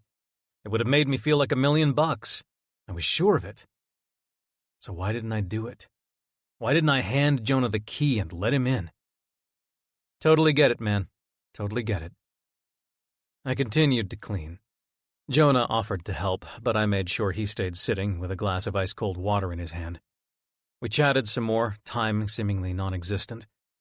I knew that wouldn't be the case today, in a couple of hours when my alarm went off for work. I didn't think Jonah realized we had partied straight through a weeknight, but that was okay. I was already counting him out for the day. I'd let him sleep it off and come in fresh and ready when the hangover had weaned away. When the living room was relatively cleaned up and our conversation was dwindling, I excused myself to the bathroom. Inside, I took a moment to reflect, to breathe. What the hell was going on with me? With Jonah? He was an enigma. I didn't know him, even though my soul was shouting out that I did. I did know one thing for sure. The smile that was being reflected in that mirror was wide and genuine. Jonah made me feel good. He made me feel. This new Stonewall gig is going to be very fucking interesting.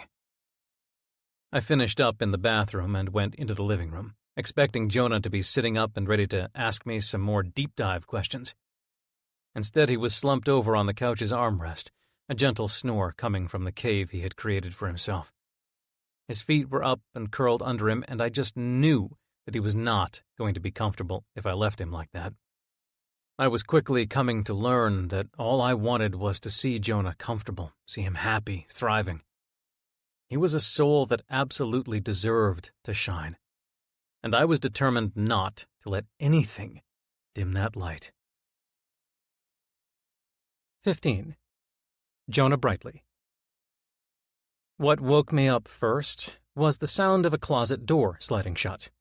The next thing that assisted was a pounding headache that made itself known the second I opened my eyes, causing me to immediately close my eyes and roll over on the bed with a groan.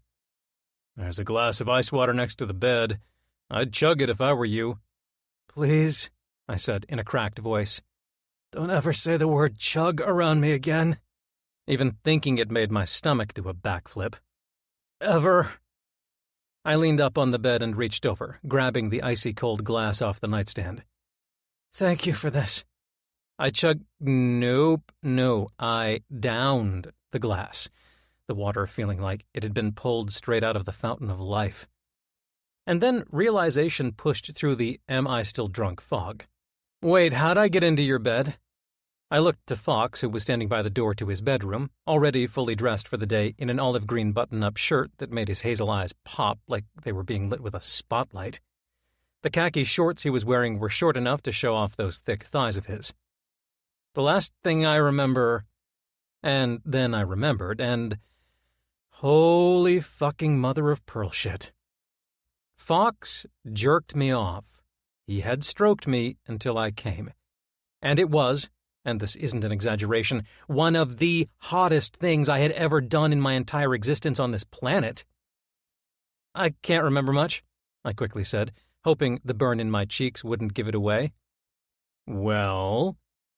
Fox's fiery smile told me his memory was sharp, and my cheeks were giving me away. You crashed on the couch, and I told you I was dead set on sleeping on the pullout, so I carried you here and took the bed out there. Fox...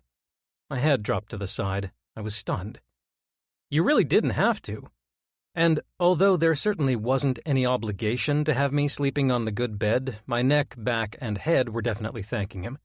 I wasn't about to complain to my host the night before, especially since I would have had to settle for some shitty hotel if it weren't for Fox's kindness. But sleeping on the couch bed was something I had been dreading. Ever since I was shot, my entire body had become much more sensitive. Some days felt like I was a live wire, bare and broken, flailing in a harsh wind.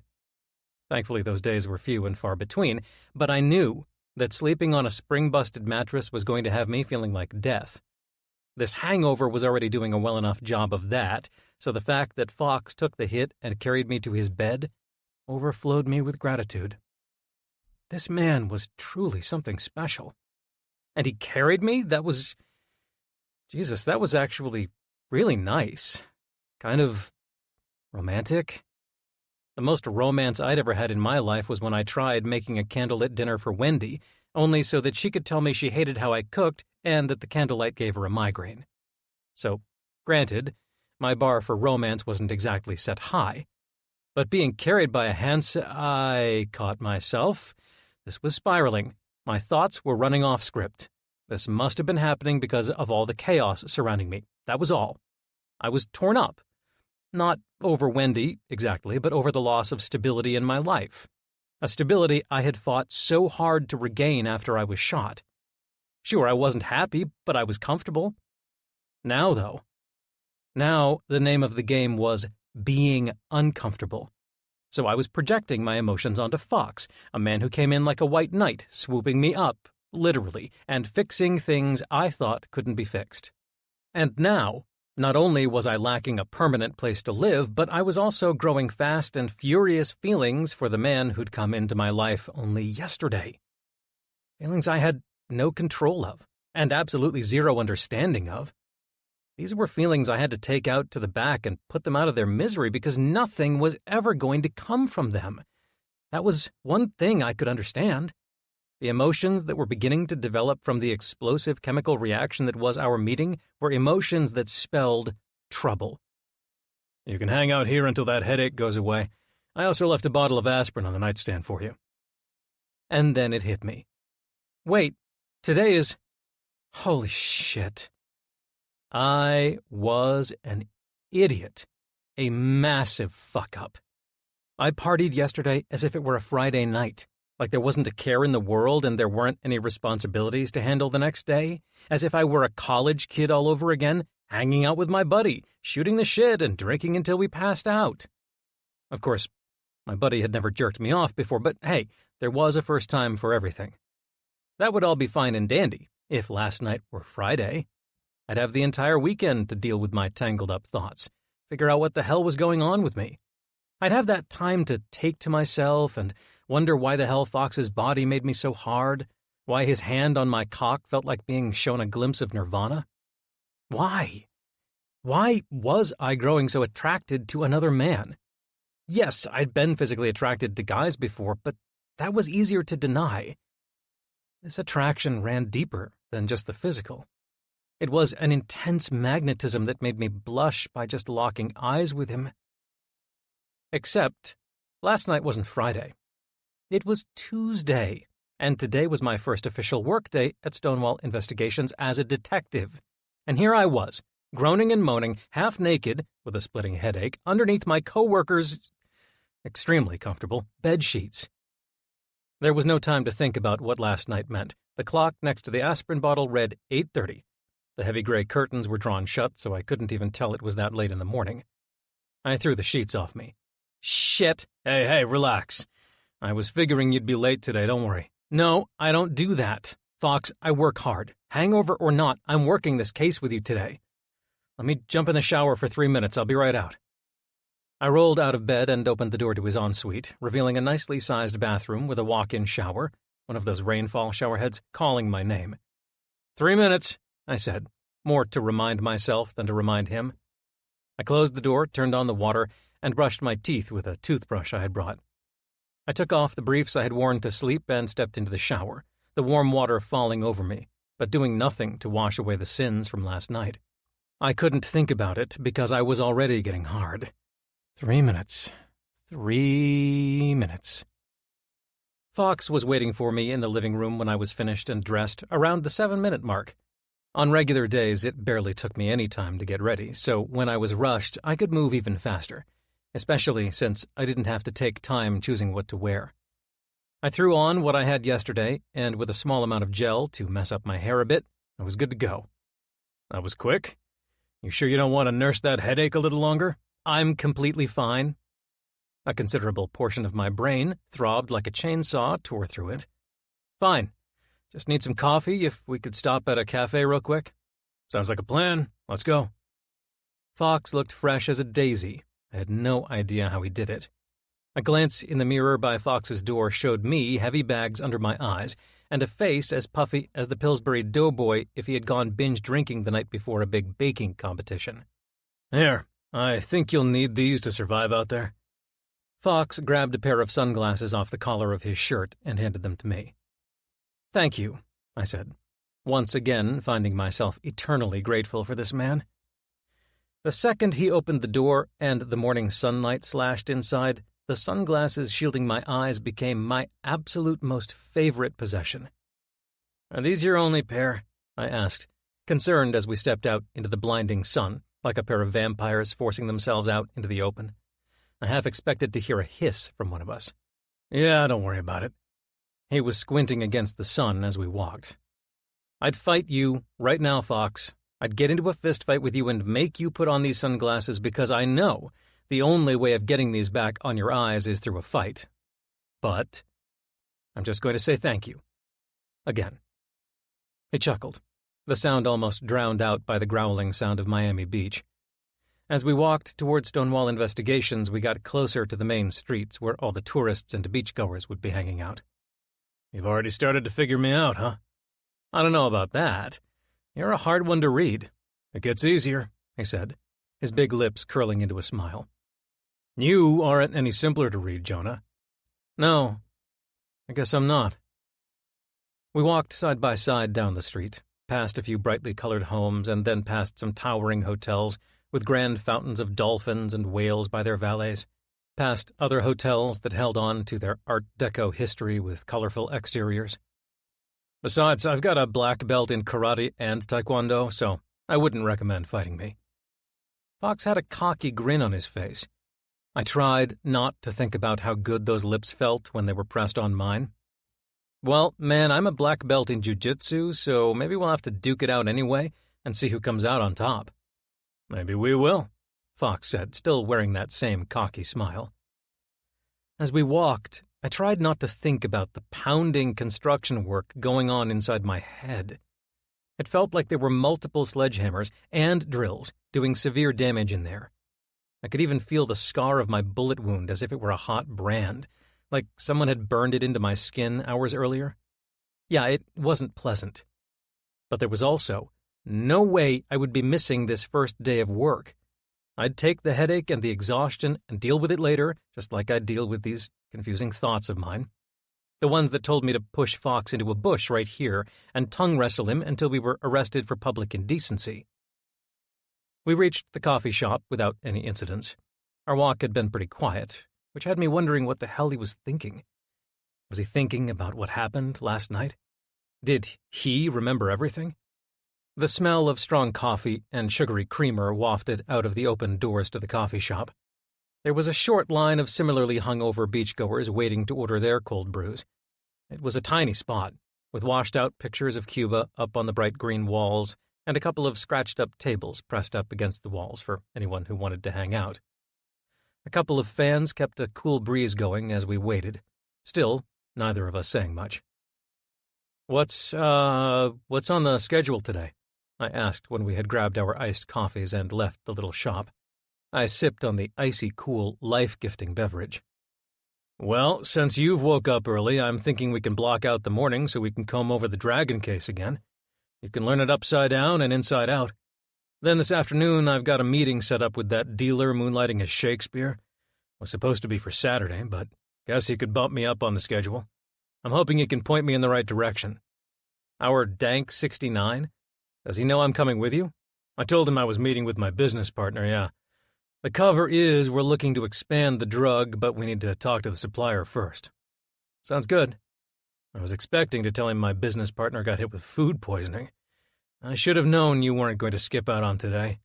You're one tough motherfucker. "Just wait until I finish this," I said, raising my already half-empty cup of coffee, smiling, even though my head felt like it was being pulled apart atom by atom. Turns out, I found it pretty easy to smile when Fox happened to be the first person I saw in the morning. 16. Gabriel Fox Morrison. Jonah was beat. The hangover was wearing him like a dusty old coat. I could see it in the dark bags under his eyes and the winces he'd give at sudden loud noises or bright sunlight. It made me feel bad, but he was clearly determined to fight through it, so I was determined to make it better for him one way or another. Coffee was my first idea, but I also sacrificed my sunglasses and led us to Stonewall the long way so that we could avoid the huge crowds on South Beach. It was a warm morning, which probably didn't help how Jonah felt. It certainly didn't help me, but my headache was a distant thumping compared to Jonah's, who rated it as a shitty 666 out of 10 on the pain scale. "You're absolutely positive you don't want to take a couple of hours?"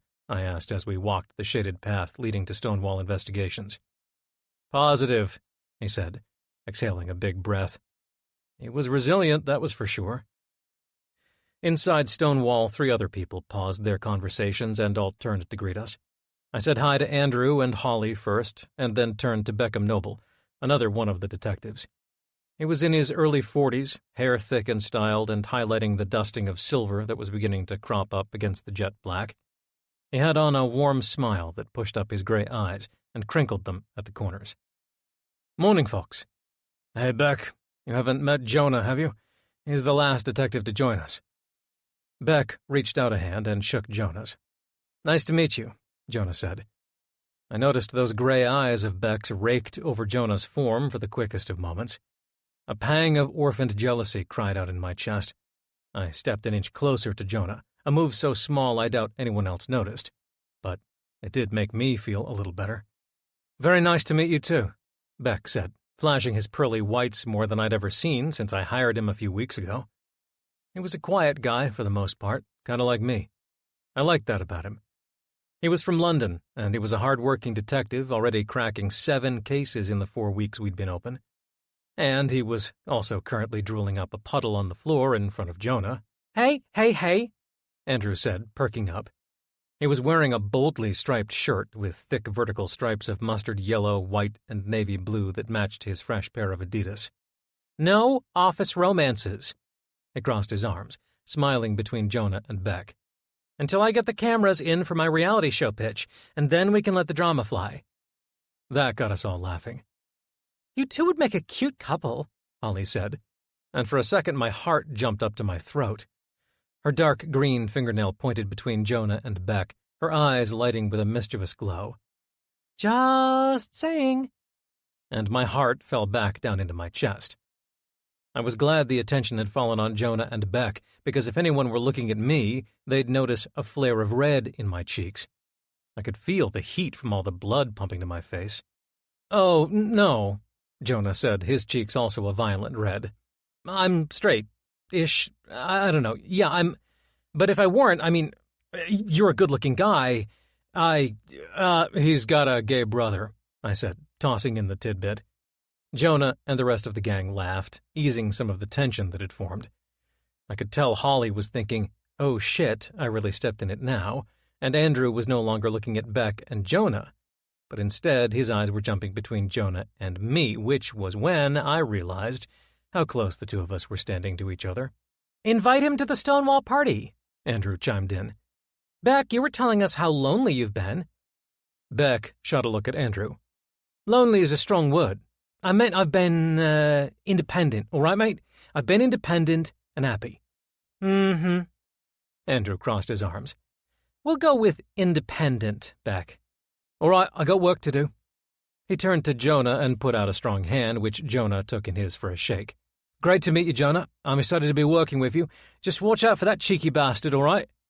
He nodded over to a smiling Andrew who was making the shape of a halo over his head with his hands. "You're missing the horns that hold that ratchet thing up," I said.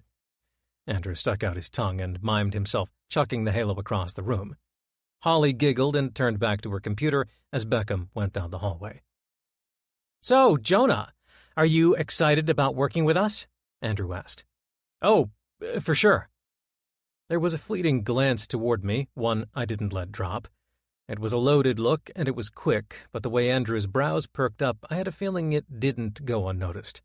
"I think my brother's going to be more excited about me being here when he meets Beckham, though." That got the room laughing. Good. It would stop Andrew from asking any more questions. I loved the guy, but he was as sharp as any of the detectives here at Stonewall, and I was positive he could pick up on the vibes between me and Jonah. He was also someone with a huge heart who had a lot of love to give.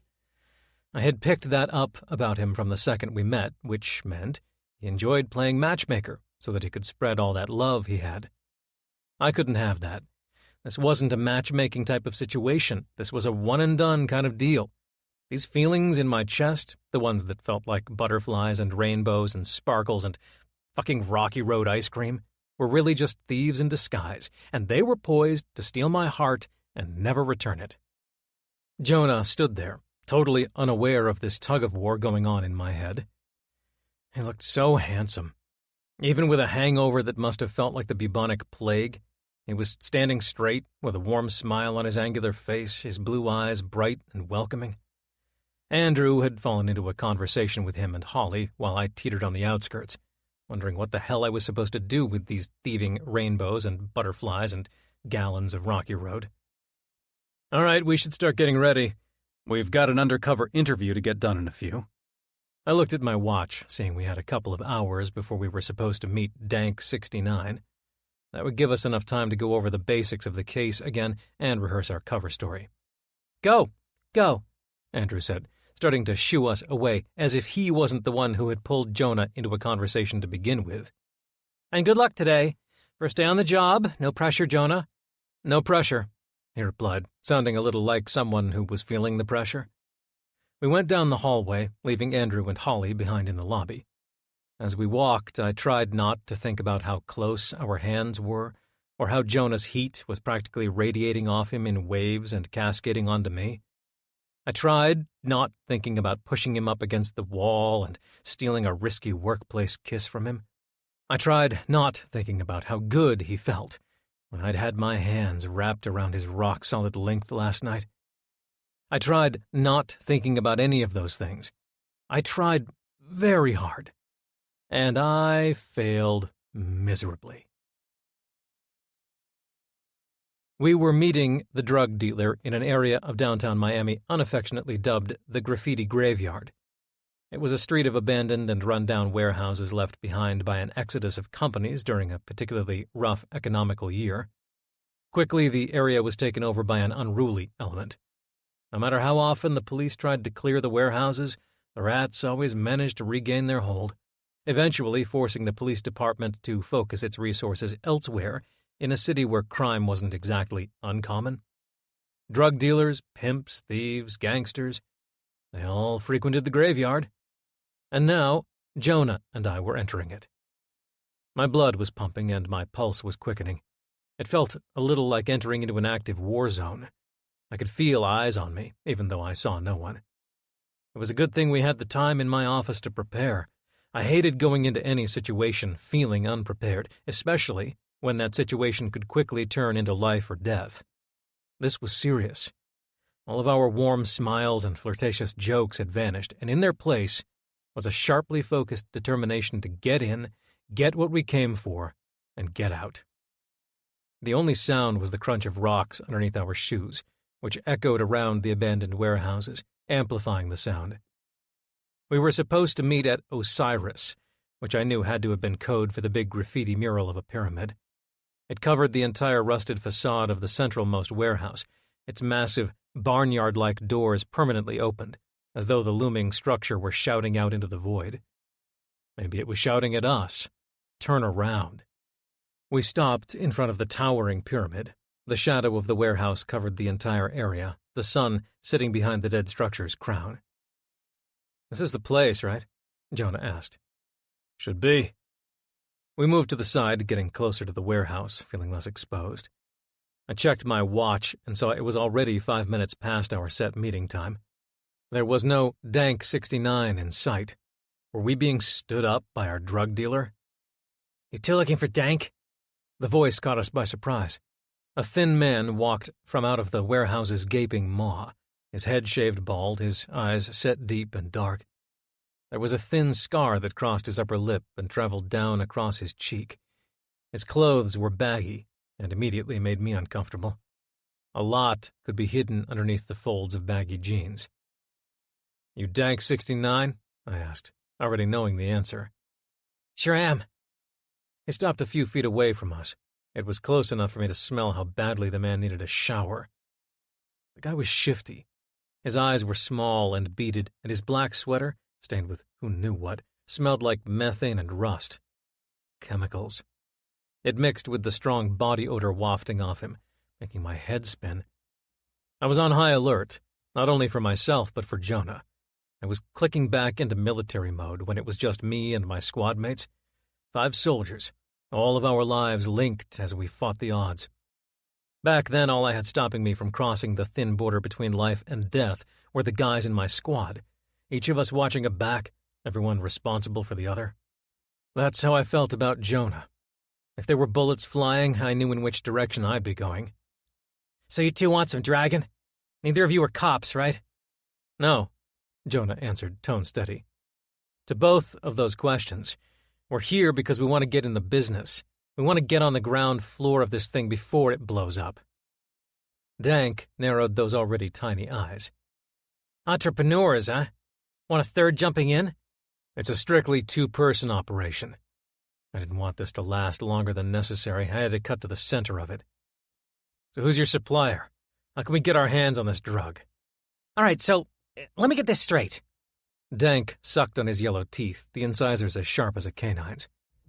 "You want me to give you information that can, 1, get me killed, or 2, get me pushed out of my little corner of this drug world. That sound about right?" And there went our chances of getting any useful information. How had I not planned for the fact that we had 0 leverage? Did I think Dank would help us out of the kindness of his drug-dealing heart? Rookie fucking mistake.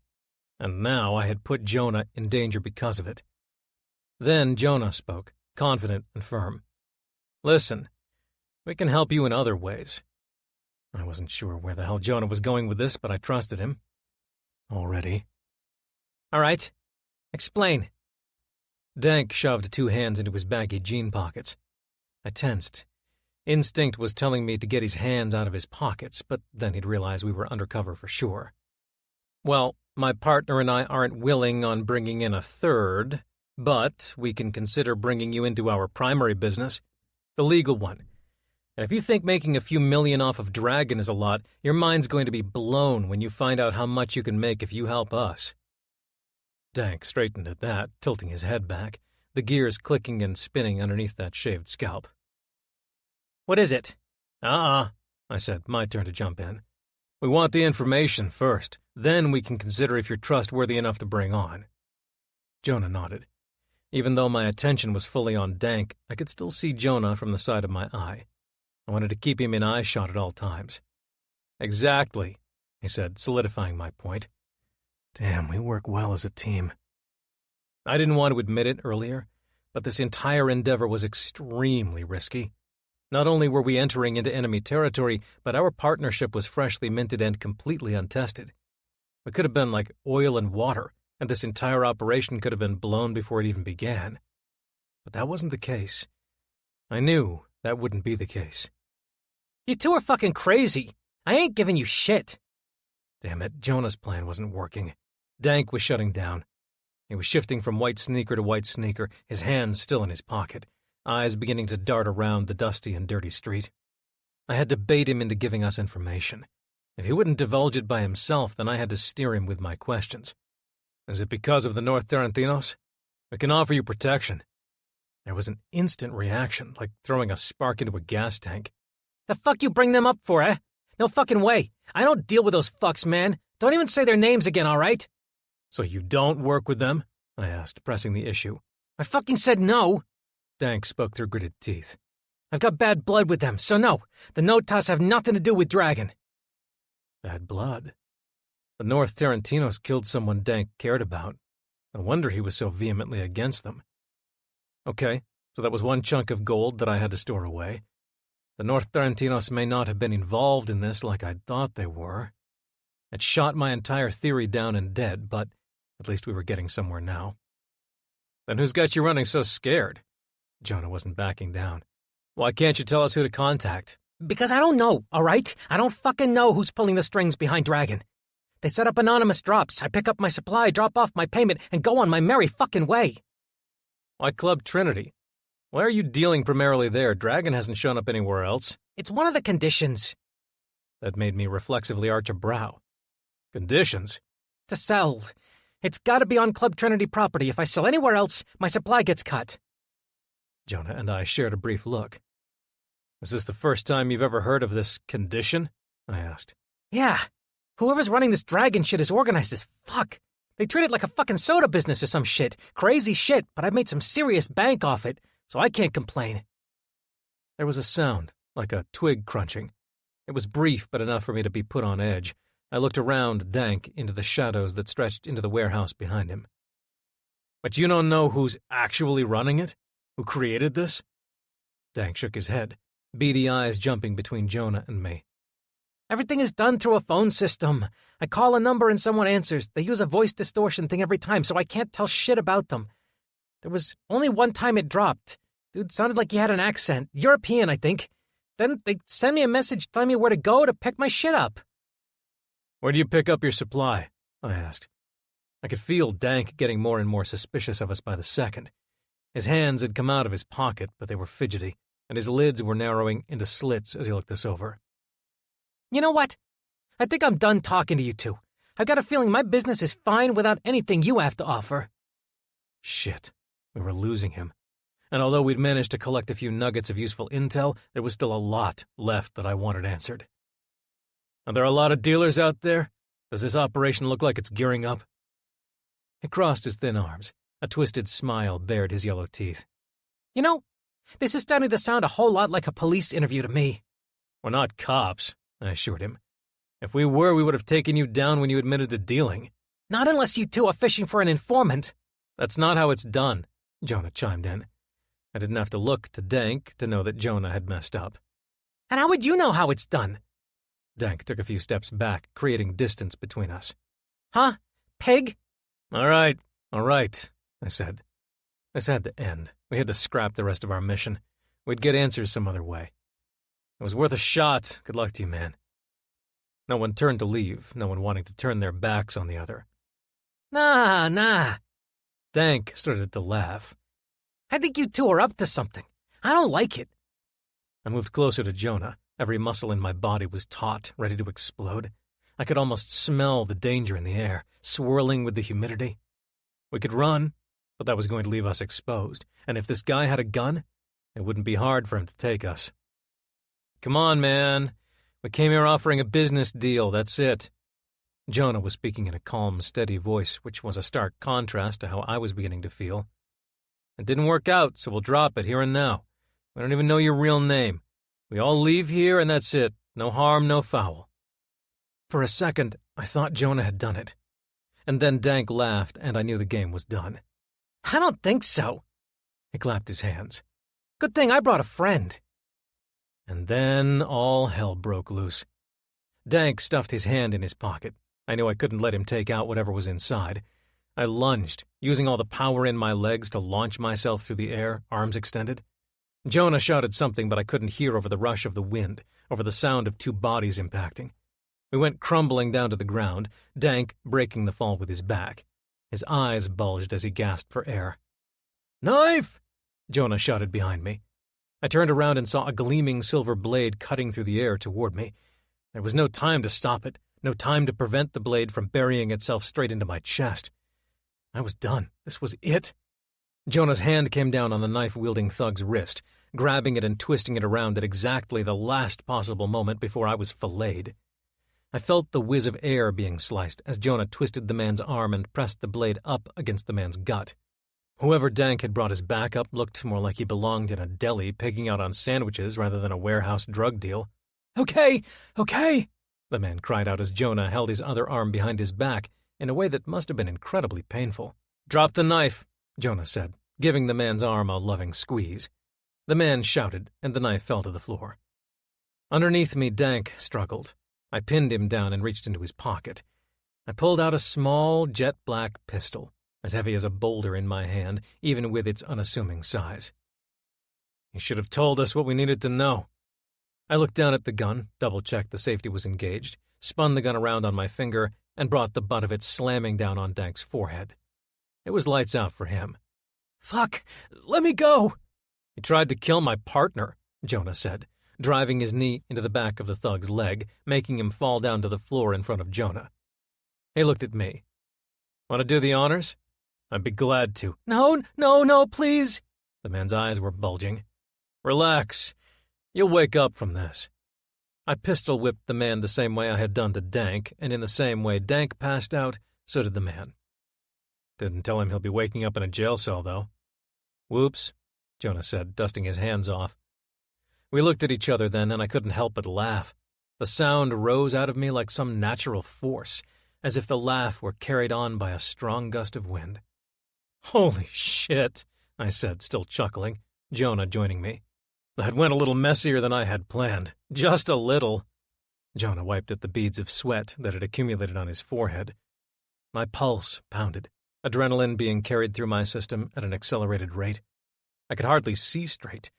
I wanted to simultaneously give Jonah a high five and also sink my tongue into his mouth.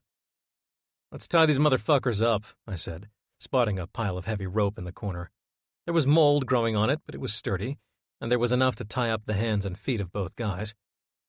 When they were secured, I made sure to empty the gun and leave it as evidence out of either of the men's reach. Before we ran off, leaving the two behind for the police to sort out, I crouched down next to the rag doll and stuck my hand back down into his pocket. I wasn't looking for a weapon this time. Instead, I wanted his phone.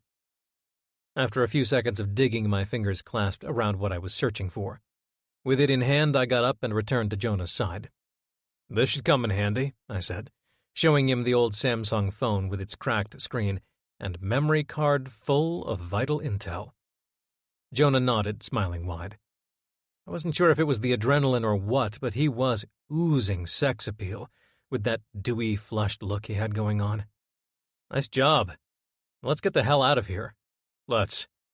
As we hurried down the street, making our way out of Graffiti Graveyard and heading to a more populated part of town, I took out my own phone and called the cops. Hi, yes. I'd like to report a drug deal on Aventura Lane, right in front of the warehouse with the pyramid on it. There's a drug dealer and his buddy, tied up and with a presumably stolen gun near them. I left him without any clips. Merry Christmas. I hung up the phone. We made it out of the graveyard and onto a slightly busier street. There were a couple of auto shops nearby with their greased-up mechanics totally none the wiser over what had gone down moments before. I looked at Jonah, and we started to laugh, the sound rising through me, carried on a current of relief and adrenaline. 17. Jonah Brightly. I felt like a lunatic, but I had to laugh. It seemed like we both did. Holy fucking shit, Fox said between gasps. We kept walking, even as we were holding our stomachs from the laughter. Talk about a first day on the job. The adrenaline was flooding every single cell in my body. The world had a fuzzy glow to everything, like someone had applied a catchy photo filter over everywhere I looked. Even on Fox, who looked like he had walked right out of the dream I had last night. His hair was messy and his cheeks pink and his smile was wide and his eyes bright. He was bright as the sun. I looked away before he had a chance to catch me admiring him. Admiring him, that's all I'm doing. He's a great detective and a great man, someone to admire. That doesn't mean anything else. Nope. We reached his car. He unlocked and opened my door first before he walked over to his side, his ass practically devouring his shorts. In the car, the air was hot, and the temperature seemed to have spiked the second Fox sat in the driver's seat and closed his door. I fanned myself with a hand, a futile gesture. Sorry, Fox apologized. No worries. I wasn't about to tell him the majority of my heat was centered around my crotch. He turned the car on and reached for the air conditioner at the same moment I did. My fingers were already on the knob, his stopping over mine. Staying there. He slowly brushed his fingers down, traveling the length of mine. I took in a quiet, sharp breath. His fingers pushed mine apart. They slid between, the warmth of his hand wrapping around mine. The perfect fit. He squeezed, our hands tight together, our eyes locked, our bodies tilted toward the other. It was no longer hot in the car. It was scorching. Fox. I wasn't sure what I was going to say next. I'd never know, either. Instead of searching for words, I pushed forward and searched for Fox's lips on mine. It was only the second time I'd ever kissed another man. The second time I ever felt the scratchy stubble of a beard against my face, or felt the big hands of a man come up to my face, cup my cheeks, and steer the passion. It was... fuck. It was everything. I wanted there to be a third and a fourth and a fifth time. I wanted to climb over to his side, straddle him where he sat, and kiss him until the sun dropped and rose again. I wanted this moment to stretch on for infinity. The taste of him on my lips, the feel of his tongue dancing with mine, the smell of him filling me, driving the need inside me. A need so powerful I felt small against it. This was meant to happen. I felt as sure of it as I felt Fox's lips on mine, and then... Hello? Hello? The kiss broke, my body left with that hungry need. It sounded like someone was inside the car with us. I think it's coming from your crotch, Fox noted, his eyes aimed down, his lips shiny in the sunlight. Sure enough, the sound was coming from the phone in my pocket. I dug for it with one hand, readjusting my clearly visible boner with the other. With the phone out, I looked at the screen, and my boner instantly died a sudden death. Mom! Somehow, I must have accidentally FaceTimed my mom, probably since that was how we spoke last. Her face filled the screen, her warm almond eyes magnified under the new glasses she had bought and had been so excited to show me. She said they made her feel like a sexy librarian, and that's all she's ever wanted, and then she'd added that that was all Dad had ever wanted too, and I had promptly hung up with her. "Sorry, Ma, it was a butt dial." Her eyes drooped in concern.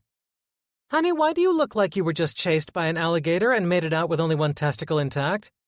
"Mom, that is very specific and weird, and no, I wasn't chased by an alligator, nor did I lose any of my anything. I didn't lose anything." I could practically feel Fox looking at me, like lasers were shooting through his pupils and stabbing into the side of my head. I peeked to the side just to make sure. Yep, he was staring. And he was also smiling. Wide. "Okay, Mom, I've got to— Wait, I forgot to ask how your job interview went yesterday, honey. How'd it go?" "Great. I'm actually on the job. Right now." "Right now?" "Like, right now." Fox chuckled. I looked at him, and his face said, I couldn't hold it. "Who's that? Who are you with? A new coworker? Can I say hi, honey?" She was peering around as if she could see over the corner of my phone. I couldn't help the smile that took over my face. I loved my mom with my entire heart. She was definitely my hero. And every day she never failed to get me smiling one way or another. There were some excruciatingly difficult days after the accident, and some of those days I had honestly wished my eyes didn't open the next morning. But then I'd think of my mom, and all of that would change. I knew giving up would never be an option, and then I would wake up to her by my hospital bedside, a fragile hope in her eyes that I never wanted to see shattered, nor be the one who shattered it. I turned the phone to Fox, and I heard a, "Holy shit, oh, shoot, I'm so sorry, I forgot you can see my face. Hi, I'm Emma, Jonah's mom." Fox laughed, his charm at maximum capacity. He waved. "Pleasure to meet you, Emma." No, pleasure is truly all mine." "All right, Mom." I knew where this was going. I quickly turned the camera back to me. "I'll call you later." And then another face popped up on my screen over my mom's shoulder. "Jojo!" It was my little brother. "Oliver, I didn't know you were home, on a break. If you can call it that. I've got a week off, but big exams on the day I get back. One's in large animal surgery and the other is in radiology, which I hate, with a burning, fiery passion reserved for a hemorrhoid diagnosis." "You'll be fine," I said, laughing. Oliver always was. He was another one of my inspirations, even though he often said it was the other way around. "Tell your brother to show you the handsome gentleman to his left. Go, go." "Mom, everyone can hear you." I could feel embers burning underneath my cheeks. "Including the handsome gentleman." "Well, now you're going to have to show me," my brother said, brow arched. I sighed. Fox already seemed way too ready, sitting there and finding his light and angle as I turned the camera. "Holy shit, I know, right?" my mom chimed in. I turned the phone back to me before they could even have introductions. "There, all right. It's been fun, you guys. Talk to you all in a few years." I pressed the red button and ended the call, cutting off the protests coming from them. "I am so sorry." I put the phone back in my pocket, feeling sufficiently embarrassed. And then I heard a laugh. "Are you kidding me?" Fox said, his voice filling the small space of his car. "I want to meet them now, like in real life, not through the phone." Oh. That was a surprise. I adjusted in the leather seat, looked out the window, and hid the massive smile on my face. I didn't know why I couldn't control it, or why I was feeling shy about it. "All right, I'm sure they'd like to meet you too. They seem like fun people." "They are. My dad, too. He works more, so he's not around as often, but he's as kooky as these two." "What does he do?" "My dad? He's a cardiothoracic surgeon." "Wow, a heart surgeon?" I nodded, looking back to Fox. My eyes dropped down to his lips, pink and still a little shiny from the kiss we had shared only minutes earlier. That's probably where my brother got his love for science. He wants to be a vet, so slightly different than what our dad does, but still really awesome. I'm proud of him. We all are. You two have a lot to be proud of. Yeah, I guess we do. My mind whirled. I tried thinking about the case, about the fact that we were just attacked by knife-wielding thugs, but all I could focus on was the ghost touch of Fox's lips on mine. Let's go somewhere," I practically spat out. I glanced at my watch as if the time mattered. Do you mind? I usually go to Pebble Beach when I have a lot to think about. Barely anyone ever goes there for some reason, so the beach is usually really quiet. I'm down, he said, putting the car into drive. You've got a lot on your mind? The way Fox asked it made it clear that he was referencing the kiss. But I couldn't go there right now. This case, I feel like there's something that we're missing, and it's right there at the tip of my fingers. I closed my fingers into a fist in the air.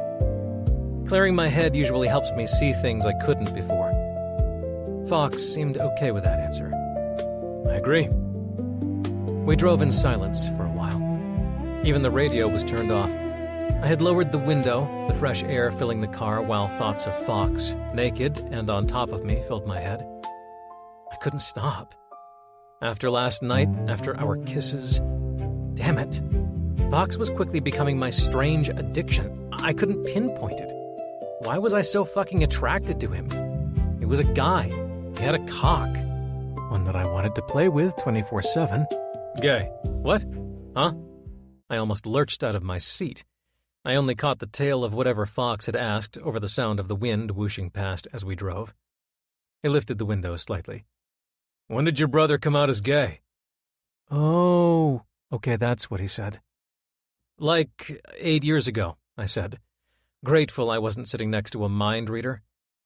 He had a difficult time with a couple of close-minded cousins, but other than that, he was thankfully okay. Well, and besides a couple of those kids from school I had to talk to, other than that, he was good, which was great, considering it wasn't as easy back then. Crazy what a difference a couple of years makes, huh? It really is. Things are still far from perfect, but at least we've gotten a lot closer. Fox pulled into a sandy parking lot, empty of any cars. Like I had guessed, people were too focused on South Beach to give Pebble Beach a shot. That meant we'd have a little slice of paradise all to ourselves. I wasn't sure if that made me more excited or more scared. There were definitely nerves rising up inside me that I couldn't explain, and they didn't quiet themselves as we got out of the car and walked over to the start of the beach. We took off our shoes and socks and walked barefoot across the hot sand. I felt a couple of shells and rocks poke at my soles. The water ahead was serene, with a whitish-blue sheen that made the ocean seem as though it were painted into the horizon in vibrant watercolors. The rhythmic sound of the waves breaking on the shore, mixed with the sweet scent of the ocean and the distant cries of seagulls, helped calm those raging nerves a bit. My thoughts stopped swirling around Fox and trying to figure out what it was about him that drove me crazy. Wild. He drove me wild. How? Why? I've felt attracted toward men before, but never this kind of magnetism. This was exploding, and I had no idea how to handle it. Was I actually feeling something for Fox? A deeper pull than a glancing physical attraction would suggest, which was confusing enough to deal with. Plus, we'd only just met. But since when did that ever stop anybody? It was only when Fox and I reached the wet sand, when we turned to each other, when his hazel eyes landed on mine, that those nerves came rocketing back into the limelight. They reacted the second Fox and I made eye contact. It was an immediate and overwhelming reaction. "We going in?" he asked, that cocky smile growing. "We're going in." We turned to the water and stripped down to our briefs, chuckling like kids as we walked into the warmth of the Atlantic Ocean, leaving behind more than our clothes on the shoreline. When we got up to our chests in the water, I felt like everything else had been lifted from me. I felt weightless. All of my problems and worries and anxieties, the fact that we were just in a fight for our lives, all of it. Everything was put on pause for a brief moment, left back on land. Now, all there was to focus on was myself and Fox, a man who dipped under the water and rose up like some kind of sea god, water falling down his hair and face, dripping off his lips in thick, heavy drops. Who was I kidding? Whether on land or in the sea, all I could seem to focus on lately was Fox. 18. Gabriel Fox Morrison. Jonah's body was a piece of modern art, more so when it was beaded with ocean water, It was a sight to behold, with a narrow, lithe frame that showed off a well-taken-care-of six-pack and a chest I didn't want to ever take my hands off. The water was so crystal clear that I could even see down to Jonah's feet, making me wonder how it would feel if those legs were wrapped around my waist. "The water's great, huh?" Jonah said, leaning back so that he dropped his head into the water, the rest of his body floating up. "It's perfect. This was a great idea." "Yeah, well, I figured it would be a good spot to relax after we almost got stabbed to death." Jonah gave a disbelieving laugh and came back up onto his feet. Waves gently lifted and dropped us as they made the journey to shore. "That went bad. Real fucking fast." I wiped at some of the salt water on my forehead that threatened to fall down into my eyes. "I'm sorry you had to be put through that. Hey, it's part of the job. I'm glad I was there and not moaning about some headache." "I'm glad you were there too. Shit, I don't know how it would have gone if you weren't. You would have been fine. You're G.I. Fox. You can handle a couple of drugged-up thugs." I cocked my head, smiled. "I'm still glad you had my back. We work damn well together. Can't deny that." No, there was no denying that. "Sorry about blowing our cover there at the end, man." Jonah's head dropped. I reached a wet hand over and tilted his head up, 2 fingers under his chin. "We got what we needed, and we left with our lives. That's all that matters. I can always do something better the next time around." "Yeah, but..." "No buts." "Got it. No buts." I smirked, my immature middle school side rearing its pimple-streaked forehead. "Well, maybe one butt. A very sexy butt." "Uh-huh. I think I know which butt you're alluding to." Jonah laughed, the sound a song I wanted to keep playing on repeat. It was a great sign that his humor was on the same level as mine, where butt jokes seemed to be all the rage. I licked my lips, tasting salt on my tongue.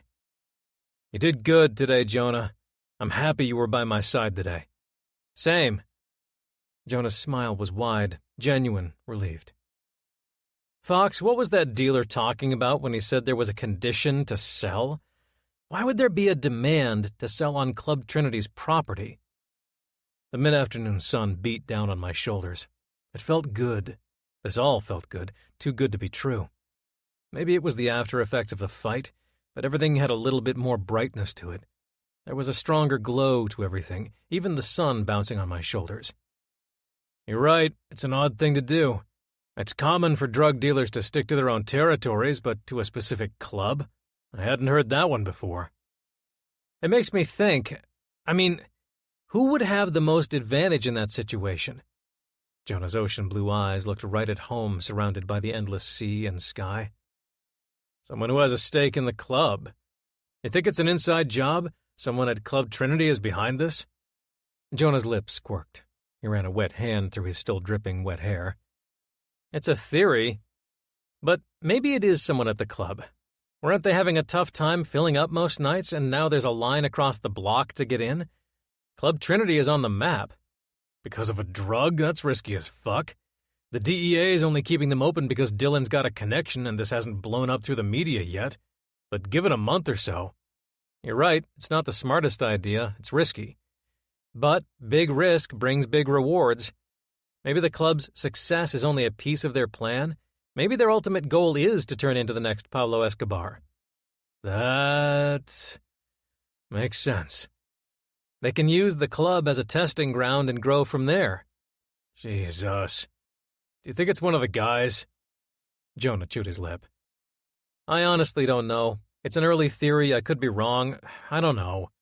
I just always like looking to see who's the party that gains the most out of something, and usually that's the person you want to look into."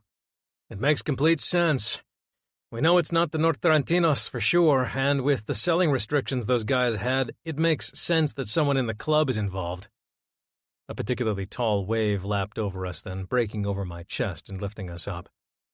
"We'll see what my hacker friend finds on the phone. That should lead us to, at the very least, the next person in this fucked-up food chain." "We've got this," Jonah said. "Hopefully we don't have to prove our black belt skills again, though." He cocked his head. "Although I guess it worked out, since I don't think you believed me." I laughed at that. "I did believe you. Mm-hmm." Jonah crossed his arms. Well, I didn't believe you, so... Oh, you didn't? No. No, I didn't. Jonah was holding back a laugh. Yeah, right, of course I believed you. Look at you. You look like you can take someone out with a pinky finger alone. I lifted my pinky finger and wiggled it menacingly. Don't try me. I won't. Jonah raised his hand. Pinky promise. His smile cracked, laughs coming from the both of us. We joked a little longer, enjoying the warmth of the water mixed with the warmth of the moment. I didn't think I'd felt this relaxed around anyone in a long-ass time, which was weird, considering that a couple of hours ago I was pistol-whipping two thugs in a warehouse graveyard. But that was what happened with Jonah. Being around him transported me. It lifted me out of all the other bullshit going on in life and put me in a different mindset. You know, I said after a moment of comfortable quiet between us, the hypnotizing song of the ocean playing in the background. I keep forgetting you and I met literally the other day. It's crazy. Jonah was floating on his back, his eyes shut, his smile lazy. It is crazy. I don't think I've ever met someone like you, Fox. And the fact that we met when we did, I don't know. Like you said, crazy. He looked so relaxed, hands out at his sides, his legs open and his toes bobbing up and down. Jonah's black briefs weren't see-through, but they were still tight and clung to every part of him. I tried not to stare. I swear, I tried. Sorry about taking over your bed, by the way. His eyes were still shut, but I could see the genuine feeling of apology in his wrinkled brow. Are you kidding? I sleep like a rock on any kind of surface. You can sleep on my bed for however long it takes you to find a new place. No, seriously. I'll stay at a hotel until I do. Don't spend money on a shitty hotel when you can crash at mine. Trust me, it's fine. Actually, you know what? This gives me a good excuse to clean up the guest room. I should have done it a while ago. Just never needed that room, except to hold a workout machine and a couple of boxes of old books. Jonah stopped floating and stood up, blue eyes open and set on mine. Again, I'm not making you go out of your way to host my wreck of a self. It's fine. I'll find a hotel. I didn't respond, just kept our stares locked together. I guess I can help you clean the guest room out. You sure? 100%. I'd never been more sure of anything in my life. Trust me. All right, Jonah said. He looked apprehensive, but that quickly gave way to relief, made clear in his growing grin and glowing eyes. All right. I dug my toes into the sand. It felt good, being reminded that I was still on Earth and not floating off somewhere in space. What was I doing? Anyone else and I would have been fine with them posting up at a hotel for a week or so until they got their feet back under them. But with Jonah, I didn't want him going through any kind of bullshit, and if that meant undergoing a full-on room makeover situation, then so be it. I have to stop by my old place sometime today. I've got to pack up all my shit. Chibi, my iguana, needs rescuing too. You don't mind hosting a scaly little reptile? Absolutely not. Thanks. And you'll take my iguana too? That got me laughing. You're definitely not comparable to a lizard. I'd peg you more as a majestic... let's see. A majestic phoenix. You rise up from the ashes looking fucking fierce as you do it. It was Jonah's turn to laugh. Yeah, okay. I was talking about Wendy, but... My jaw dropped. Gah! Of course, that's what I... Jonah was laughing harder now, causing me to join in. It's okay, he said, still laughing. I get what you mean, Fox. It was a dumb joke on my part. Although I don't think I'm all that majestic, but I'll take it, I guess. Sometimes I feel more like phoenix poop on someone's windshield instead of the actual bird. His shoulders slumped. Eyes drooped with them, the laughter gone. Jonah's self-confidence was lacking, that was obvious, and I hated it. How could he not see what I saw? Whatever everyone else must have seen when they looked into those riveting blue eyes of his. First off, I pity whoever has to clean phoenix shit off their car. I imagine that has to be a mission and a half. Second, you're in no way similar to bird crap. Like I've said before, we don't exactly have years of history between us, but I still feel like I know you really well, and I know you're one hell of a guy. Thanks, Fox. He didn't seem to believe me, but that just meant I'd have to try harder next time. How do you do it? Keep your head so high even when life's telling you to bury it. I shrugged. You just gotta ignore it. And the whole fake it till you make it thing, that shit's the truth. I had zero confidence, especially before I joined the Army, and then I was thrown into a situation where I needed to at least pretend I was confident, or I'd get chewed up and spit out. Then it stuck. Makes sense. The waves had pushed us closer. Our toes almost touched under the crystalline water. Did he notice? Were you gay in the Army? Not that you weren't gay outside of it. I know you... You get what I mean, right? I couldn't hold back the laugh. Yes, I get what you mean. His cheeks were blushing a gentle pink, matching the sun-kissed flush the rest of his body was taking on. The sunblock lotion I had brought with me from the car would keep that skin flawless, perfect to lay down a trail of kisses on. Fuck, I've got to stop thinking about kissing him. I was out in the Army, I said, trying to hold on to the reins of my wild thoughts before Jonah thought there was a swordfish hiding in my briefs. How'd everyone handle it? I kept a smile on, even though the memories that rushed toward me weren't exactly pleasant. A good number of them took it well.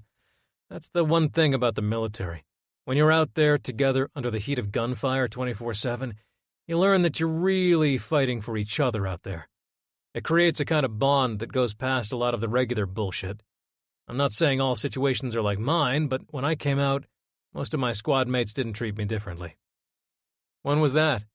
7 years ago now. It was 1 year after Don't Ask, Don't Tell was repealed. What a shit-fucking policy. You said most. Did anyone give you crap? I nodded. You're a good detective. I try. Jonah smiled in a way that threw my heart straight into a frenzy.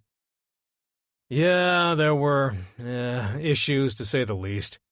I'd get slurs thrown my way on a regular basis from other guys in the platoon, and we have some social events we like to call mandatory fun since they're required. That was when shit would get really bad. A lot of those guys never talked to me on a human level before, so when word started getting out that I was gay, well, that's all they saw me as. And for the homophobic fuckers, well, that put me on a level lower than the street dogs we would feed sometimes. Jonah shook his head. Waves gently rolled over our hips, pushing us slowly back to shore. The water was warm, the sun was bright, and the beach was empty. And it was then I realized I was doing something I didn't do very often. I was talking about myself. Jonah was cracking me open like an egg and examining all the insides. It was difficult at first, I continued. I didn't think it would be all flowers and glitter, but I didn't realize it would be so hard either. The death threats were probably the worst. Jonah's blue eyes bulged. Are you kidding? From your own military brothers and sisters, death threats? Just the brothers, I said, my lips quirking and brow arching. It's hard. Reading how you're going to be flayed open and stretched out like a rug, all because you love the same sex. I couldn't understand it at first. I couldn't comprehend the hate. I'd wake up in the middle of the night in a cold sweat, and not because of bombs, but because of those damn letters snuck under my door. It made me pretty fucking paranoid. I didn't know who was fantasizing about slicing me open, so even standing next to supposed friends was difficult. And in a situation where trust is life, that made things hard. Jonah lifted as a particularly strong wave broke over us. His eyes were reflecting some of the crystalline light that bounced off the water's surface, making them even bluer than usual. I'm so sorry you had to go through that, Fox. So, you were completely alone during your time in the Army, besides the few squad mates? Not completely, no. There was also this kind of support group that I'd meet up with every week.